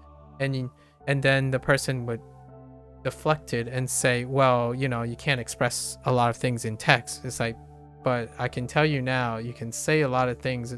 You can say, I don't care about you in a lot of ways in text. Inadvertently, to someone who spends a lot of time reading texts. And I can assure you that, like I have to trust your experiences, you also have to trust that I'm in a position where my awareness of people's text patterns would suggest that you can at least tell me your opinion on anything. Like, and the really disappointing part is that I want that person to tell me what is frustrating to them, because that's the only thing that makes you special. So if you're telling me facts that I can find on the internet all the time, where's you in all of this? In fact, if you don't care about your own opinions, then why do I have to care about it? I know that sounds really awful, but if you don't care about your own opinions, how can you convince a stranger to care about your opinions? At least personally for me. That's not true, though, for other people. For me, it's hard to care about something when that person speaking seem like they don't care about it either. For a lot of people, businessmen can sell things that they don't care about. So then they naturally do not care about their consumer as well. So that is a very important skill. That might be a very valuable skill to have, to know when someone doesn't care about their product or their opinion that they're offering. Because if they don't care about their own opinion, what are the motivations of them selling you a product or selling you information or giving you information, right? If you one could get scammed by that, where like, oh yeah, hey guys, this is the best thing I've ever had, like, oh, I love this hamburger or something, and meanwhile you found out that they're a vegetarian. Like, well, oh, maybe they just really like the idea. Now you might be thinking, oh heck, that's a red flag. However, this is an actual situation. I'm not making this up because I can't really make this stuff up. When you found out that person's a vegetarian, when they interviewed, they were able to explain why they can still support selling like a hamburger that's made with meat products and also be a vegetarian. And the difference is that this person have a well thought out way of expressing the connection. So, you know, that's awesome. I don't think you get that too much. Confidence is what I need the most, not arrogance. Is that a quote from somewhere? I talked about confidence in my own terms once. When someone called me arrogant and stubborn, they used a bunch of words, so I wanted to qualify. Stubborn and arrogance, right? So I have been called the latter two as opposed to confidence, right? And then, you know, someone with low self-esteem. But let's talk about the connection between like stubborn, arrogance, and confidence. I am on like an average scale, so I'm gonna give myself 5 out of 10. I am stubborn and arrogant 50% of the time. However, the other 50% of the time, you can break my stubbornness and my arrogance, right? So it's a coin flip. You press harder, you can break my stubbornness and arrogance. How does this relate to confidence? Well, I define confidence in a way that I feel secure in situations I'm unfamiliar with.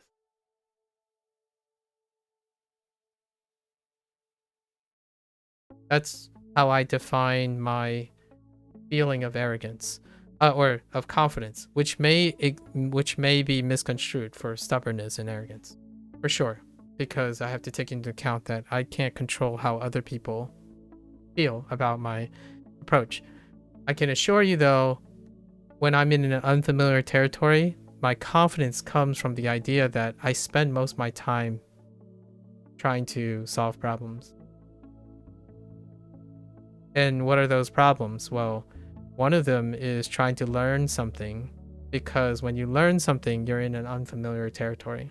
So most of the time when we're having these arguments or debates and I'm way out of my competence, how do you solve that problem? Well, you get competence from the person that is competent.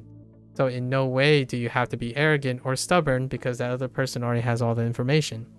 So then that can come off as arrogance and stubbornness. Ironically, this is an anecdote that I'm using for some of my interactions. People will call me stubborn and arrogant because I feel like I'm not worried. So like when someone calls me incompetent, they expect or point out an error, right? Point out an error. That happens a lot in language learning. Point out an error, and they want to read me as in like, oh wait, why are you so comfortable? Like, aren't you worried that this will make you bad at Japanese? And it's like, no, I think I will know how to solve it, or at least have people like you to help me solve it and keep consistent. If I have a bad pitch accent, sometime down the road, if I have the opportunity to speak to a Japanese person, they'll say something about it. And I'm confident that I am not arrogant or stubborn enough to solve the problem. So oftentimes when I'm talking about complex situations and sound like people are saying I'm just BSing and stuff, it's like, that's perfectly fine. It's part of the learning experience. I trust myself that I'm competent enough to know that I will be comfortable enough in unfamiliar situations to solve the problem. And that is my comment on on confidence. I think I was a little bit more elegant the first couple times, but it's a work in progress explaining that. Now I was gonna do a segue into a con man, right? A confidence man, but we'll save that for another time. Thank you for the inspiration, Chloe. But yeah, confidence from me, the source of my confidence and self-esteem is that I spend most of my time solving problems or getting people to encourage them to tackle their whatever they want to tackle, right? It becomes a problem to be solved. A desire you want is also something you want to solve. So I don't necessarily distinguish a lot of these things. Like, I want to talk to this person, or this person needs to tell me something about how they feel. Then it becomes a thing, and a thing that I want to tackle. And whatever the outcome is, I'm confident that it'll be meaningful to me, as opposed to someone who's constantly worried about, did I waste my time? Did I waste my breath? What happens if I buy this product for $100? Will I get all the value in a years later? I analyze that, and I'm like, okay, at this very point, this very moment, I feel like I'm confident that it will become meaningful in that value system. And I'm like, all right, let's go for it. So I buy things with confidence and be able to explain all the pros and cons of it. If it becomes quote unquote a bad purchase, I'm confident that it will be a useful purchase or a learning experience. Yeah. And with that confidence comes charisma, right? I like to think that when people talk to me, I make them feel comfortable.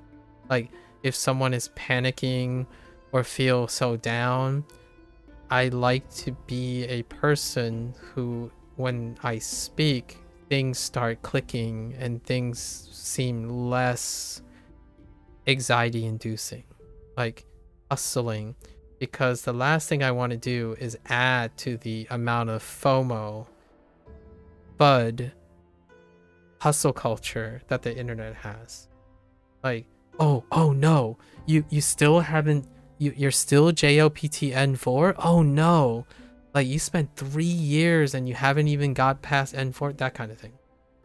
I think that kind of thing, if you want that type of experience, you have a lot of inadvertent content that would suggest that, right? So I already had those comments. Those are actual real comments. Someone coming in is like, dude, you should be like N3 now because like you spend like 2,000 hours. Like, yeah, I also spend 1,000 hours chatting with people and having fun and hopefully making other people feel great about language learning. That's also part of the experience. I could be a loner and be incredibly selfish and say that I only care about my own progress.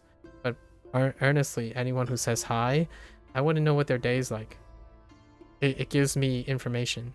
It helps me better serve my ability to communicate with people. And what better skill to have to be able to communicate people in my native language than to transfer that skill to a target language when I'm unable to clearly communicate with people.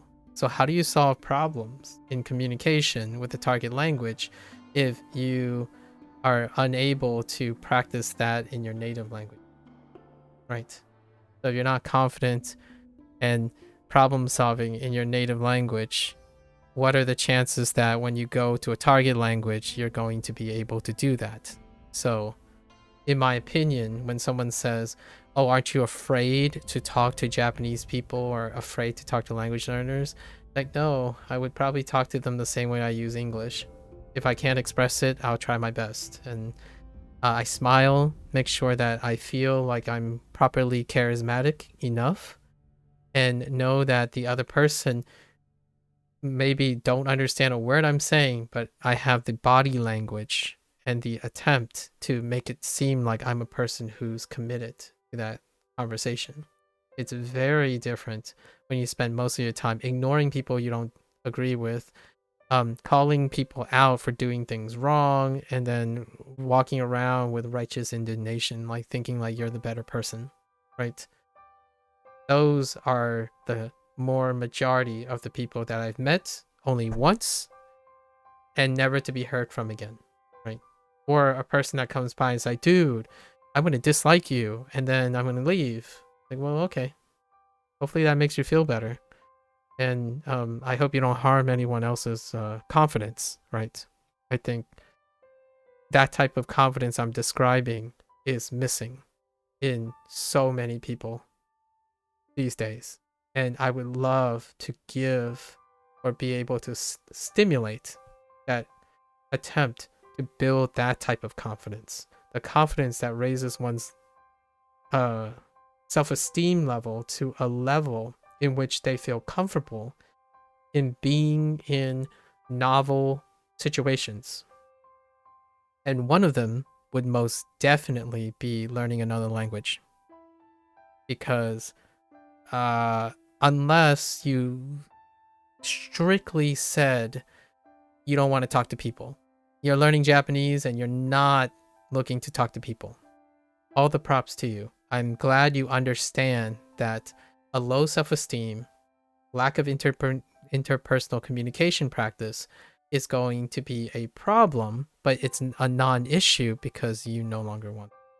However, in language learning, I think a vast majority of people want to use that language in communication. And one of the biggest stopgaps really actually doesn't directly deal with the competence of the language, but the ability for someone to talk to another person. At least in my opinion.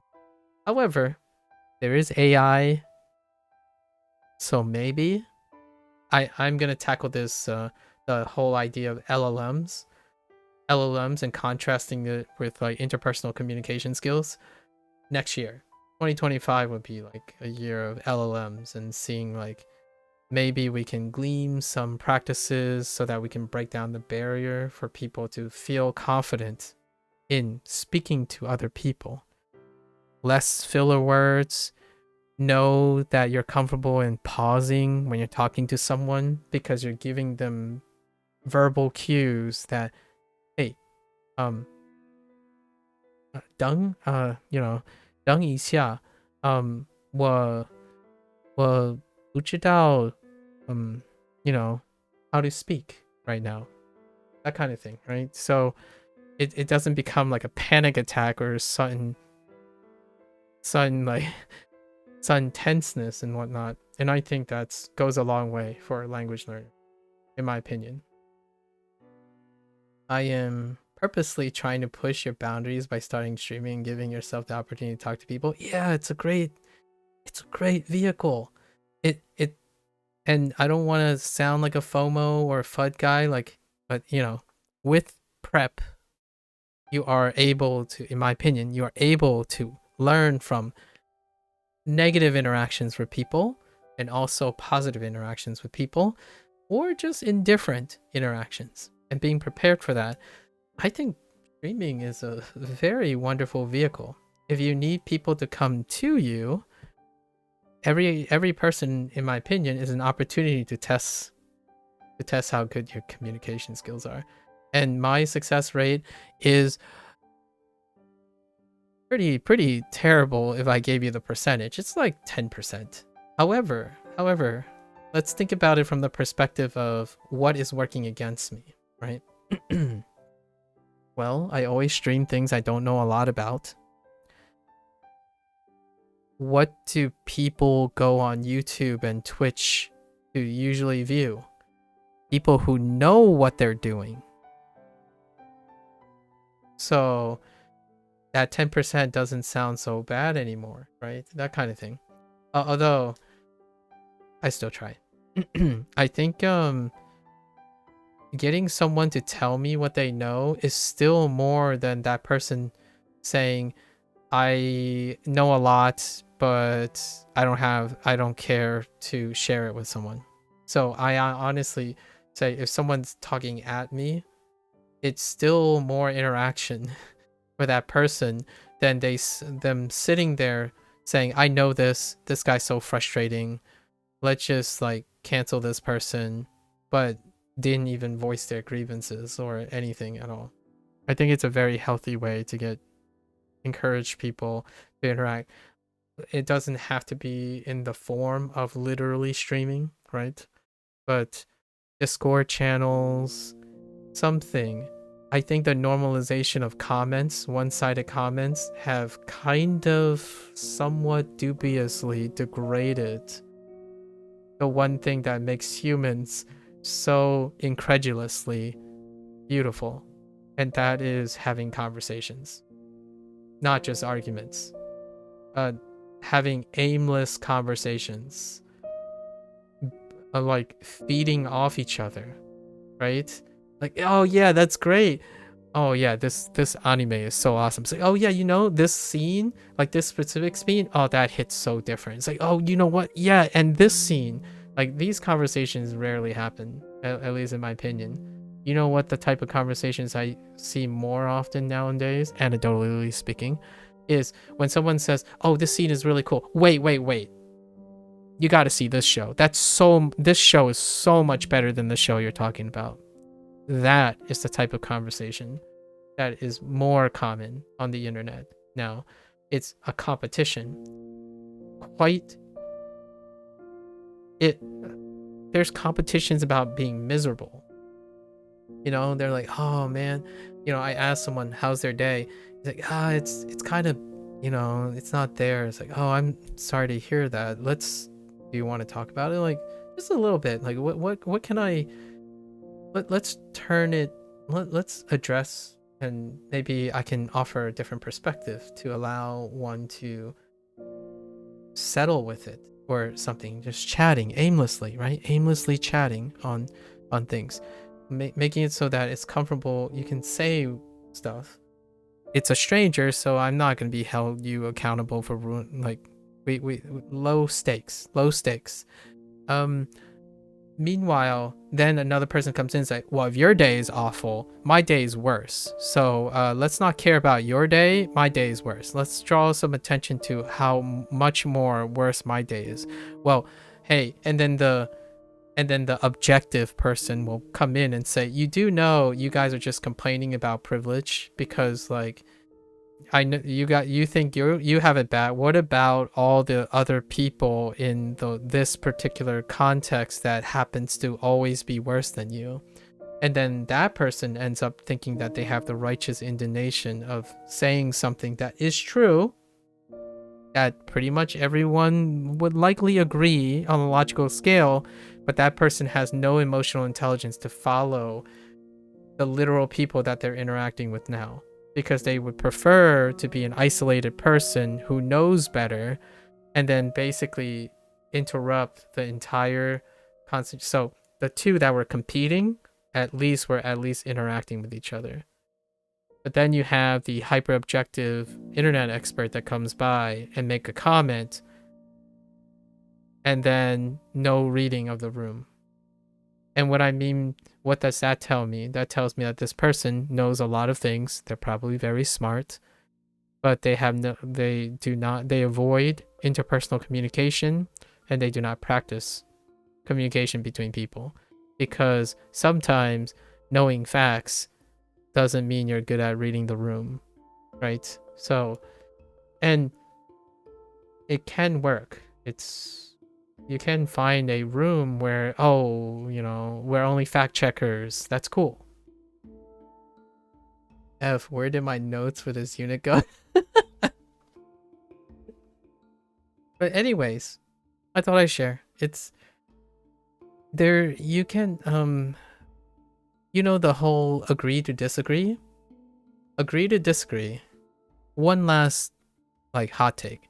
Agree to disagree. Let's add a little bit of nuance to agree to disagree. Did everyone express their opinion?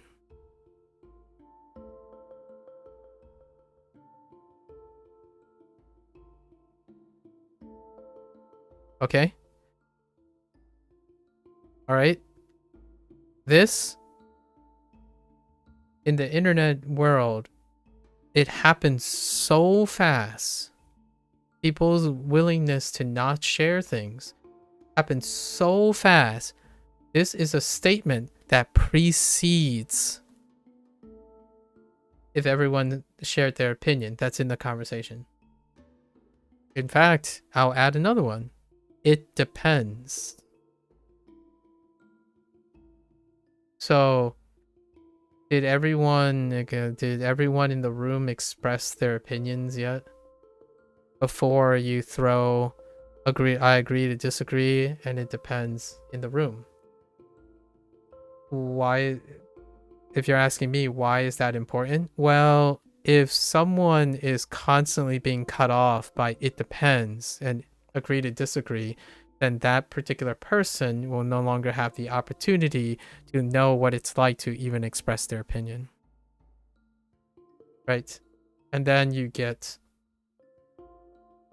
a whole generation of parasocial dependent people. Basically, it kind of hurts my heart when someone says, well, I don't want to share my opinion because it doesn't matter anyways. That's kind of a common one. It's not exactly those words. They would say something like, nah, I don't want to share. Right? Or, nah, it's not important. Right? And so my natural inclination is to ask, why do you think it's not important? Because I asked you, so do people ask you questions because it's not important? That's a very valid situation. I think there's a lot of times nowadays when people ask a question, but they don't listen to the answer. What does that sound like? Well, anyone who comes in shares an opinion and they don't listen to the response. Right? These are very, in my opinion, top 10 common behavioral patterns in communication. You come in and you say something and you don't even bother listening to the response, right? Or someone asks a question and they don't care about your answer. You know, it's kind of a negative things. With that said, that's a trend, you know, and trends change. So being hopeful in the future. Hopeful in the future. We're learning a language. Gosh darn it. You know, learning a language. This stuff is important to language learning.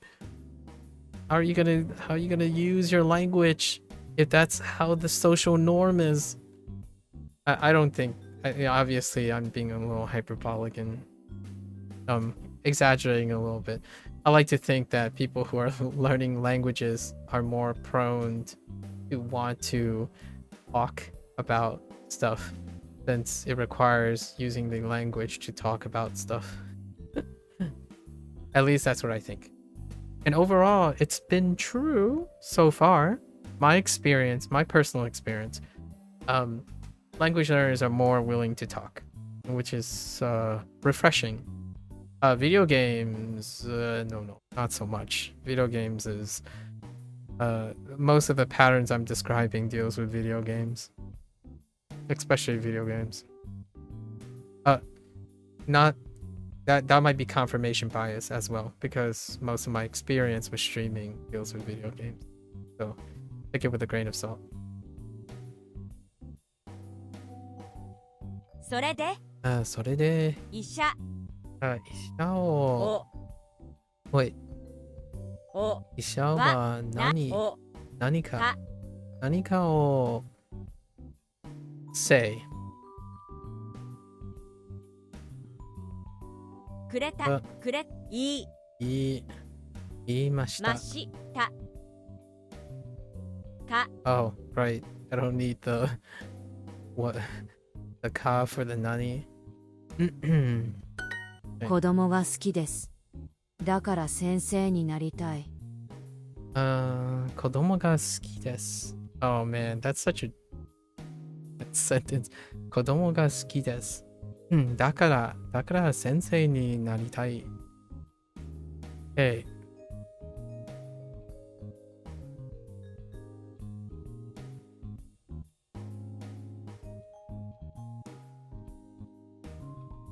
Oh, hey. Hello there, Kozu.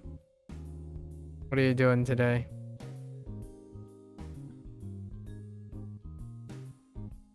We digressed quite a bit today.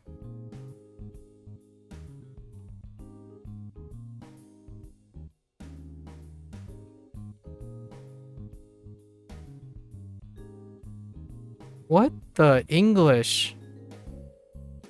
Wait.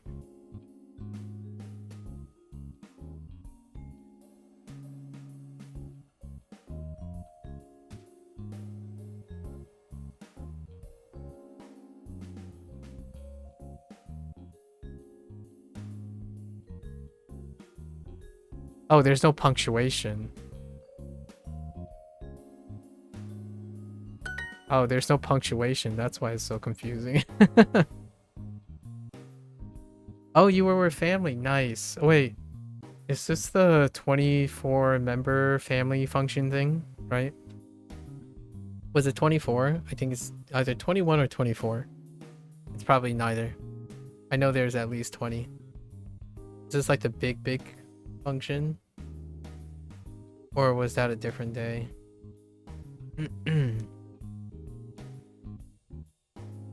Be a little nicer, won't you? Sorry, I'm reading this. Prompt. And a few minutes ago, you were looking up creating a backend for your website. Oh. Intriguing. A website. もう少し Tell me more. What will you be using this website? Like, what is the idea behind the website? もう少し. How do you acquire a website these days? What do you do to get a domain? Oh, 24 people was on Christmas? Okay. もう少しはは優しくしてよ。優してよ新しい靴は黒がいい、それとも茶色？新しい靴は頭がいい。それとも茶色。Oh no, not 頭が。that's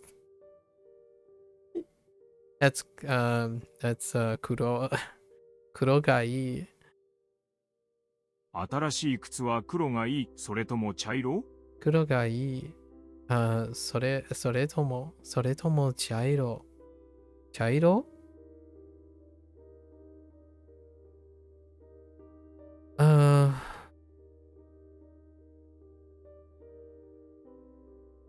Do you want new shoes to be black or brown? Do you want your new shoes? I guess. あの人は誰か知っていますか You put on it about me, your service, contact info, projects you've done. Oh, your career website. Nice. I'm glad to hear that you're working in getting closer and closer to that independence that you've been talking about, from working towards getting out there, finding a source of like professional productivity, right? And then striking it out. And then you have an app in progress, yeah, because of the coding. Excellent.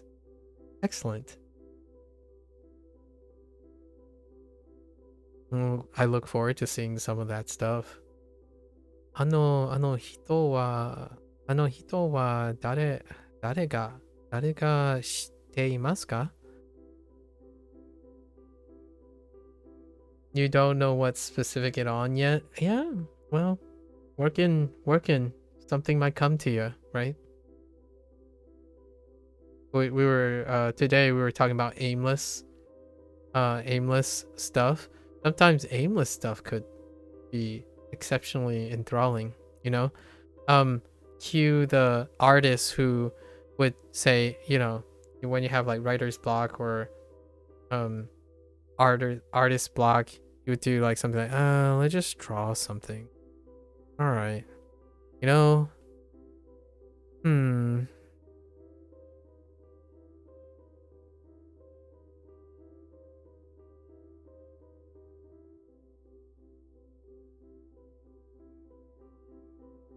it's a grape. It's a bundle of grapes. I'm sorry. I was gonna draw a house. What I was gonna do is I drew a bunch of these circles, right? The alternative was gonna go like this.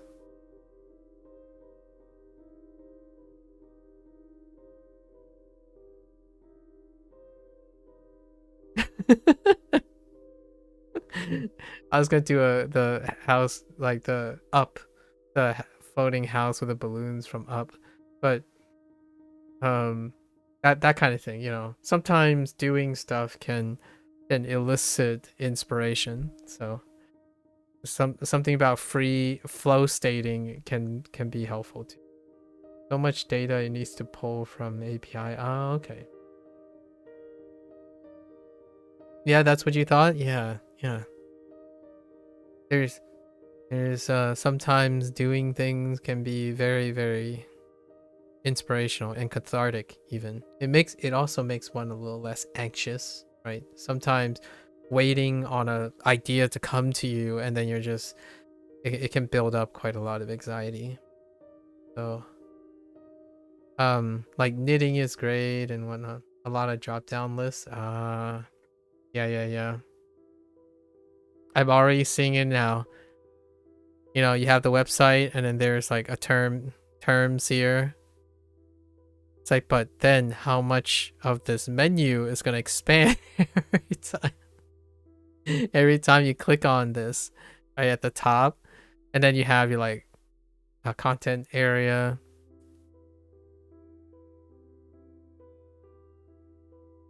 It doesn't have to be horizontal. It could be like vertical and whatnot. I immediately thought of a horizontal layout. あの人は誰が知っていますか?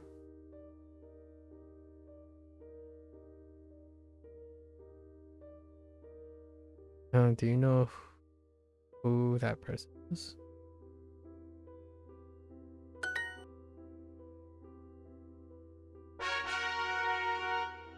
One of these days, I'm gonna get back on schedule. One of these days. Yeah, pain in the butt. I can see that. It's such a pain in the butt. Here's a little. I was watching ads again. I know, guys. I know. Why would you deliberately watch ads? But I was watching ads yesterday, YouTube ads specifically, because there's a lot of marketing directed towards websites, like personal domains. And one of the features that they have in common in the ads is advertising how flexible customization is for menu design. And my first thought is like, yeah, there's a market for that because it's kind of a pain, but and it does also explain how a lot of the layouts are remarkably or suspiciously similar. And then when you scroll to the bottom, when you're scrolling to the bottom, you're like, yeah. It tells you, you know, there's a mark for the type of service that they're using for the website design. It's fine in HTML, but trying to make it backend is the pain. I see. プレゼント I'm not gonna beat around the bush. I have no idea how any of that works. The closest thing is recognizing what an HTML is. Like HTML5 is the last thing I looked at when it comes to website design. I have no idea what that looks like. 発音 発音。明日の朝7時に起こしてください。ね。明日の朝7時に起こしてください。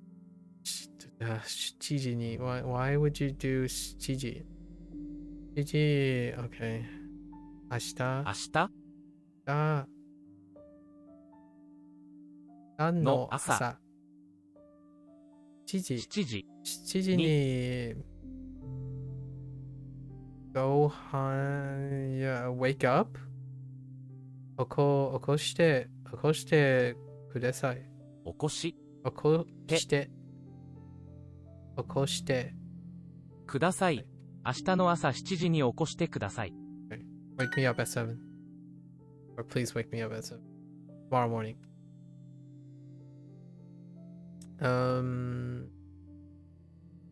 くれますか？くれwhatますか？ask 手伝ってくれますか？手伝ってますか？手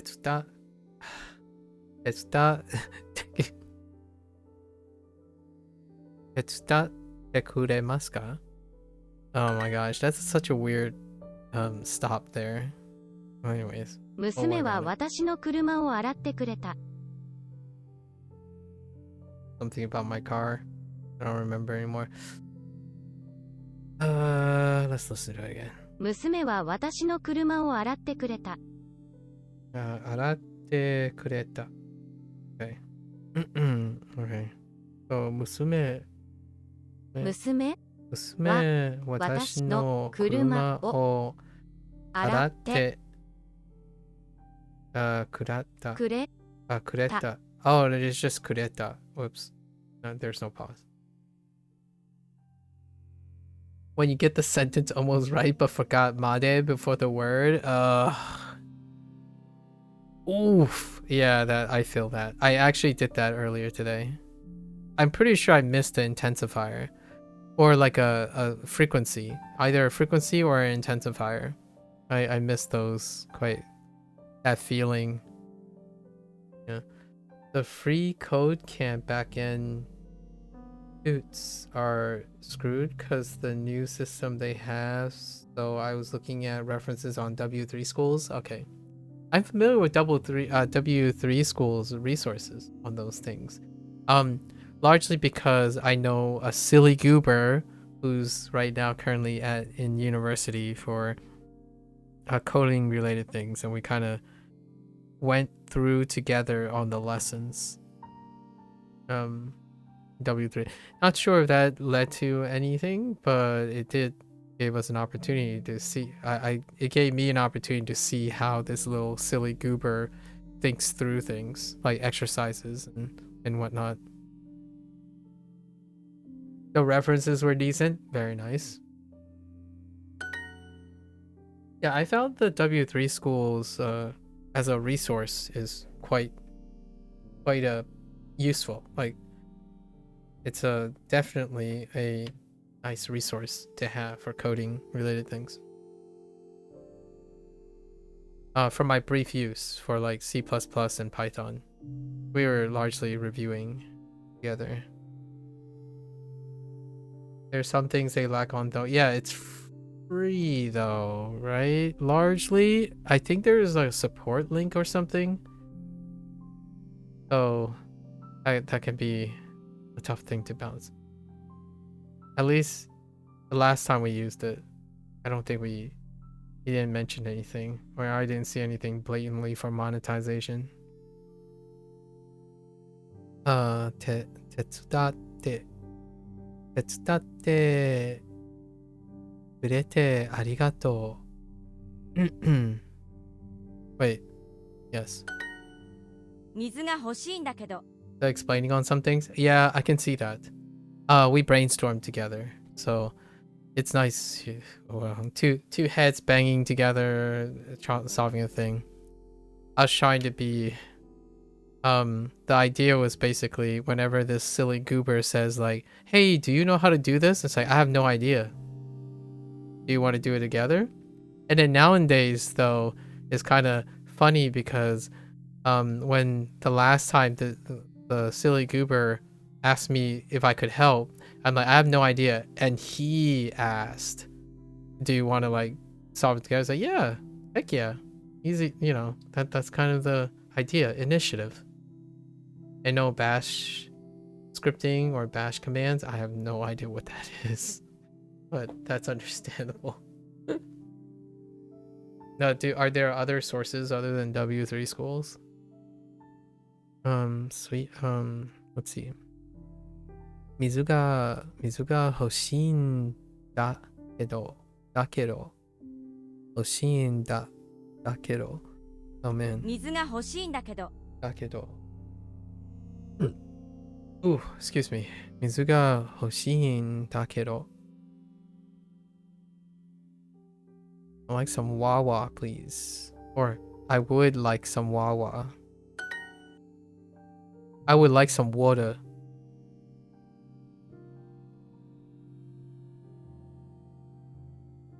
Okay. Yeah, MDN. Okay. I don't think I have a mental image of what that is or what that looks like. Code Academy. That I'm familiar with. 珍しい。珍しい。必要。必要。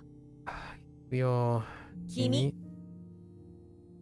発音。発音。探す。探す。君の名前で僕を呼んで。I can definitely say you don't like strawberry apricot Red Bull. What is that? Would it be crazy to tell you that I haven't ever drank the normal Red Bull before? No, notice. I'm clickbaiting. I'm actually baiting you guys. I haven't had a regular, drank a regular Red Bull before. Like, what I mean is, I haven't consumed the Red Bull from its receptacle in any way, like its flavors and stuff.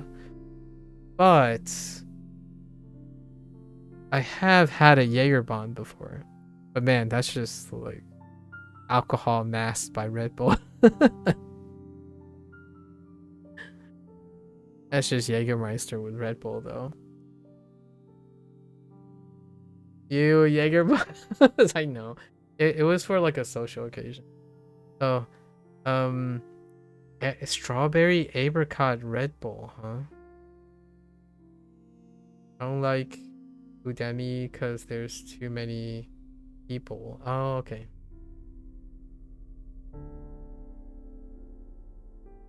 That's the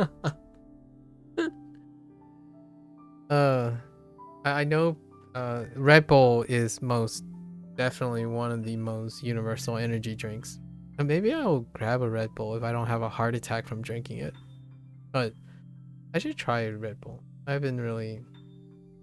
Apricot is a bad flavor when it's sugar-free. Oh, it's a sugar-free strawberry apricot Red Bull. Intriguing. You would have a regular Monster? I don't think I've drank a Monster either. I am really weak. I think the last, quote, energy drink that I commonly consumed, I'm not sure if some of the videos have it, but I used to drink Celsius products. Some of the earlier Celsius products. Very specifically the watermelon kiwi one, I think. The watermelon kiwi and maybe like something with dragon fruit. You stopped doing regular Monster a long time ago because it's so acidic. Oh, I can imagine. 君の名前で僕を呼んで。 And the reason why I came across Celsius products this is gonna sound like such a cliche, but when I was running in Tough Mudder, right, one of the sponsors was Celsius. So, you know, at the 6 mile mark, there's usually like 3, 6, 9, and 12 mile mark, there's usually breaks, right? You get like protein things and like hydrate to try to get you through the rest. And they had Celsius products, like they had you can like cups of Celsius products, and I was like, oh yeah, this tastes fairly good. And then, you know, at the finish line they give you a can of Celsius, and I'm like, this is pretty nice. And then I was looking at the profile of Celsius, like, all right. So, yeah. The regular Monster gets so flat. Wait, Monsters is carbonated? Oh, I didn't even realize Monster is carbonated. Celsius products are not. The normal Celsius is not carbonated, but they do have sparkling ones. But I didn't realize that regular Monster was carbonated. The lemon Monster is nice. The white can, interesting. You guys are connoisseurs of these energy drinks. You like the OG lemon rehab Monster? The names of these, the names of the drinks. 君の名前で僕を呼んで。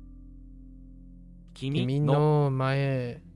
Kimi no mae. 名前 I did have somewhat of a palpitation from drinking energy drinks, so I'm like low-key not kidding when I mean I don't know if I might get a heart attack, like I might so there was a time when I had a bit of a heart palpitation from consuming energy drinks, so I do have a history.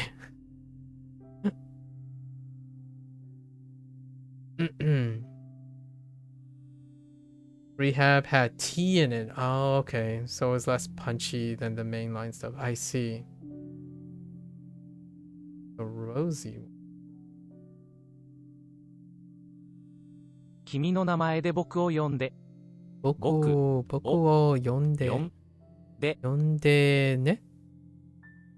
君の名前で僕を呼んで。I'm missing something. で君の前 Oh, で僕を呼んで Energy drinks are just too much for you. I can imagine. It's like hear me out here. Your body has to adapt, right? There's adaptation. Body has great adaptation, but nowadays the difference between, like, I don't know, drinking tea, like what I mean is like just tea, or like maybe even coffee nowadays, and the average energy drink, the gap is so big now. Before the gap was smaller, like there was a smaller gap, right? So oftentimes you have time to kind of adjust, and I know it still means that you're consuming increasing caffeine, but it's not as a big shock to your system. So when I had like the heart palpitation once, it was largely because the energy drink that I was having was not the energy drink of yesterday. Yesterday as in like when I was younger. So it went from like 50, like maybe like 30 milligrams to smaller volume, an even smaller volume, and like 300 milligrams in a smaller volume than I would be drinking 30 milligrams. And yeah, that really can make it that most people, right, like this would mean that a lot of people who didn't grow up consistently drinking, it can be like an incredible shock to the system in such a short time. the average person you have met in college so far stay up all night binging Monster. Yeah. Yep. From a young age.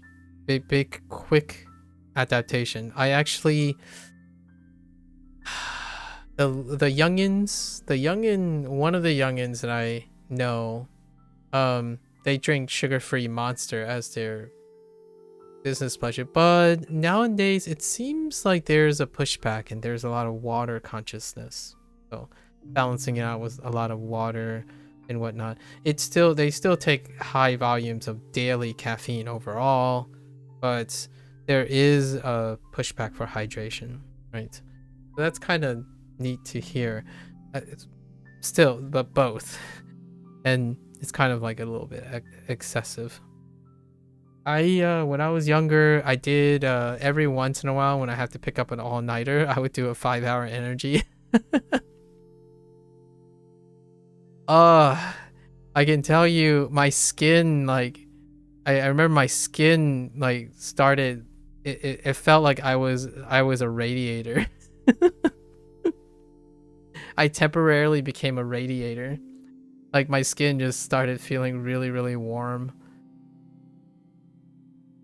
And not anymore. I don't usually do that anymore because I don't have any social pressure to do that anymore, or any obligation to push myself, like physically in that way. 君の名前で僕を呼んで。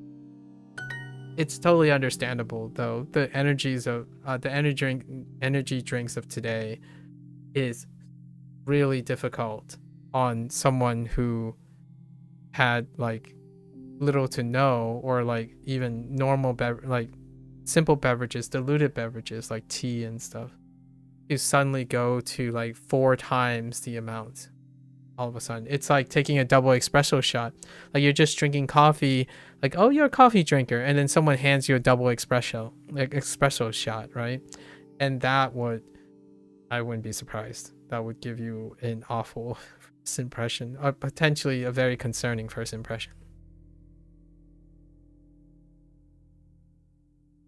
Feels like you need 3 cups of coffee to equal energy drink these days. That sounds about right. I think coffee is rated around like what, 60 mgs, and the quote-unquote safe range for the daily caffeine is like 200 megs, and then extreme forms of energy drinks, it's a max of 400 megs in the US standard. I think the USDA standard, I think this is the max in a specific volume, and those energy drinks are hitting this would be the daily, and then I think sodas and teas and coffees are between the range of 30 and 60. I think those are reasonable numbers. I think they might be a little bit off because I don't remember anymore as well as I do, but this is probably a fairly decent ballpark. Yeah, energy drinks have the cap and almost double the maximum value of what it used to.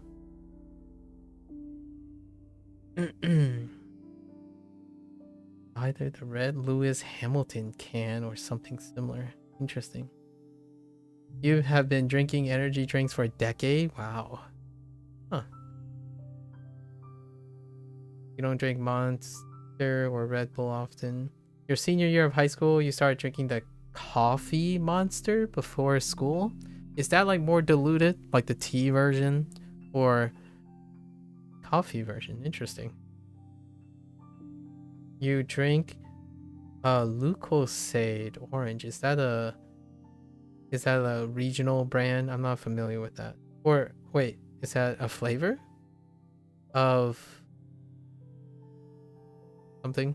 Tea with 2 sugars and coffee mochas when you're out. I see. Your husband has one in back. Oh yeah, you can definitely confirm that. 踊ります。踊ります。信じます。信じます。君 What is 珍 that? しい。 Urashi. 探 Nagasu.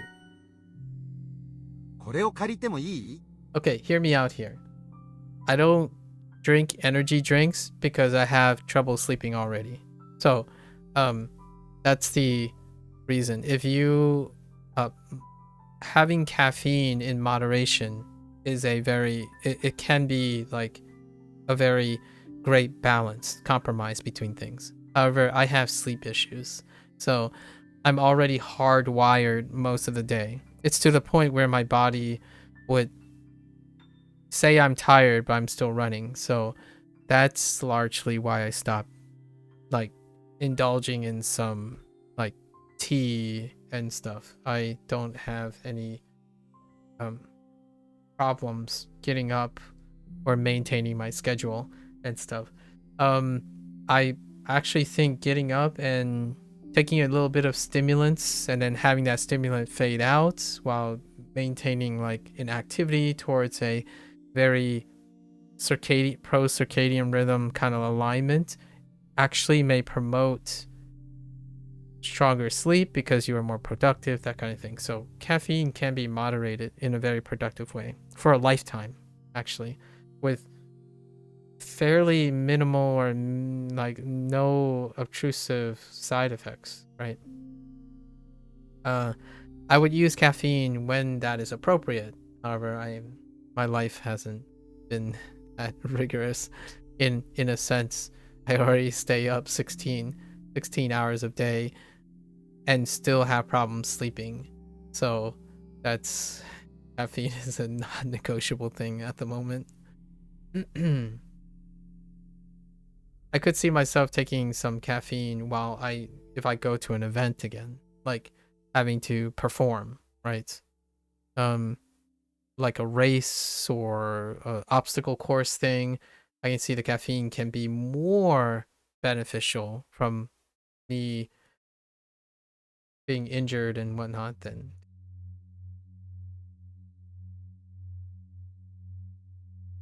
there's decaf. It's 145 mix for 11 ounces. Wow, that's a small can. Yeah, 145. So it's below the 200 mix daily. And 11 ounces is quite a small volume. Yeah, it's quite a small volume. 11 fluid ounces. Oftentimes, having a larger volume is kind of a makeshift way to dilute how much caffeine in a fixed amount of time.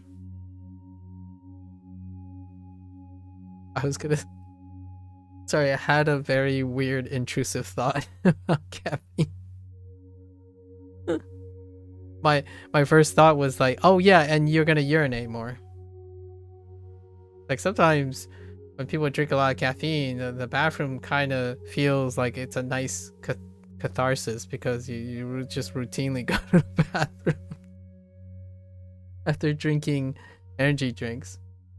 That's funny. This Red Bull only has 114 mix for 12 ounces. Yeah, that seems even less. You're an 8?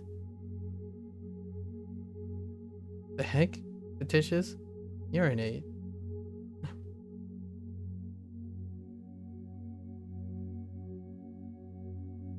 $114 mix for 12 ounces. That's actually kind of reasonable too. I think Red Bull is pretty conservative if it's only for 114 and 12 ounces.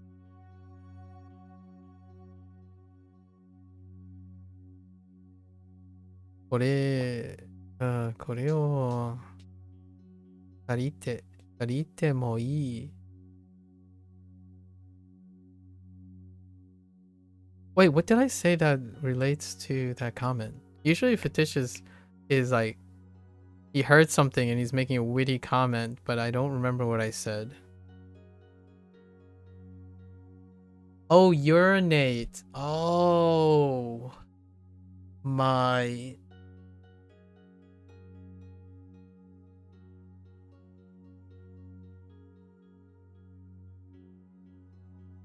Cheers.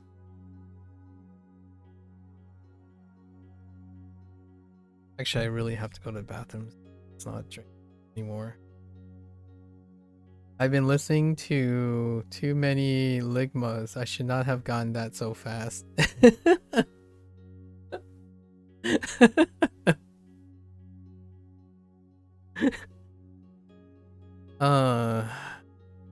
May I borrow this? This is the thing I was looking for. This is not the thing I was looking for. I'm not looking for year and 8. 探し、 探し。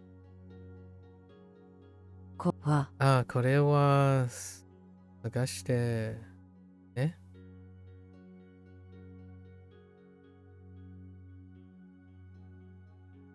これ物はね This thing.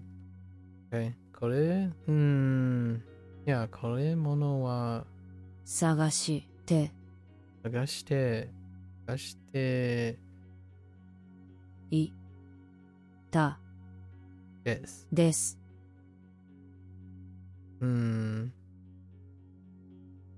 That seems okay. Dang it. Oh, they put at the mono at the end of here, right?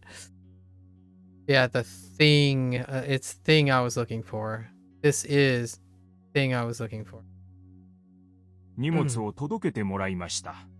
Pirate Software's goblins really making my sense of humor nosedive track.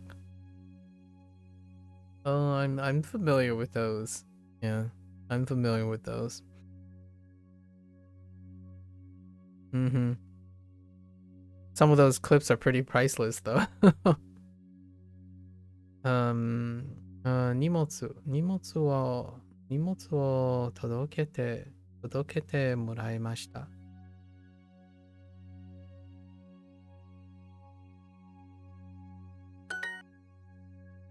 Walk the dog for my wife. 妻、妻に犬の散歩をして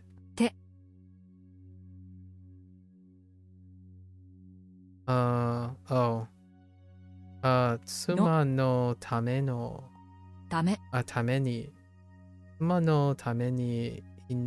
犬の散歩をしてあげました。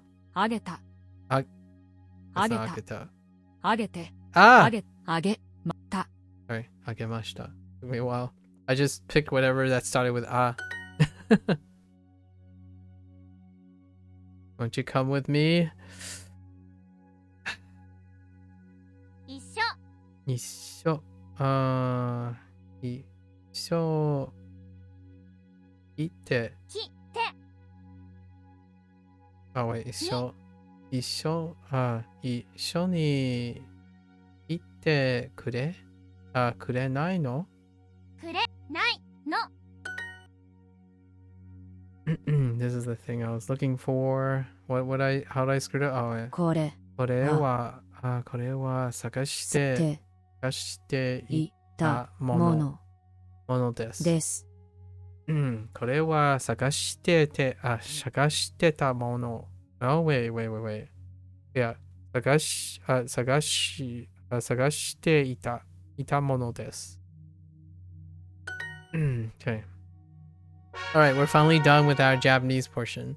I was gonna review today. I really was. I promise. I was trying to review today, but man, did I get derailed. I derailed again, and we're an hour late now.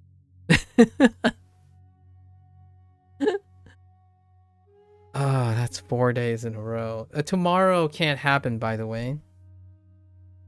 Tomorrow, it cannot happen because tomorrow is Monday and we're going to do Neverwinter. So, I'm just saying, tomorrow's not going to happen.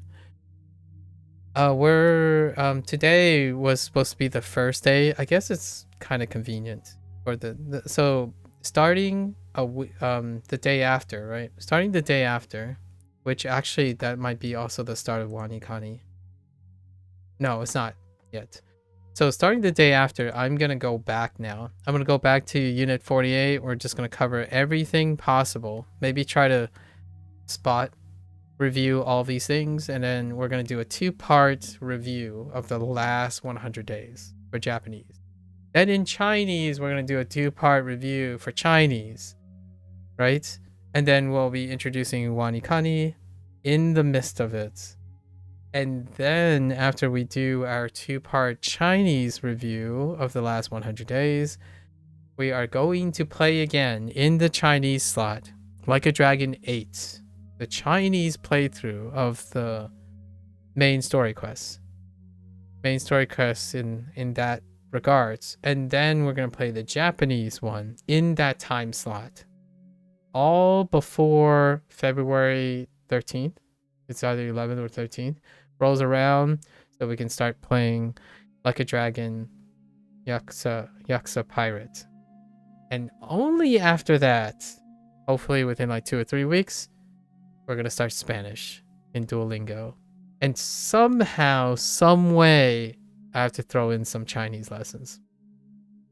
But it will be something like finish Wanikani lessons, right? Because Wanikani lessons are probably regulated, which is good. We might skip review, and the review is practice for me off stream, so it'll be Wanikani lessons. Then we do our Duolingo. We might have to like tweak it a little bit. Then we do the Spanish, maybe, and then we play the video game in Chinese. But first English, then Chinese, right? Which I still have to finish Cobalt Core. So that is kind of the plan. And sometime in April or May, we'll do LLM practice in Chinese. Those are like the kind of like the first half of 2025. So that's kind of the tentative plan, unless something really derails it. When am I starting Wanikani? I'm starting on New Year's Day. That's when Wanikani, the first Wanikani lesson, which apparently is probably on Radicals. I remember Wanikani advertising that they go over Radicals, which I didn't study Radicals, but I did learn Radicals based on a first-hand encounter. So I'm looking forward to how they introduce Radicals.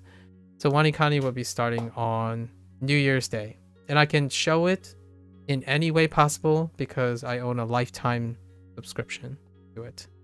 So Wanikani can flex anywhere. There's no time limitation.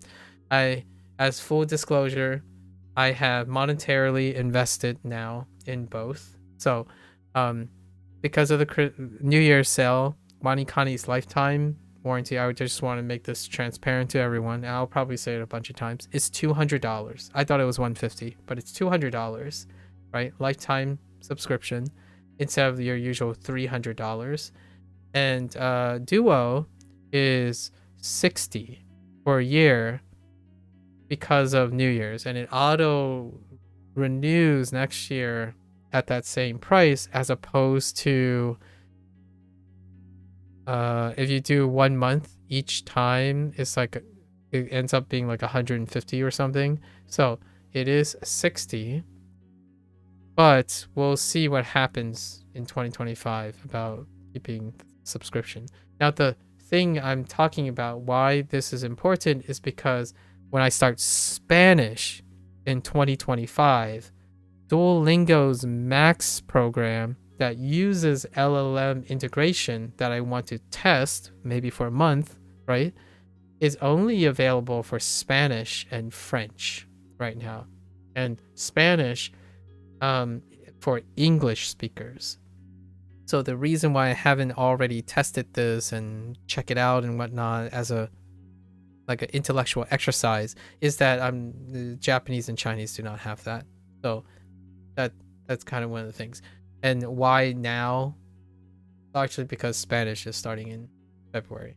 At least maybe either around my birthday in like early March, that kind of time.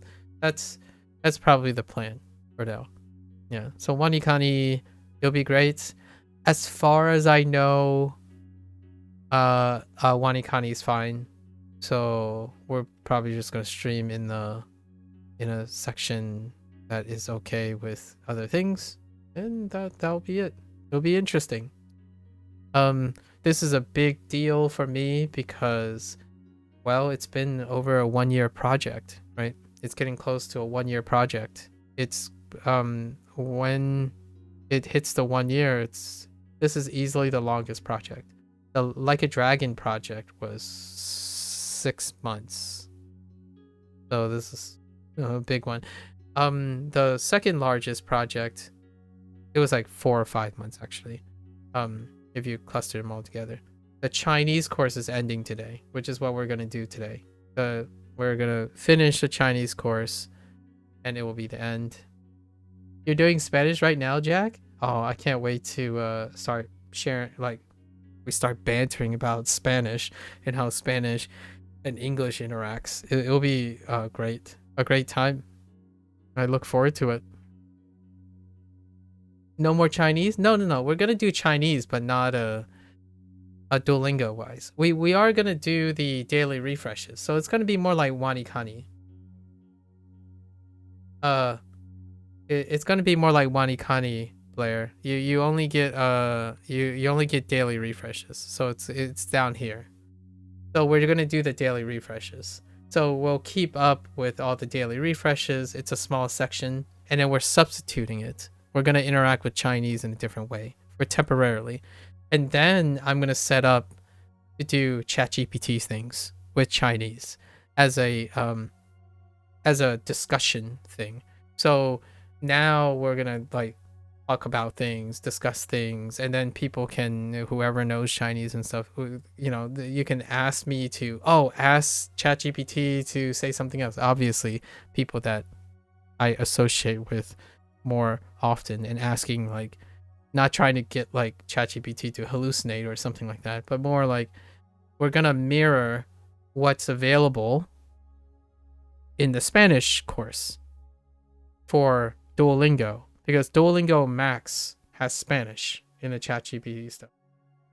I think ChatGPT is better than the Duolingo Max. Yeah, so that's kind of the idea, right? So you do both, and then we see it, and that's kind of the idea. So I'll probably subscribe 1 month, much later down the road, like at the end of the year kind of thing, like end of 2025, after we've experimented.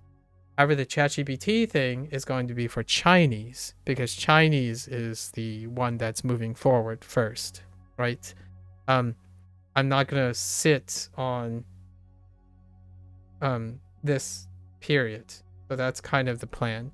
And then everything we learn from ChatGPT, all that like the plans and stuff, as I learned how to tweak it to my use case, will transfer to Japanese when we are complete. And Spanish is going to be dead last, because Spanish course is probably exponentially longer than Japanese. Apparently the Spanish goes all the way up to B2 or B1 level content. Yeah, I was educated up to a B1, B2, B2 before I stopped learning Spanish. So it will be even a different experience. Like Mandarin was a different experience because I also had family and training and ear training and stuff. So that's a little different. And then Japanese was like, I was a hobbyist. So we were going from in a different direction. So it'll be very, very interesting. Spanish course goes to B2, at least that's what it says on Duolingo. Yeah, it's between those two, and that's their aim for most of their top languages. Like the statistical top language, their ballpark was an attempt to get there at some point. And let's not forget, I was also a former musician, and I was also very good at, pretty decent at math, but it would be really fun to just see what they have as the foundations for math and music, because that's kind of their main squeeze right now for Duolingo. So I would need to come up with a setup for BlueStacking or emulating, like screen capturing my phone within a safe boundary, right? So that might be a project sometime in 2025. possibly. We'll see. Anyways, lots of fun things. So for now, the next 7 days of Japanese is going to be like me reviewing as much as I can. It's a cram session, basically. It's a cram session for the last 100 days because this is the longest period. It's double the length of the longest periods I ever had since the last time I reviewed. As in, literally sit down in a canvas, run as many things as I can. The last time was 50 days. I did 2 50 days and then 4 25 days. So I'm trying to extend the amount of time before I have to sit down and review. The idea is you want to make sure that at some point you're internalizing this and then you know the things you want to know enough sufficiently, and then all the other things you can be reminded or there's enough context, that type of thing, just to keep myself honest, since no one is giving me exams or something and whatnot. And I know some people say, well, why don't you just take the JLPT? It's not guaranteed that the way to reflect what I know and learn from Duolingo by using a standard that is not reflective of what Duolingo's curriculum is. Duolingo does have one for English, that's how they vary, but to have a standardized exam for all of their courses would require that they have tons and tons of investors and, you know, people who are equally interested in all of these things. And let's keep a realistic tempered expectation. Japanese is very popular in a very specific sphere. Chinese even less so compared to English and Spanish and French. So, and it was already revealed, like in many interviews, that is the case. So expecting to be realistic that those type of TLC stuff comes down, probably not. So we'll use other resources, right? We have plenty of resources. In fact, I don't even know how long the Wanikani project, there's a chance that will exceed past our project. It might be a 2-year project or a 3-year project before we see the conclusion of Wanikani. You want to learn Tagalog through Dual via their English for Tagalog speakers course? Oh, interesting. I don't know if that's I was going to do that. That was one of the projects that I was going to do, where after I complete a course, I wanted to do the reverse. Or like exchange the idea. Like what I mean is mix match and use your target language, or use a target language to do stuff. And I think that's a great idea, to like still engage but forcibly engage backwards. Is using more with less. Like you're doing more with less. So I like that idea, and I have thought about it as well, and we might squeeze it in somewhere, right? Do I have I did see someone demonstrate this to me a little bit. I watched someone that I know from chat. They did the Cantonese course using you only have access to the Cantonese course through the Mandarin speaking. And since my Mandarin's okay, when I was looking at it, it's like, wow, you have a lot to work with. Like, what I mean is, like, even the instructions can get used to it. Like, what's the meaning of this? Like, you see instructions all the time over and over again, which can be very helpful. Like, in video games, back when I was, like, a teenager and whatnot, I used to play Japanese video games. And I just look at the characters and memorize the characters because they always occur in specific places. So you can play video games. I played a JRPG. I played Final Fantasy. I played Final Fantasy in Japanese. And after the Final Fantasy, I didn't learn any Japanese. I learned what they look like and what they do. So I knew visuals and consequence. So in a way, that can aid in your learning. So definitely not a dumb idea. Not a dumb idea. There are things you don't do when you change up the conditions, right? So engaging in different ways in getting yourself to be active in your learning is a win-win, in my opinion. Like, it might seem slow, you might be worried about time, but there's something very intuitive, even if you're not analytical, about trying to find different ways to engage with the content, right?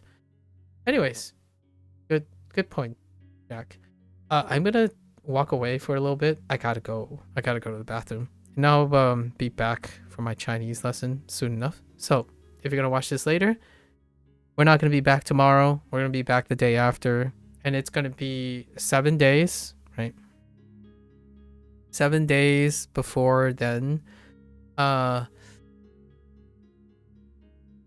Or supuesto.